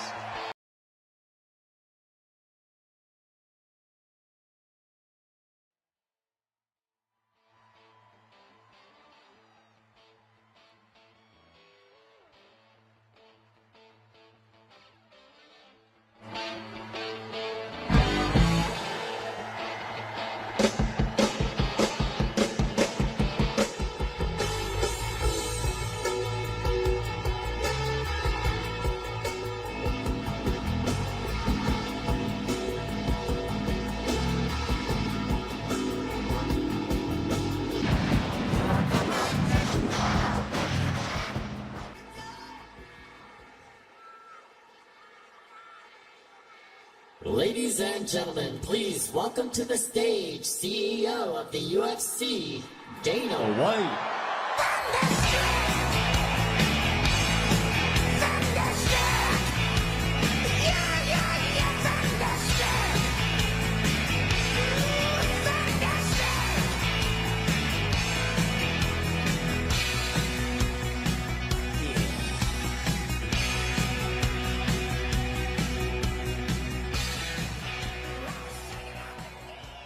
Ladies and gentlemen, we are 9 days away from the most important election of my lifetime. Stakes have never been higher, and the choice has never been clearer. President Trump and I have been friends for 25 years. I've said this before, and I'm going to say it again. He is the most resilient, hardest working human being that I've ever met in my life. I know he's a great leader. This is not my opinion, not my hope. He's proven he can build the strongest economy in American history. He's proven he can secure our borders and keep our nation safe. He's proven to be the strong leader allies and adversaries alike must respect. He's proven he loves this country so much, he's literally put his life on the line for it. What has the other candidate proven?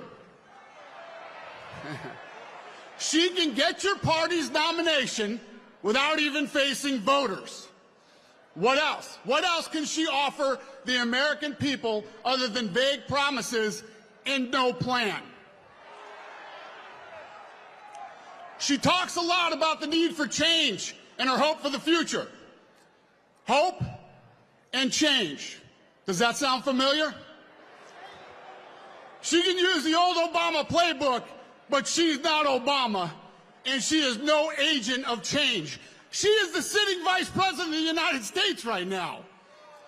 What she hopes is voters will focus on the future because she doesn't want us looking at the last 4 years to see what we really need to change. We need change from sky-high inflation. According to Yahoo Finance, the cost of groceries is up over 25% during the Biden-Harris administration. Food is unaffordable for most Americans. That has to change. We need change from wide-open borders. BBC News reports illegal immigration reached record levels since they took office, with an estimated 10 million border crossings. That's a 300% increase compared to the Trump administration, and that's not including the unknown millions who cross undetected. That is the record of the other candidate, the border czar of the Biden administration. We need change from weak foreign policy. According to the Institute for Economics and Peace, a nonpartisan think tank, think about this, there are more active armed conflicts now than any time since World War II. Weakness from the Biden-Harris administration has invited aggression and conflicts around the globe. When President Trump was our commander-in-chief, the world was a much more peaceful place. J.D. Vance touched on this, but I want to hit it again. Vice President Harris was asked recently by the objective journalists of The View if there's anything she would have done differently than Biden over the past 4 years. And again, her answer was, there is not a thing that comes to mind. So, don't take my word for it, take hers. She will not change a thing. Hope is nice, but hope is not a plan. Change is needed, but change won't come from the status quo. And she is the status quo. If you want real change, you'll vote for proven leadership. If you want to return to economic prosperity, border security, and global stability, you'll vote for the one candidate who's proven he can deliver all of that. My fellow Americans, if you want what's best for your family and this country, you're going to vote Donald J. Trump as the 47th President of the United States. Thank you, New York. Have a good night.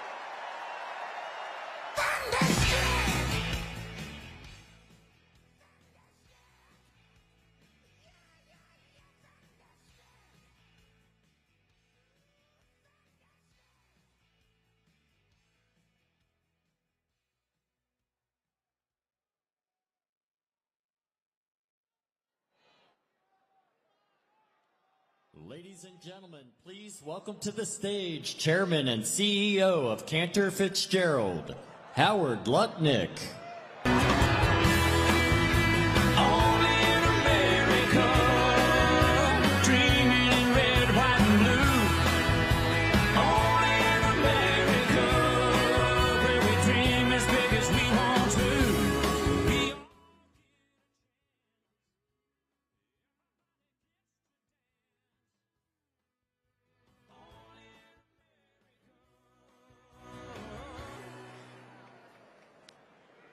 Hello, New York!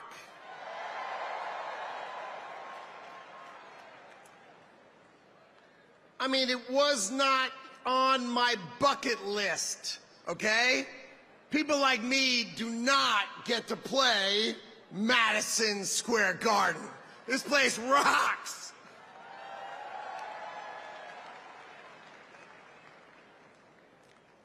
All right, Most of you in New York, maybe you know my story. My company is called Cantor Fitzgerald. And we were located on the 101st to the 105th floors of the World Trade Center.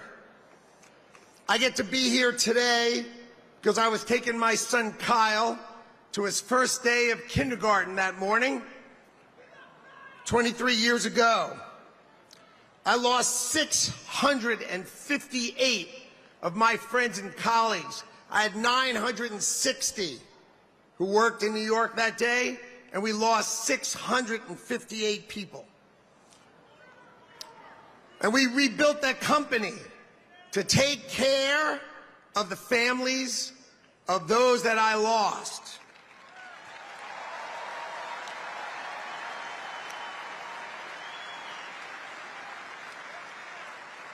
So we took care of those families. Each of my employees, they took 25% of their salaries and they gave it to the families of the people we lost, because that's what New Yorkers do. And we gave those families $180 million.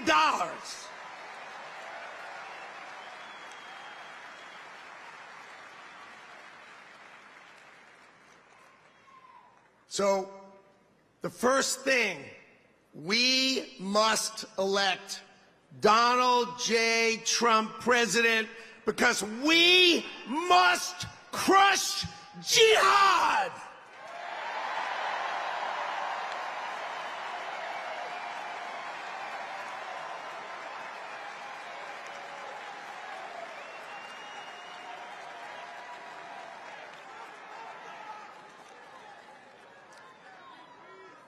I love this city.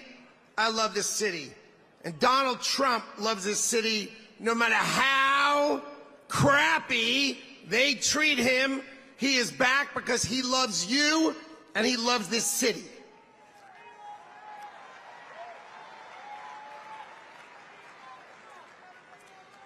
We all say, make America great again. But let's just go over for a minute what that means, because we all say it as a slogan.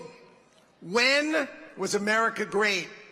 At the turn of the century, our economy was rocking. This is 1900, 125 years ago. We had no income tax. And all we had was tariffs. All we had was tariffs. And we had so much money that we had the greatest businessmen of America get together to try to figure out how to spend it. That's who we were then. But then we had World War I and we had World War II. And we felt we had a duty to rebuild the rest of the world. So here's what we did. We took down our protection. We took down our tariffs. And we turned instead and we taxed Americans so that we could export the power of our economy and save the rest of the world, which we did. Now let me ask you a question. What decade should that have ended? Should it have ended in the 80s? The 90s? 2000? What in the world are we doing? We're letting the rest of the world eat our lunch. And it is time to make America great again.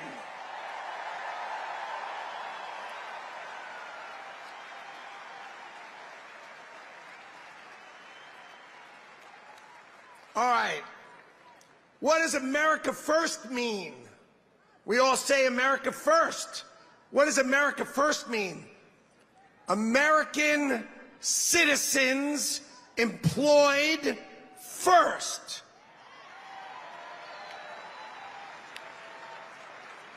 NAFTA. NAFTA.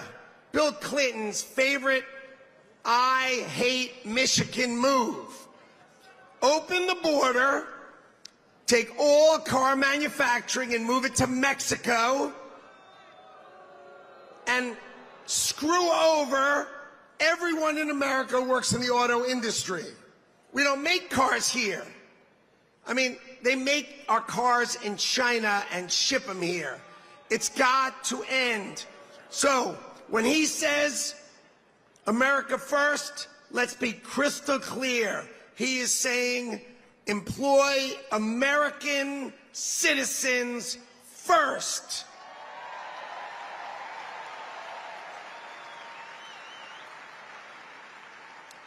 Okay. The Harris-Biden administration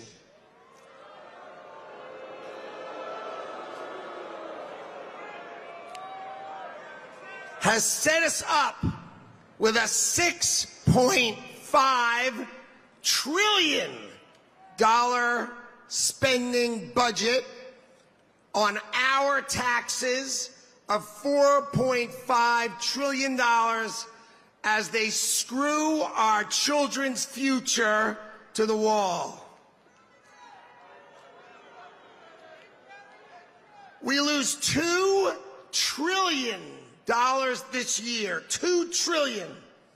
And Donald Trump is going to build the greatest team to ever walk into government, and we are going to balance our budget.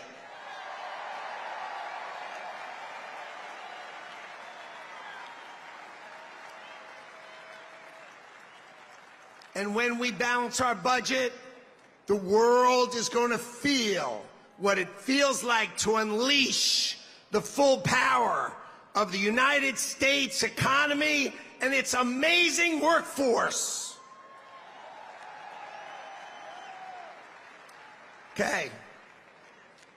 So, ladies and gentlemen, I have the honor to introduce the co-founder with me of the Department of Government Efficiency, Doge, Madison Square Garden. Ladies and gentlemen, give it up for the greatest capitalist in the history of the United States of America, Elon Musk.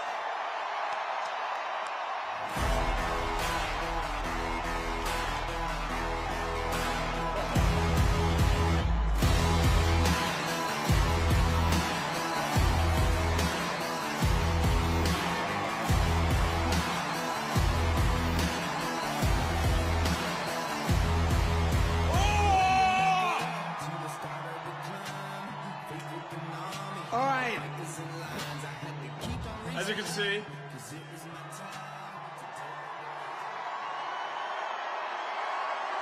I'm not just MAGA, I'm dark, gothic MAGA. Well, the energy in this room is incredible.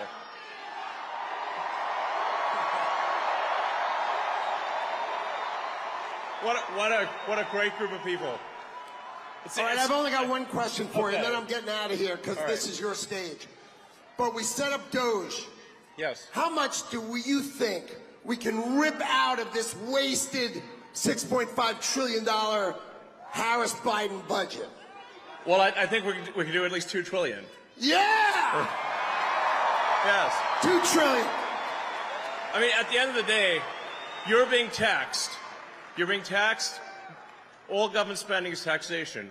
So whether it's direct taxation or all government spending, it either becomes inflation or it's direct taxation. Your money is being wasted, and the Department of Government Efficiency is going to fix that.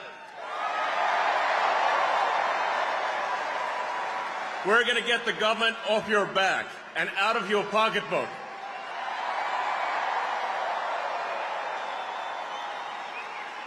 And America's just not just going to be great. America is going to reach heights that it has never seen before. The future is going to be amazing.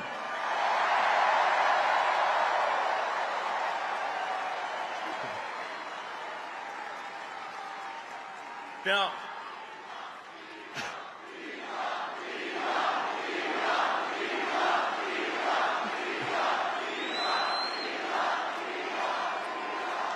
guys are awesome. Honestly, this is like...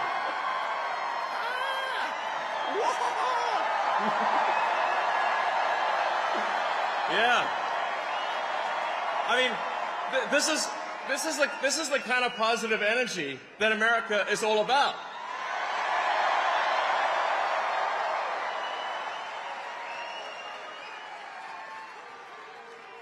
Yeah. USA, USA, USA, USA, USA. Ah! Yes. Now, I have something I want to ask you to do, though, because obviously we're somewhat preaching to the converted in this stadium, but there's a lot of people out there who need to vote for President Trump. Okay, so this is a real battle. This is a real election battle. So you need to get friends and family to vote.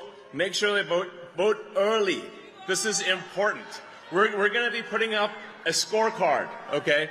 An early vote scorecard, state by state, county by county. What is the scorecard? Vote early. Vote now. Yeah.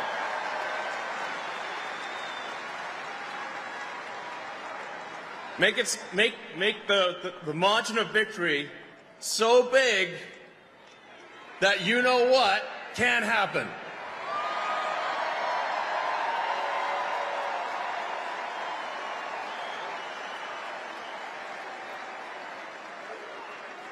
Massive, overwhelming sweep of every swing state, and even some of the states that people don't think are swing states. Massive, crushing victory. Get everyone, friends, family, people on the street. Put the signs up, put the hat on. Let's go.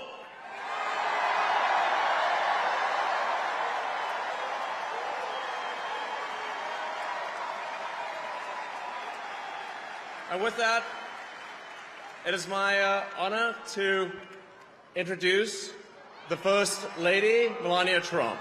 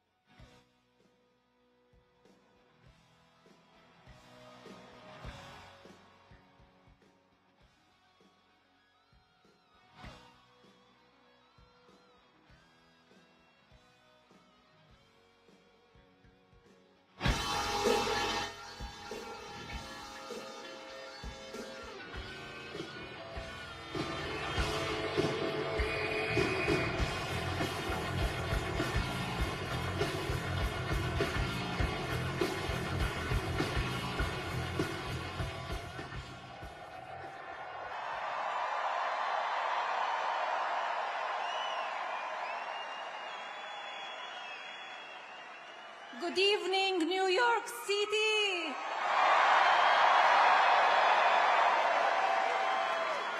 Hello, Madison Square Garden.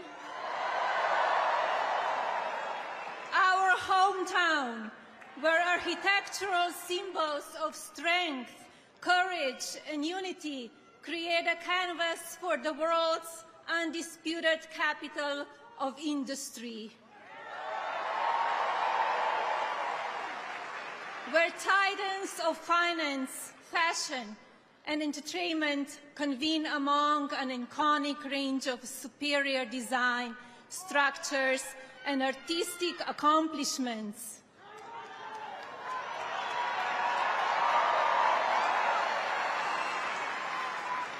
and American ingenuity blossoms among determined citizens who race across city streets and between offices, striving for success. It is you who are the heartbeat of this great metropolis. It is you who are the pulse of this America. Yet, New York City is unforgiving.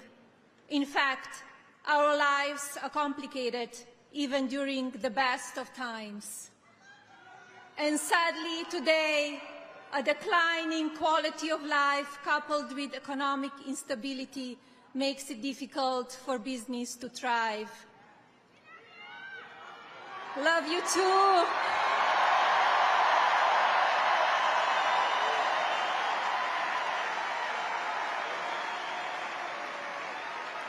Crime is on the rise, while public safety diminishes, creating an environment where families with young children choose to relocate.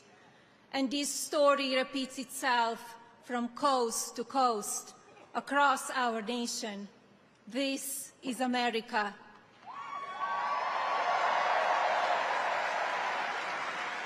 For generations, this town has produced America's most fearless leaders, whose mark changed the course of the world.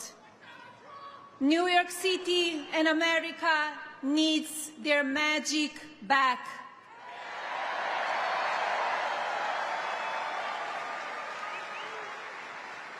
A country of tomorrow that will shape our future and reset expectations for the generations.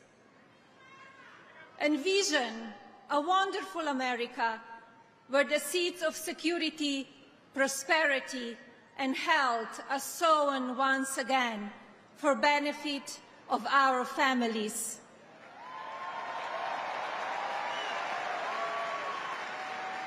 Let us charge together with a shared vision that builds on American greatness. Let's seize this moment and create a country for tomorrow, the future that we deserve.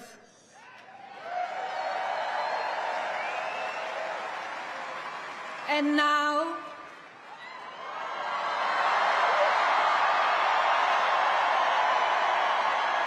please welcome our next Commander-in-Chief, my husband, President Donald J.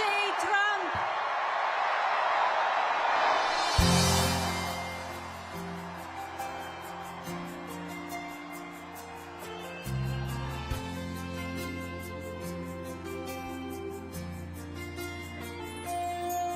If tomorrow all the things were gone, I'd work for all my life.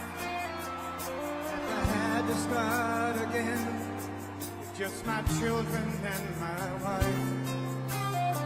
Thank my lucky stars to be living here today. But the flag still stands for freedom, and they can't take that away.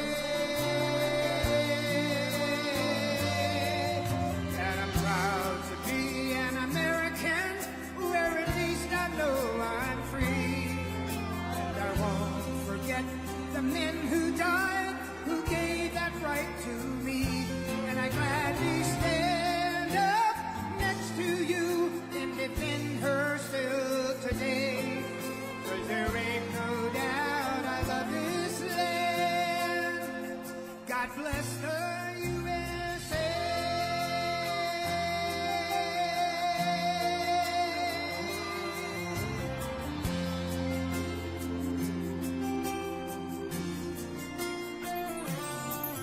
From the lakes of Minnesota to the hills of Tennessee, across the plains of Texas, from sea to shining sea, from Detroit down to Houston and New York to LA, there's pride in every American heart, and it's time we stand and say that I'm proud to be an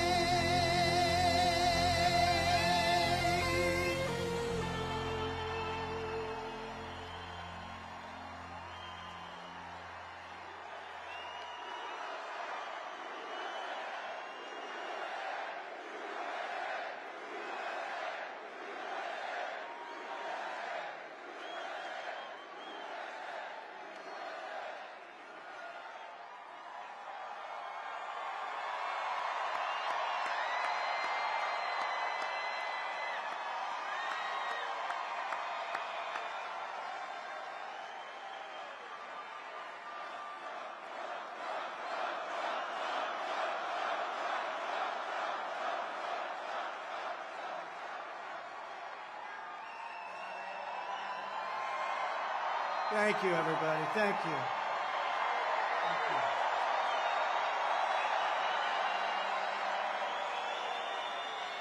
Thank you very much, everybody. Thank you very much to a very popular former First Lady, hopefully First Lady again.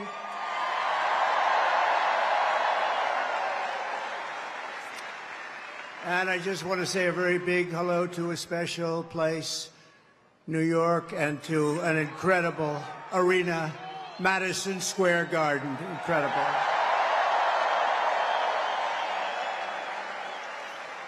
And then we have all of the people that could fill it up 10 times. You take a look at outside what's going on all the way down to the river, the beautiful, beautiful Hudson River. They're outside watching this now at levels that nobody's ever seen before. They've never had it. And I want to thank Jim Dolan. He's been incredible. He's been just incredible. The job they've done. Job they've done. Thank you. But I'm thrilled to be back in the city I love, and thousands of proud, hard-working American patriots. You're with me. We're all together. We've always been together. And I'd like to begin by asking a very simple question. Are you better off now than you were 4 years ago? I'm here today with a message of hope for all Americans. With your vote in this election, I will end inflation. I will stop the invasion of criminals coming into our country. And I will bring back the American dream. We need the American dream to come back home. Our country will be bigger, better, bolder, richer, safer, and stronger than ever before.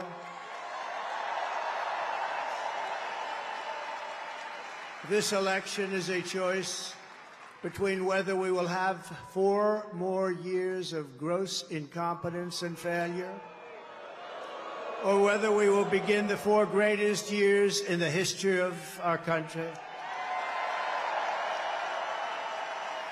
We will achieve success that no one can imagine. We will have the strongest economy, the most secure borders, the safest cities, the most powerful military, the best trade deals, and we will dominate the frontiers of science, medicine, business, technology, and space. And I'm asking you to be excited about the future of our country again.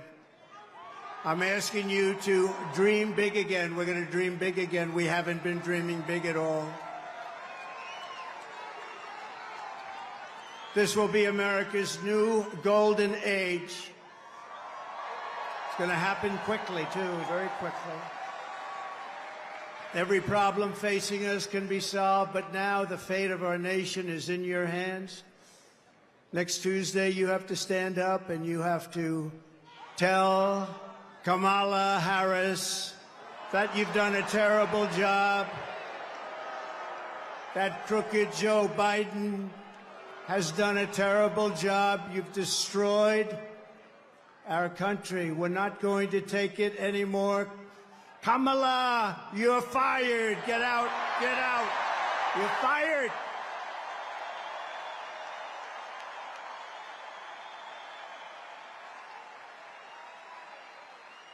Early voting is underway in every swing state, and we are setting all-time records. They're voting, I tell you what. I don't want to talk about it. But we have to keep it going. You got to get out and vote. We just have to get out. And who would have thought this was going to happen? We're leading in every swing state.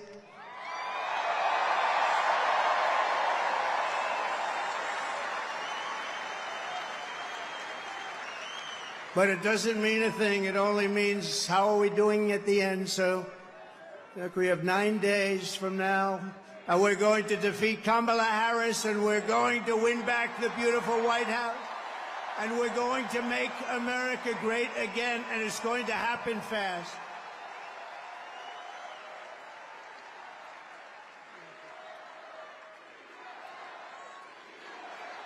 Thank you.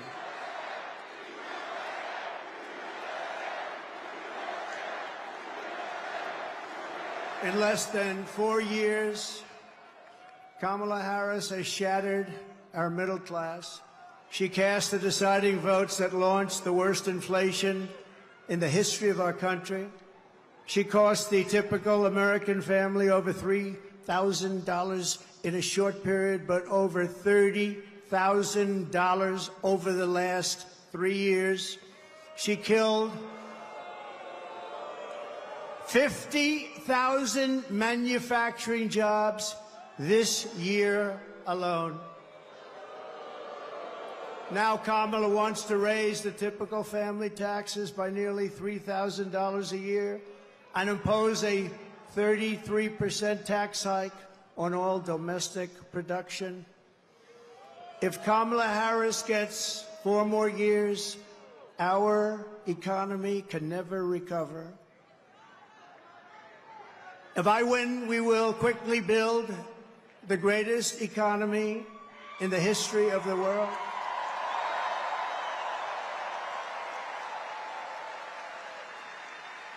Which is what we had in our last term. We will rapidly defeat inflation, and we will very simply make America affordable again. We're going to make it affordable.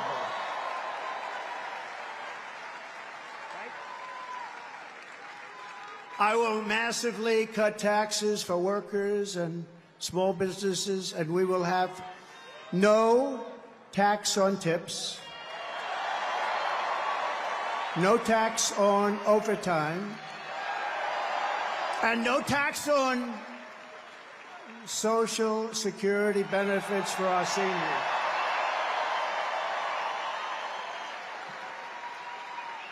And I'm announcing a new policy today that I will support a tax credit for family caregivers who take care of a parent or a loved one. It's about time that they were recognized, right?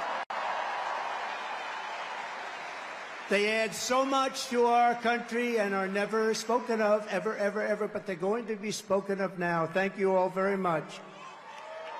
I'll also make interest on car loans fully tax deductible, but only for cars made in America.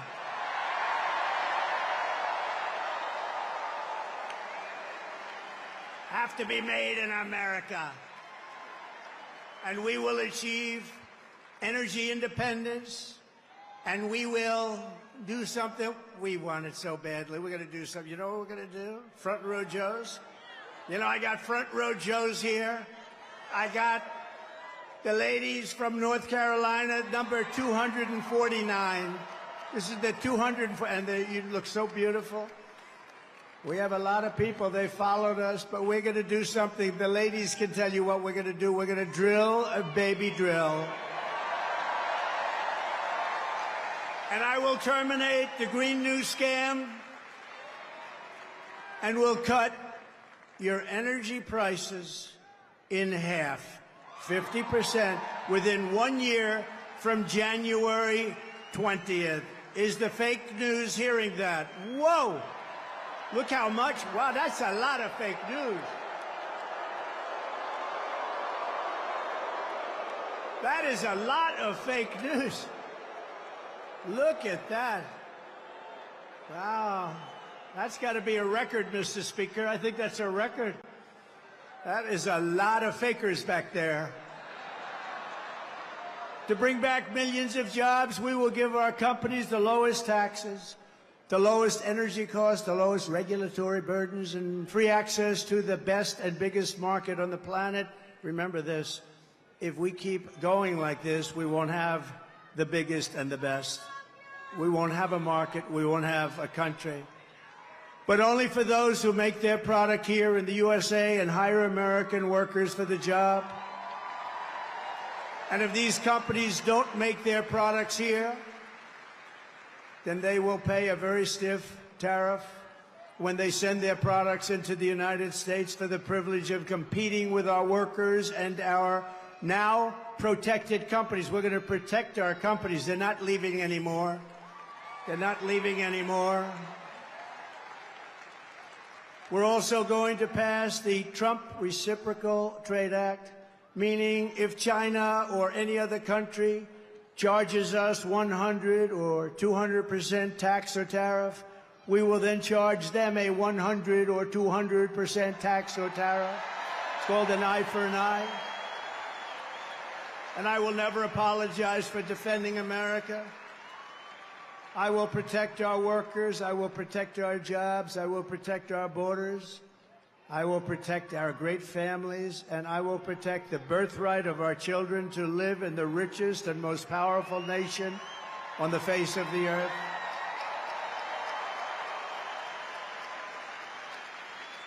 As we rescue our economy, I will also restore our borders. There's never been anything like it. It's bigger than inflation. It's bigger than the economy. What they're doing to our country, they're allowing criminals from all over the world to enter our country. Over the past 4 years, Kamala Harris has orchestrated the most egregious betrayal that any leader in American history has ever inflicted upon our people. She has violated her oath, eradicated our sovereign border, and unleashed an army of migrant gangs who are waging a campaign of violence and terror against our citizens. There has never been anything like it anywhere in the world for any country. Kamala has imported criminal migrants from prisons and jails, insane asylums and mental institutions from all around the world, from Venezuela to the Congo. A lot of people are coming from the Congo prisons. They're coming from all over the world. Over the last month, 181 countries violated our laws. And she has resettled them into your communities to prey upon innocent American citizens.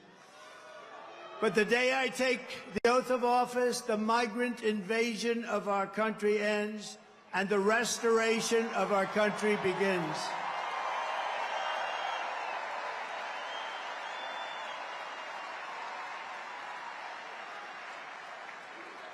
One of the deadliest and most vicious migrant gangs that Kamala has imported into our country is the savage Venezuelan prison gang. Nice group of people. They got together in prison, the worst prison in the world, they say.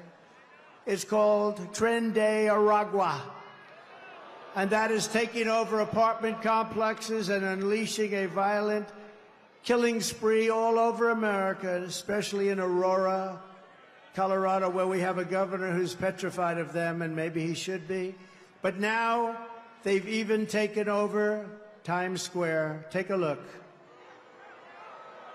Orders, deadly consequences. Border crisis. Record high crossings are putting a strain on cities across America. It is a full-blown invasion. Armed Venezuelan gang members storming an apartment complex in Aurora, Colorado. When people talk about lack of crime, this is what they're talking about. San Antonio, Texas, just one of the latest cities to have apartment complexes taken over by members of the Venezuelan gang. Biden and Harris had created a program to bring them in under humanitarian parole. I am in favor of saying that we're not going to treat people who are undocumented across the border as criminals. More than 13,000 illegal immigrants convicted of murder have been released into the United States. My 20-year-old daughter, Kayla Hamilton, was murdered in her own room. Kayla's murderer was apprehended by Border Patrol crossing illegally into the U.S. Kayla's murderer had been improperly released into the United States. Abolish ICE.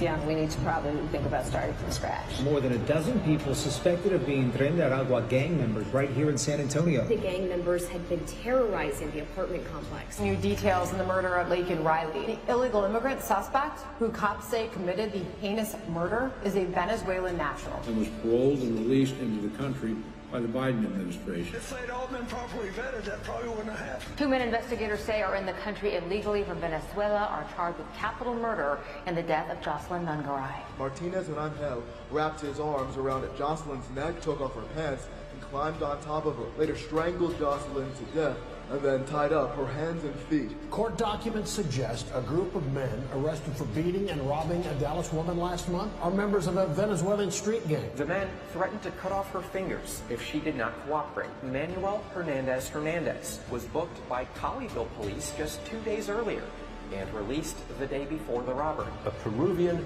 gang leader who is wanted for 23 murders. He was arrested by Border Patrol near Roma, Texas, then released into America.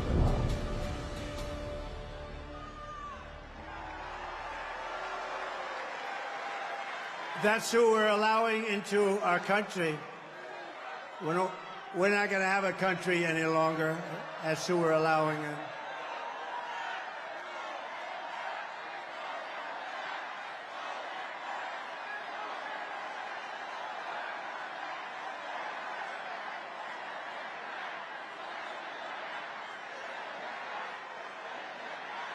The United States is now an occupied country, but it will soon be an occupied country no longer. Not going to be happening. Not going to be happening. November 5th, 2024, 9 days from now, will be Liberation Day in America. It's going to be Liberation Day. On day one, I will launch the largest deportation program in American history to get the criminals out. I will rescue every city and town that has been invaded and conquered, and we will put these vicious and bloodthirsty criminals in jail. We're going to kick them the hell out of our country as fast as possible. And to expedite removals of Tren de Aragua and other savage gangs like MS-13, which is equally vicious, I will invoke the Alien Enemies Act of 1798. Think of that. That's how far back. That's when they had law and order. They had some tough ones. Think of the Alien Enemies Act of 1798. You hear that, Mr. Speaker? Get ready. To target and dismantle every migrant criminal network operating on American soil. And there are lots of them. We don't have the same country anymore, you know that. And you know, when you look at the polls and they say about the economy and they have all these different things, the worst nightmare that we're facing is what they've done to us on our borders. We had the safest border in the world. In fact, there's a chart, which I hope they have, because I didn't tell them I wanted it, but there's a chart that I love very much because I wouldn't be here without it.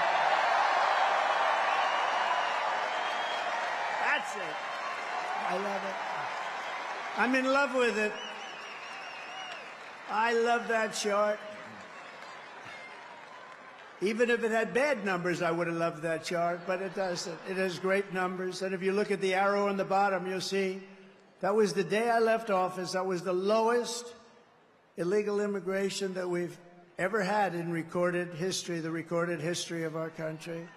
And then look at it. It was like an Elon Musk rocket ship. Look at what happens. Look at what happened after that.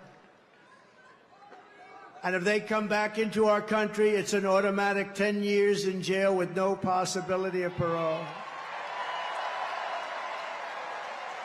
And I'm hereby calling for the death penalty for any migrant that kills an American citizen or a law enforcement officer.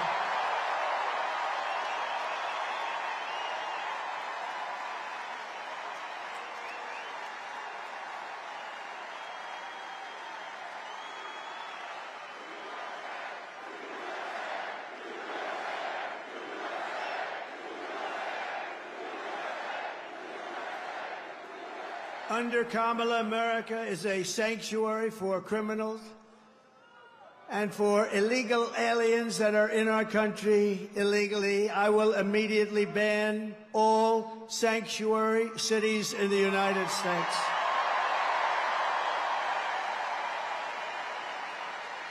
Kamala's gross incompetence disqualifies her from being President of the United States of America. She is grossly incompetent. All you have to do is look at her interviews. Look at what she did the other night on fake news CNN. Just take a look.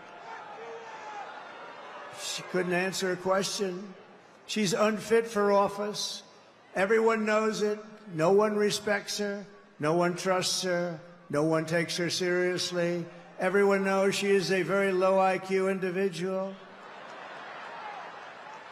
From humiliating our country in Afghanistan to the war in Ukraine, to the nightmare on our border, to her inflation catastrophe, all done in conjunction with Sleepy Joe.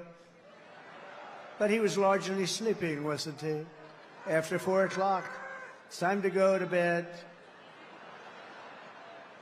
To his and her egregious hurricane response, the worst response in North Carolina and other states since Katrina, but I think it was even worse than Katrina.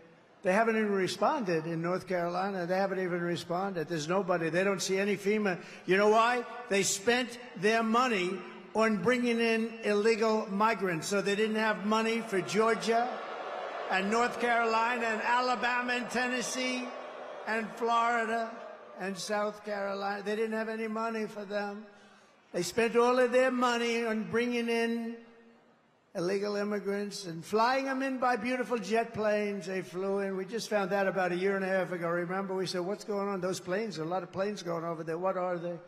They would fly them into the middle of our country, our beautiful, beautiful country. And you know what happened? You take a look at Springfield, Ohio. Think of this. Where 30,000 illegal migrants were put into a town of 50,000 people. No place can withstand that. Or take a look at Aurora in Colorado. Colorado is going to vote for us. You know why? Typically, they go a little bit the other way. Of course, with their voting system, I'm not so sure about that. But you know why? Because they tried to throw the leading candidate of both parties, meaning me. I was leading both parties off the ballot. And the people of Colorado, including Democrats, are very angry about it. They are a threat to democracy, to use their term.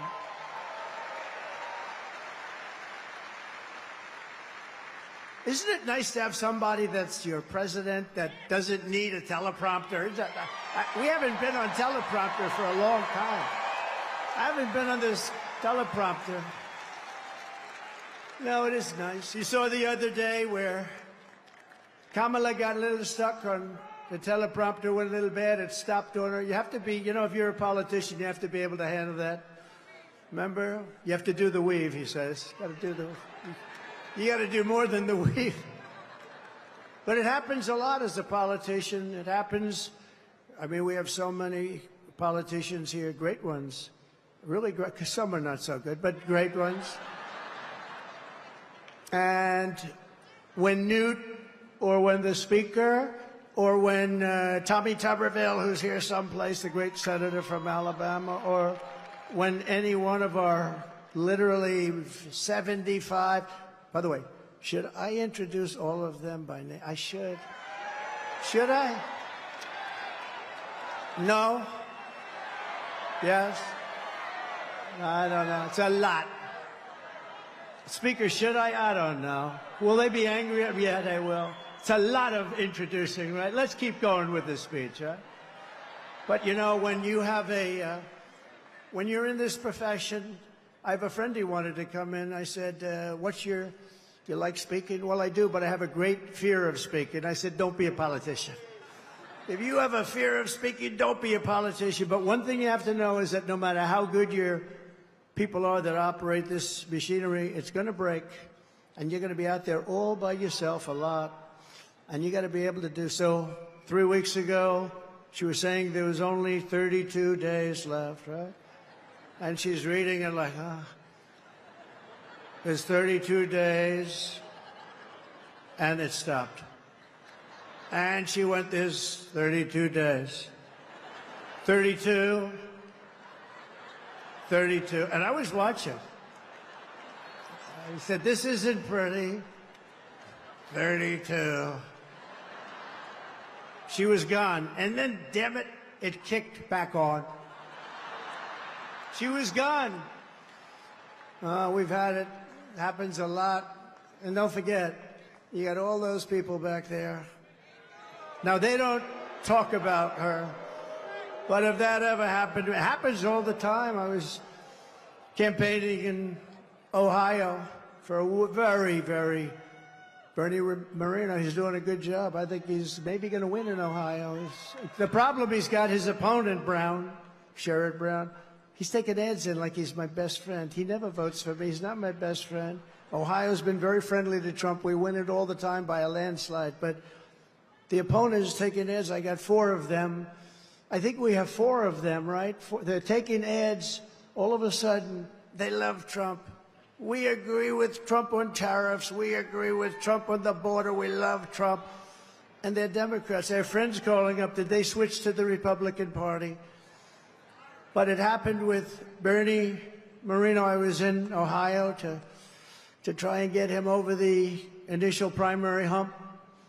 And it was 45-mile-an-hour winds, and these suckers were blowing like, you ever try reading a teleprompter where it's moving about 2 feet in each?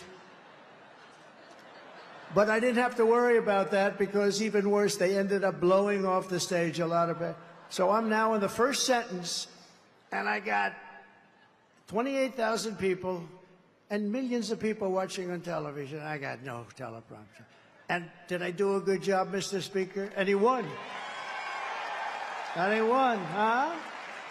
Thank you, Matt. And he won. And so you're up there all alone. We don't go 32, 32, 32. Oh, my God, whatever.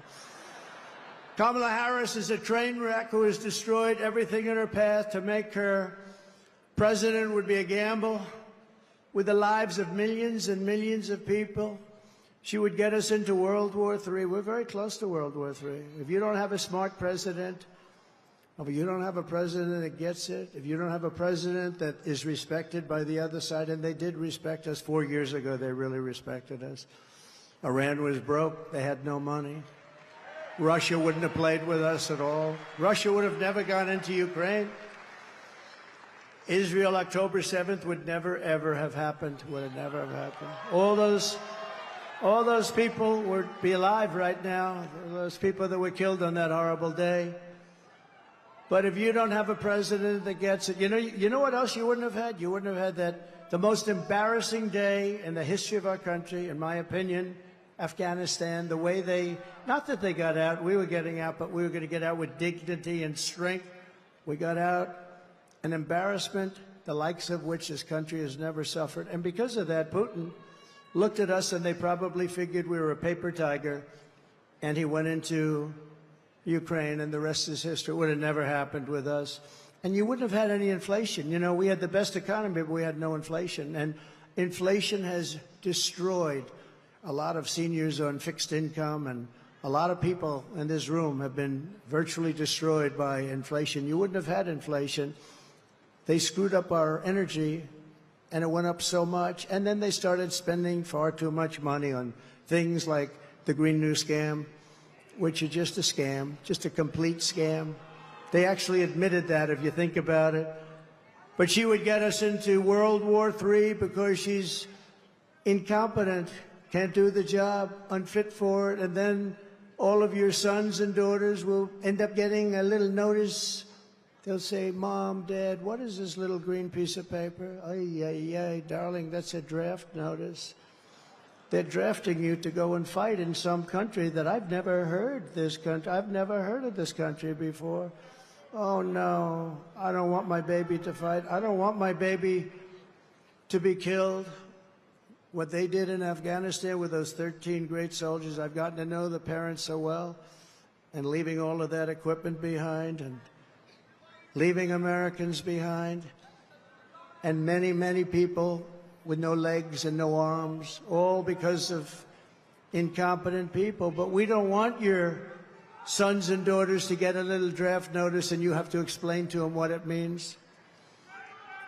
We're tired of fighting. I'm the only president in the last 84 years that didn't start a war. Remember Crooked Hillary?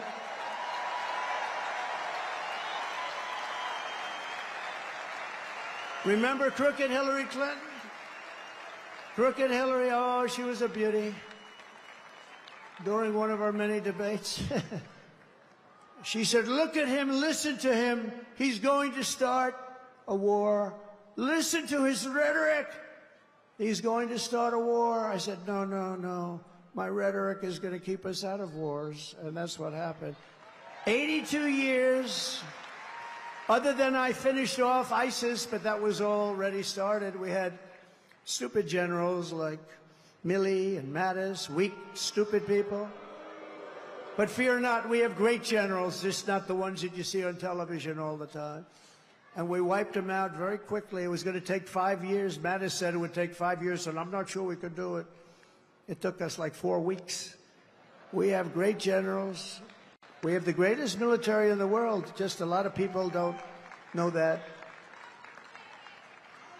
And everybody knows it, but, you know, I saw the other day a report that they issued that if we end up in a war with China, we cannot win. We're not strong enough. So I said to myself, assuming that's true, how stupid are you to put out a report like that? How stupid.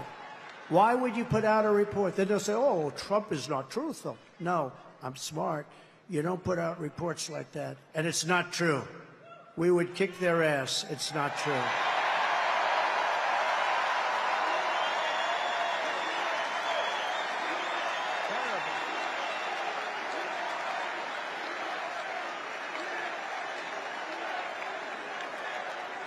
Our enemies are laughing at her. They want her to win so badly. Oh, they don't want Trump. They don't want Trump. I've made this position a very dangerous one because of that. That's why. It's a very dangerous. You know, if you drive a race car, you have 1/10 of 1% chance of dying. If you ride the bulls, I think the bulls are pretty nasty, right? You have about the same 1/10 of 1% of dying. If you become president of the United States, you got a hell of a shot at dying. I never knew that when I ran. I never thought about it, but here we are. Here we are. And I'm okay with it. And I would rather be here than any place in the world.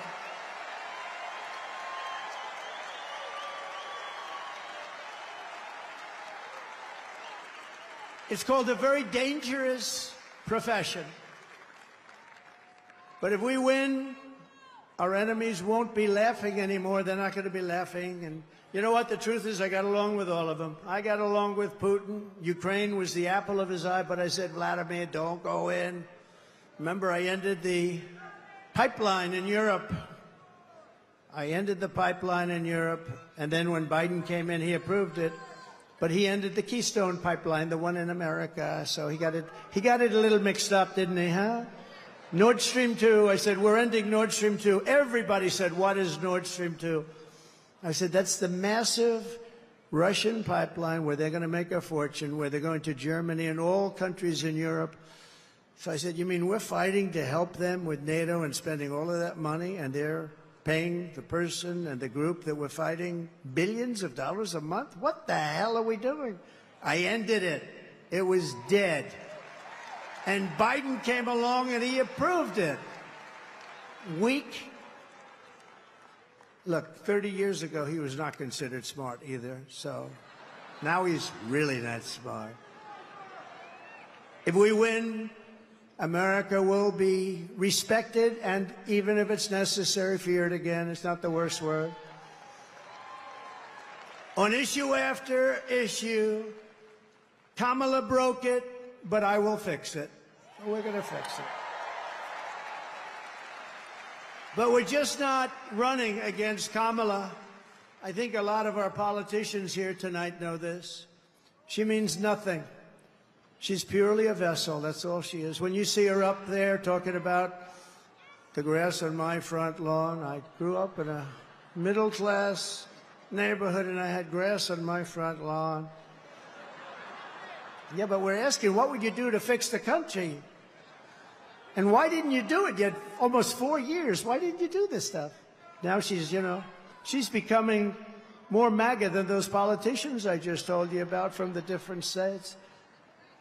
She can't put two sentences together.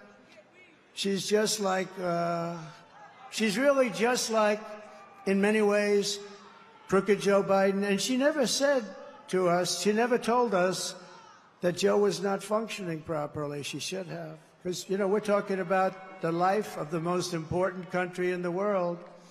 We need very smart people.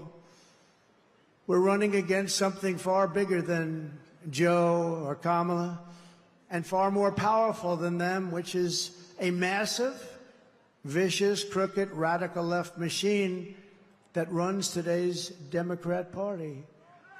They're just vessels. In fact, they're perfect vessels because they'll never give them a hard time. They'll do whatever they want. I know many of them. It's just this amorphous group of people. But they're smart and they're vicious. And we have to defeat them. And when I say the enemy from within, the other side goes crazy, becomes a sound. Oh, how can he say? No, they've done very bad things to this country. They are indeed the enemy from within. But this is who we're fighting. These are the people who are doing such harm to our country with their open border policies, record-setting inflation, Green New scam, and everything else that they're doing. But we're not going to let it happen any longer.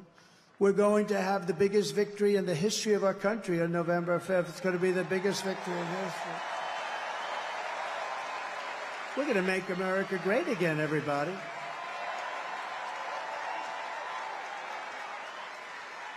On top of it all, Kamala says she would not do one thing differently from Joe Biden, which is totally disqualifying. And you have to remember this. All of the mistakes he made, and you know what maybe is the worst, but they're all so bad. Think of this. 325,000 children are missing, dead, sex slaves or slaves. They came through the open border and they're gone. Their parents will most likely never see them again, almost any of them. Think of the number, 325,000 children are missing or dead. Take a look at this, please. Would you have done something differently than President Biden during the past 4 years? There is not a thing that comes to mind. I stood there on the tarmac watching you check your watch. The chaotic and deadly U.S. evacuation from Afghanistan stunned Americans and the world and cost the lives of 13 U.S. soldiers. Would you have done something differently? There is not a thing that comes to mind. More than 13,000 illegal immigrants convicted of murder have been caught at the border and then released into the United States. An Afghan national is in custody today after being accused of plotting an election day terrorist attack. The suspect entered the U.S. on a special immigrant visa. Gut-wrenching new details in the murder of Georgia nursing student Laken Riley. The illegal immigrant suspect, who cops say committed the heinous murder, is a Venezuelan national who crossed the unsecured southern border back in 2022. 2 men investigators say are in the country illegally from Venezuela are charged with capital murder in the death of Jocelyn Nungaray. A fifth illegal immigrant accused of attacking 2 New York City police officers over the weekend showed no remorse or regret. Would you have done something differently? There is not a thing that comes to mind. Only 18% say the economy is in excellent or good condition. U.S. inflation has hit a new 40-year high, increasing by 9.1% over the financial year. Authorities saying Train de Aragua, which has been linked with more than 100 criminal investigations here in the U.S., has now been found operating its criminal enterprise in apartment complexes. Were you the last person in the room? Yes.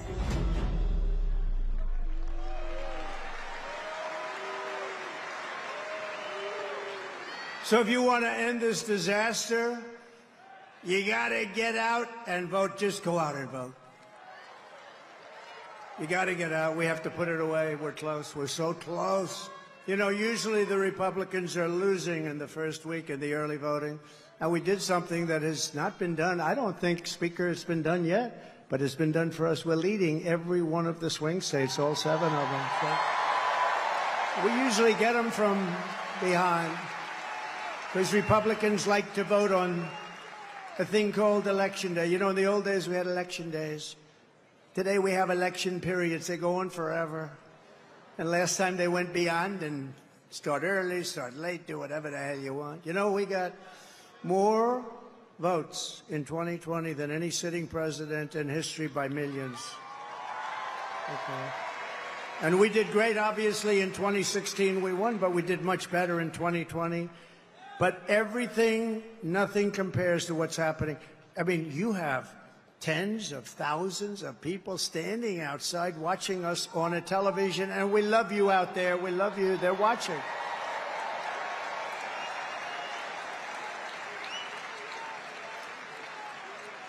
But both of those great races, both of them, don't compare to what's happening now. In Florida, we took a massive lead. And all of these places, I mean, there's something happening that's really good. There's something happening that's really good. But let's close it out. Pretend you're 1 point down. Would everybody pretend? Let me just do a poll. Who has already voted?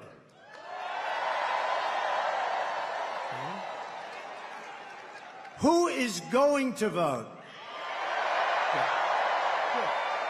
That's what I like. That would be better than the other way, if you've already voted. So I'd say 16, 17, maybe 20%, and we're leading. And most of you haven't voted, but you promise you're going to vote? Everybody promise? Promise, promise, promise? There's a lot of people in here. Well, the beauty is that, you know, a Republican likes to vote late, and they like to vote and make sure their vote's in the box, right? They want to vote. They just feel better about it.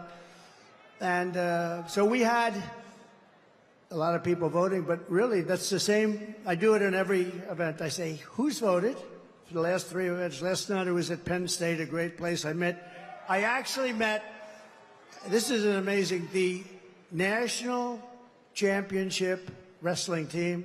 They won Penn State won the national championship, but listen to this.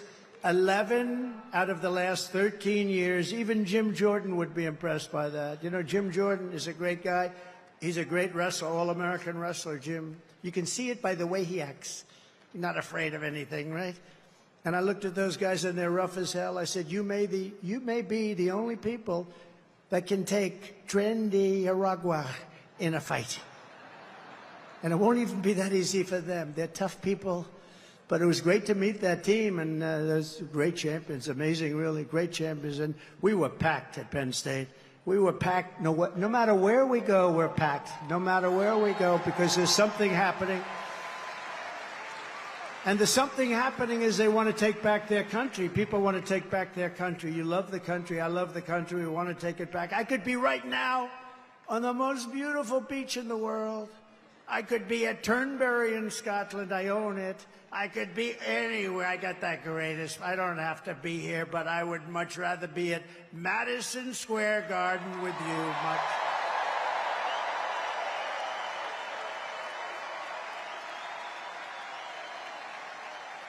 So we're thrilled to be joined today by an incredible group of patriots who are going to help us save our country, including our next Vice President, J.D. Vance.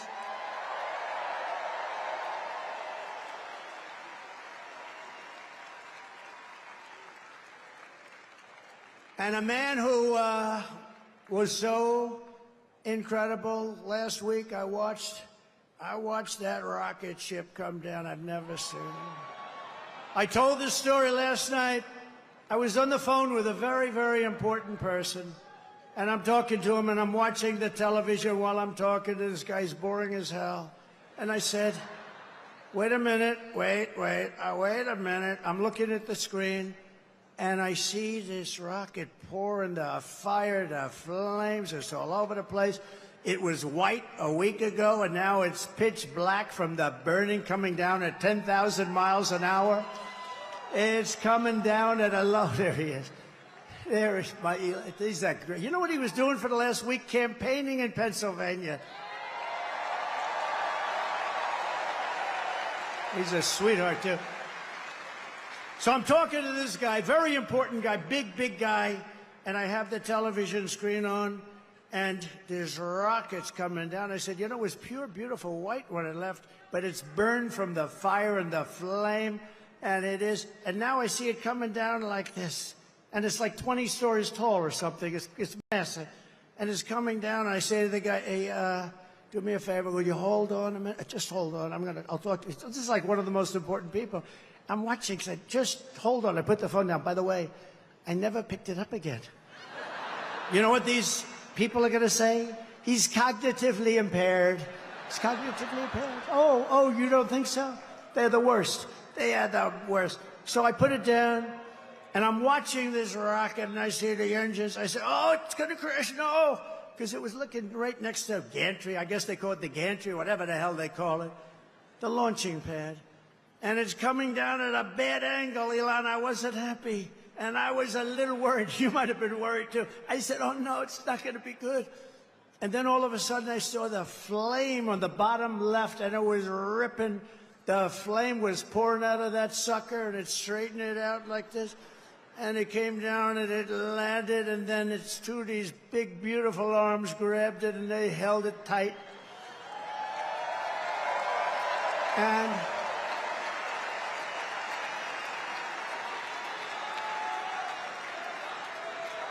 And I said, I wasn't sure if it was a movie. I thought it might be one of these crazy movies. And I said, I got to call Elon.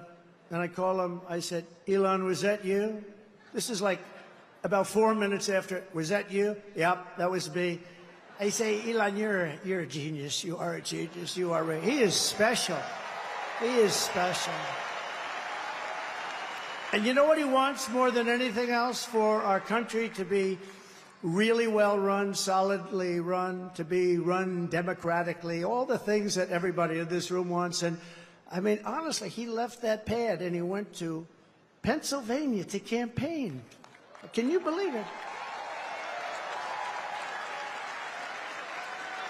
And I asked him a couple of questions. I said, Elon, let me ask you a question. Can Russia do that? No. Can China do that? No. Can anybody do that other than you? Nobody else can do it.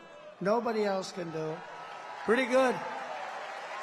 And he said, and they won't be able to for 10 years, you said, right? They won't be able to for 10 years. No, he's amazing. And he's a great guy, too. He really is. Got to remember him. This is a piece of work.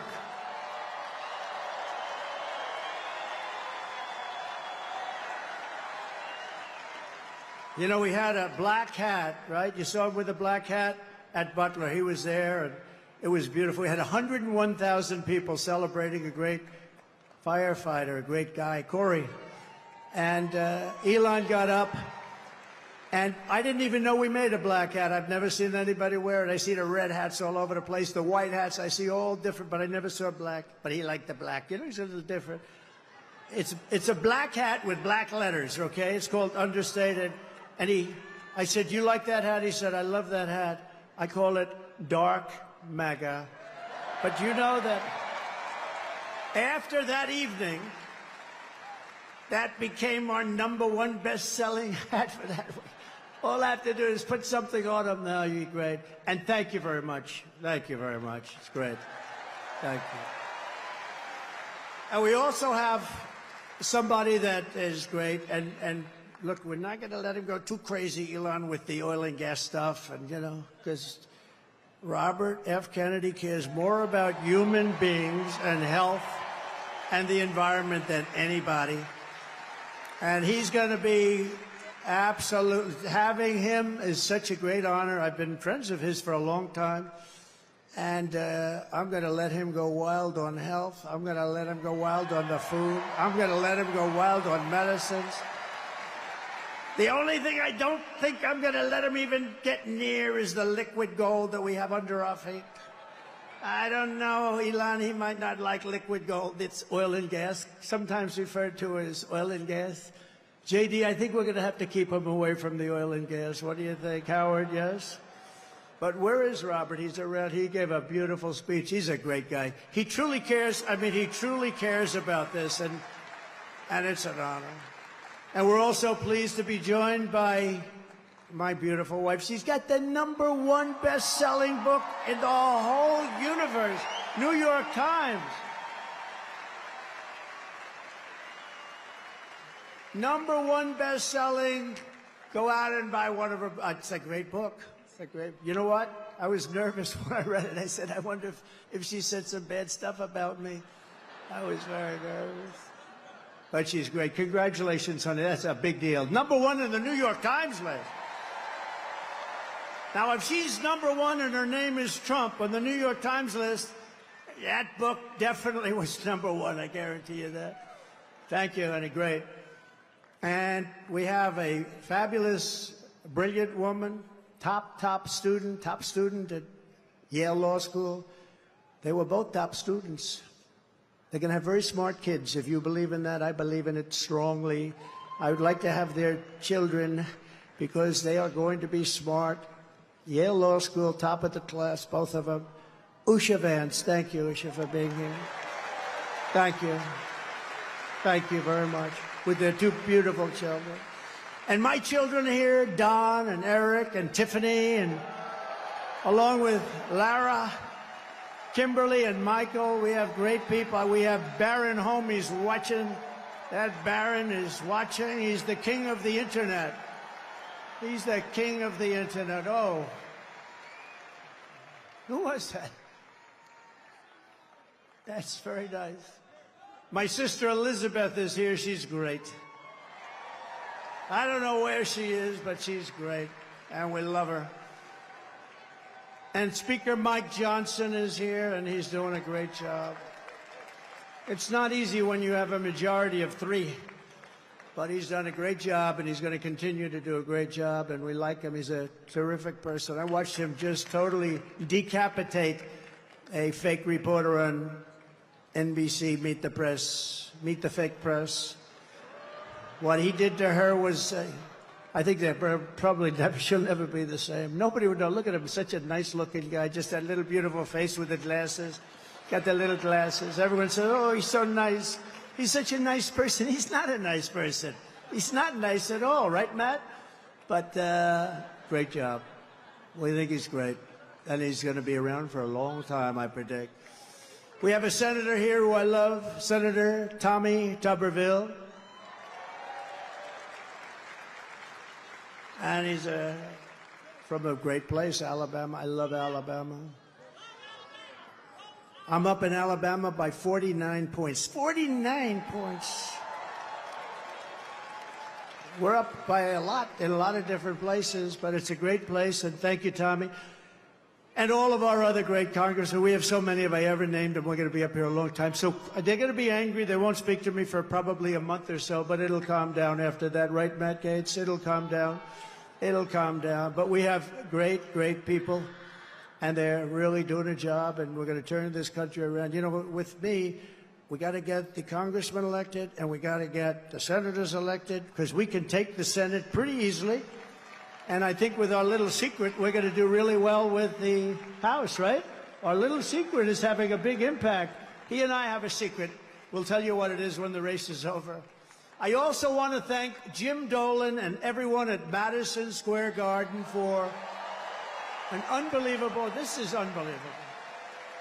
I've watched the Knicks and Rangers here, and what a location. You know, they tried to talk Jim out of this location. We're going to move you to the river. We're going to move you all over the place. And he's tough. He said, I don't know. They offered him all sorts of money. We're going to move Madison. It's a very prime location. We're going to move it to the river. Well, we're right on top of every train hub in it's like the world or something right here. Don't get that much, but he was offered a lot. Man, did he make a good decision. That would have been peanuts compared to the value. But there's no place like Madison Square Garden. Thank you very much to Jim and all of you people.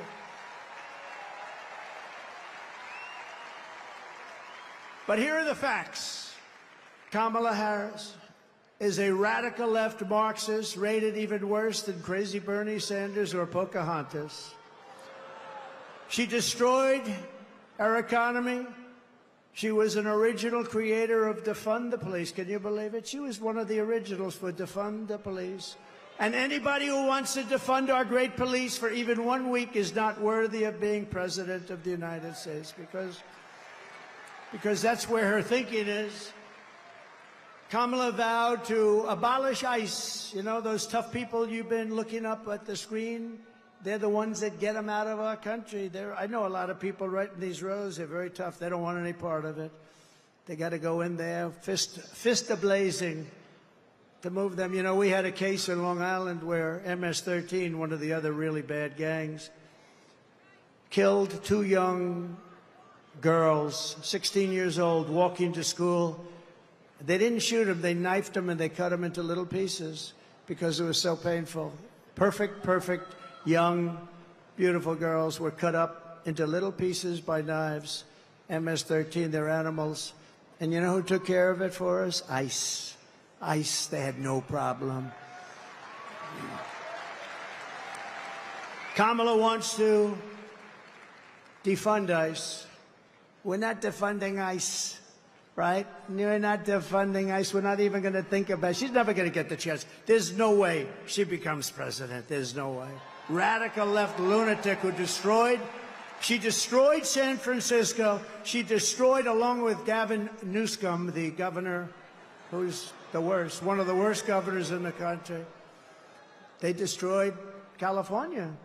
And she's not going to get a chance to destroy our country any further.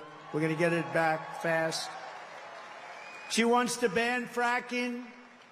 And as California Attorney General, she redefined child sex trafficking, assault with a deadly weapon, and rape of an unconscious person as a totally nonviolent crime. She pledged to confiscate your guns. Is there anybody in the room that would like to give up their gun to come? I had a feeling you might say that. And endorsed a total ban on handgun ownership. I don't think that's good. When a criminal crawls into your house at night, it would be nice to be able to at least have a chance, wouldn't it? Wouldn't it be nice? She even called for free sex change operations on illegal aliens in detention at taxpayer expense. Think of it, at taxpayer.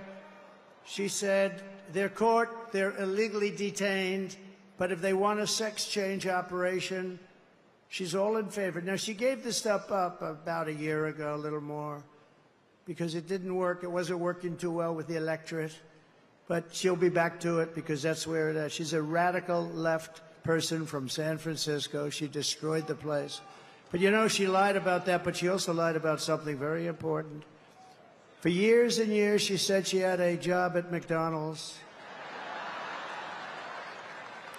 And the reason I went there last week, do you know that I got a call from Sundar, very smart guy, at Google. He said, this is the most amazing thing. We've had just about more hits on this crazy McDonald's store. And I went there just to prove a little point. See, you never know how something's going to work out, Mr. VP, do you? But he called and he said, we've had more hits on McDonald's than, I think he said, anything we've ever had, but let's say it's close. And did anybody watch Joe Rogan recently? Good.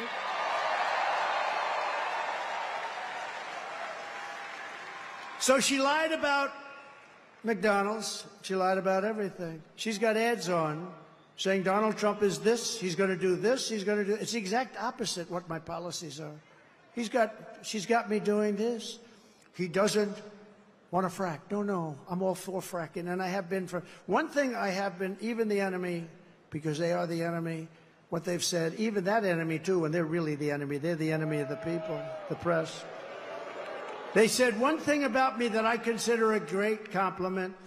They said, this guy is the most consistent person we've ever seen. Because I've been against cars and car factories being taken out of Detroit and being taken out of our manufacturing of automobiles, being taken out of our system, out of our country for years. I've been against all of the things that are happening and have happened. We stopped it, and now it's happening again. When you hear 50,000 manufacturing jobs lost in just a short period of time. But I've been the most consistent because we're going to bring our manufacturing back to the United States. It's all coming back, so get ready. Get ready. You're going to have your choice of great jobs. And on top of all this, Kamala tried to turn our military woke. So tonight, whether you are a Republican, Democrat, or independent, conservative, or liberal, I'm inviting you to join the greatest political movement in the history of our country. It's really it is. Do you know it's the greatest movement in the history of our country? I tell the story years ago. There's a guy, is a great guy, older guy now, very old, but he was great, conservative guy, Pat Buchanan, right? We know Pat Buchanan. He came in second in the New Hampshire primary, and for 45 years he made an unbelievable career of it. He was a hot item. He was on every show. He came in second in one primary. We came in first in 50 primaries. We then had a great election that we won. We then had another great election that we did a hell of a lot better in, and bad things happened. We're not going to let that happen. COVID. They used COVID to cheat. But we then had an election, but now we have the election of, well, this will be, in my opinion, I have to say if, because, you know, there's always risks, I guess. But if we pull this off, this will be the biggest political event in the history of our country. Right?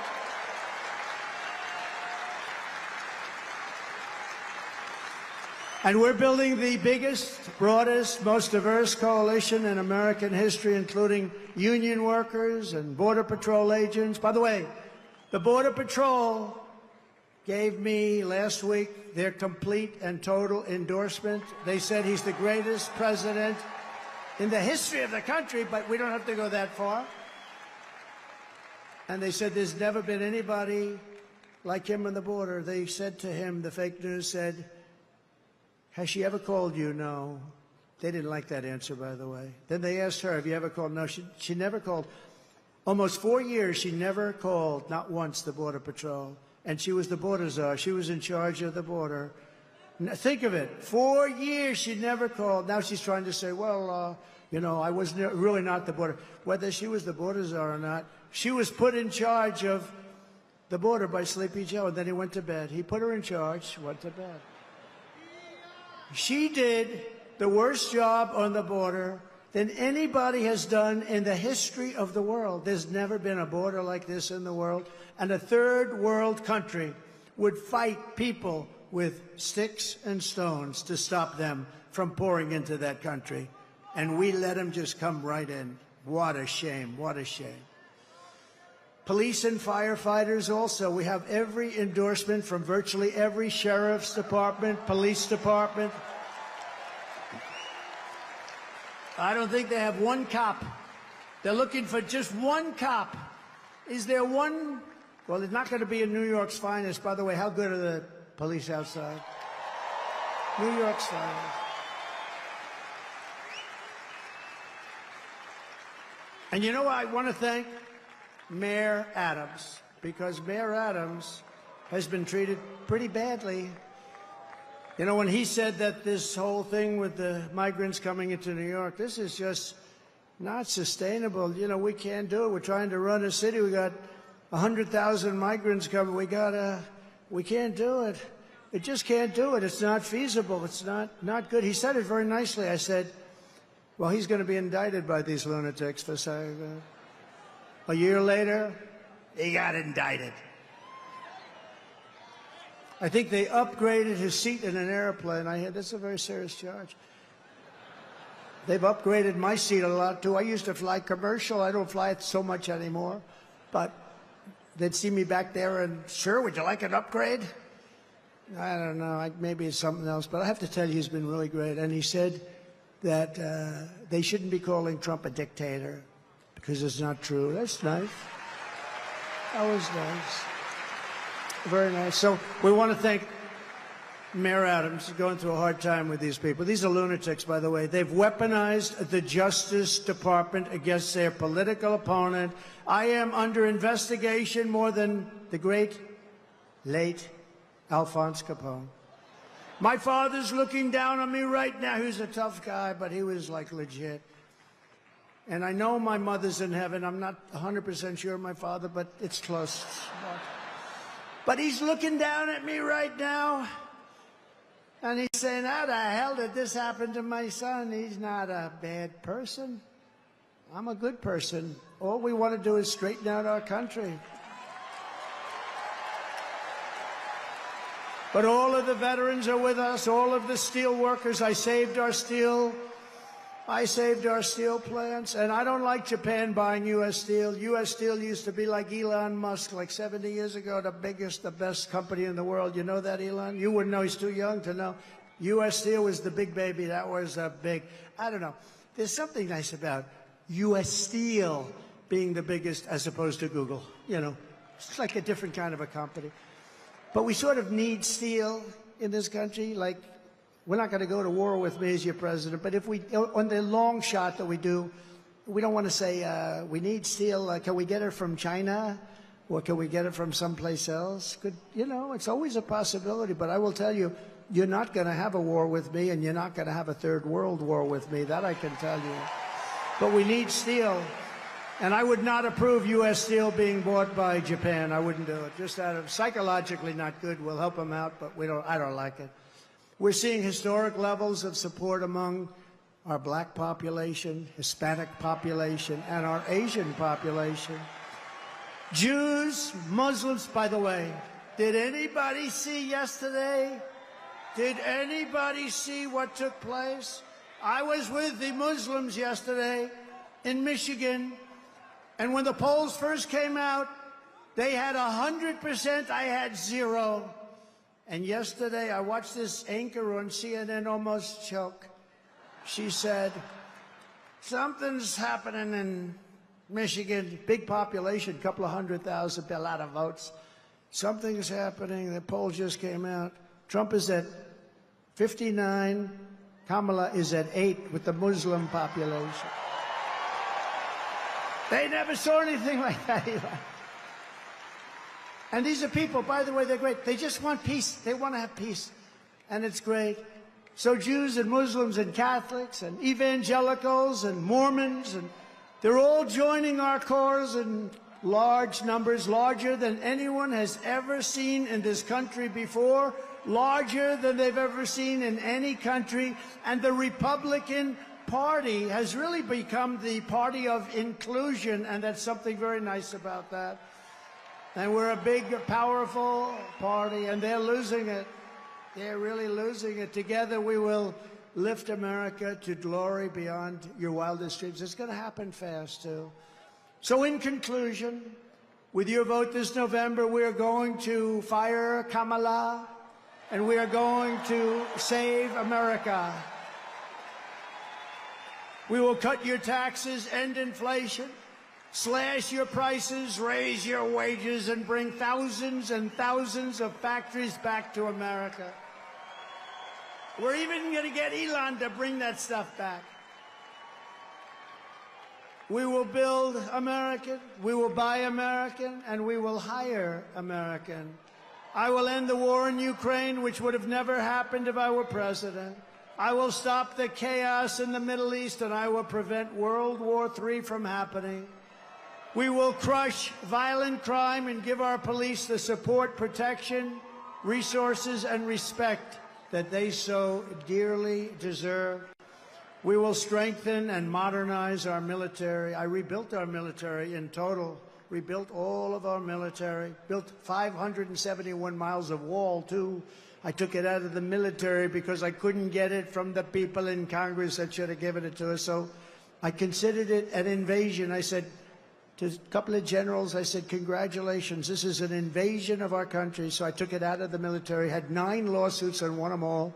We will build a massive defense shield, all made in the USA. We're going to build a beautiful dome over our country. And a lot of it's going to be made right here in New York. We will rebuild our cities, including our capital in Washington, D.C., which has become a very dangerous and badly managed place. We're going to make them safe, clean, and beautiful again.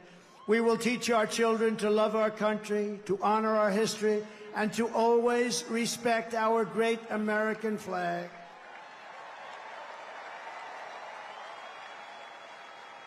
And as long as the Speaker of the House of Representatives is here, I would like to put forward a bill, because I watched 2 months ago as some very bad people, radical left people, by the way, nothing happened to them, in Washington, D.C., burned our American flags. They were burning flags.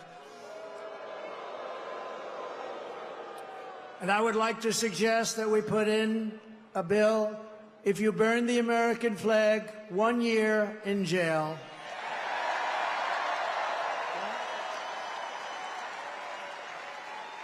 We will get critical race theory and transgender insanity the hell out of our schools. And we will keep men out of women's sports. I will defend religious liberty, I will restore free speech, and I will defend the right to keep and bear arms. Our Second Amendment is under siege. After years of building up foreign nations, defending foreign borders, and protecting foreign lands, we are finally going to build up our country, defend our borders, and protect our citizens. It's called America First, and it's going to happen at levels never seen before. And I'll tell our friends, our allies, who sometimes treat us very badly, that it's about time we take care of ourselves. And we will stop the illegal immigration that's taking place at levels never seen before. We will stop it cold and once and for all. We will not be invaded. We will not be occupied. We will not be overrun. We will not be conquered. We will be a free and proud nation once again. Everyone will prosper. Every family will thrive. And every day will be filled with opportunity and hope. And very much so, it will be filled with the American dream. We're bringing back the American dream, and we're going to bring it back at the highest level that you've ever seen. But for that to happen, we must defeat Kamala Harris and stop her radical left agenda with a landslide that is too big to rig. So you need to get out and vote. Get your husband off the couch. The football game doesn't mean a damn thing. You got to get out and vote. Get up, Harry. Come on, Harry. Get up, Harry. Let's go. You're going to vote for the president, Harry. We're going to save our country. For the past 9 years, we have been fighting against the most sinister and corrupt forces on earth. With your vote in this election, you can show them once and for all that this nation does not belong to them. This nation belongs to you. It belongs to you. No city embodies the spirit, energy, and potential of the American people more than where we are gathered tonight. We want to win our country, but we also want to win New York and make it safe and strong and beautiful and affordable and vibrant again. And we're going to do that. And we'll work with the mayor and we'll work with the governor. We're going to do that. We're going to make it great. You know, when I left for Washington 8 years ago, we had a horrible mayor named de Blasio. He was a horrible, horrible. And things you could see they weren't being properly done, but still it was a place that people wanted to be and all. But since then, our federal government, what they've done to this place, what they've done to the state, and I mean, to force hundreds of thousands of really rough people into this beautiful, I call it a beautiful oasis. When I left, New York was the place you wanted to be, and now people just don't speak well of it. But we're gonna bring it back, and we're gonna bring it back strong. And I hope you go out and vote. You got to vote for. You got to vote. It would be such an honor to win New York. Hasn't been done in decades. Hasn't been done in so long. It hasn't been done in so long. They all say, "Sir, you're wasting your money." I don't think so. Your crime is through the roof. Everything is through the roof. I remember during the debate, they said, "No, sir, this stupid person named David Muir from ABC Fake News." He said, "Sir, crime is not through the roof. Crime is down." I said, "No, it's not." I said, "It's not down, it's up. It's down." I was like debating three people. I had him, I had that person next to him who I never even heard of. But it turned out the following day, they released the stats, and crime was up 45%. And what a shame. What a shame. We really need a fair press in this country. If we have a fair press, that's going to be 50% of the battle of bringing it back. But this is the city where I was born and raised, and this is the town that taught me that Americans can do anything when they want to. So no matter our differences, when we work together, there is nothing that we cannot achieve. From New York to Las Vegas, from Philadelphia to Phoenix, from Chicago to Charlotte, from Atlanta to Detroit, this nation was built by generations of American patriots who gave everything they had for our rights, our future, and for our freedom. Through freezing cold winters and hot, scorching summers, through storms and setbacks and conflicts and danger, our American ancestors pushed onward, marched forward, and overcame every single obstacle that stood in their way. Together they crossed the oceans, settled a continent, tamed the wilderness, laid down the railroads, raised up those mighty skyscrapers, built the highways, won 2 world wars, defeated fascism and communism, and launched American astronauts to the moon. It was hardworking patriots like you who built this country, and 9 days from now, it's hardworking patriots like you who are going to save our country. After all we have been through together, we stand on the verge of the 4 greatest years in the history of the USA. With your help from now until Election Day, we will restore America's promise, we will put America first, and we will take back the nation that we all love. We bleed the same blood, we share the same home, and we salute the same great American flag. We are one people, one family, and one glorious nation under God. We will never give in, we will never give up, we will never, ever back down, and we will never, ever, ever, ever surrender.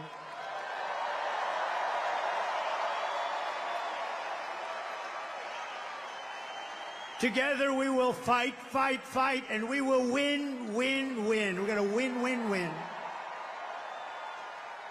November 5th will be the most important day in the history of our country. And together we will make America powerful again. We will make America wealthy again. We will make America healthy again. We will make America strong again. We will make America proud again. We will make America safe again. And we will make America great again. Thank you, New York. God bless you. God bless you all. Thank you.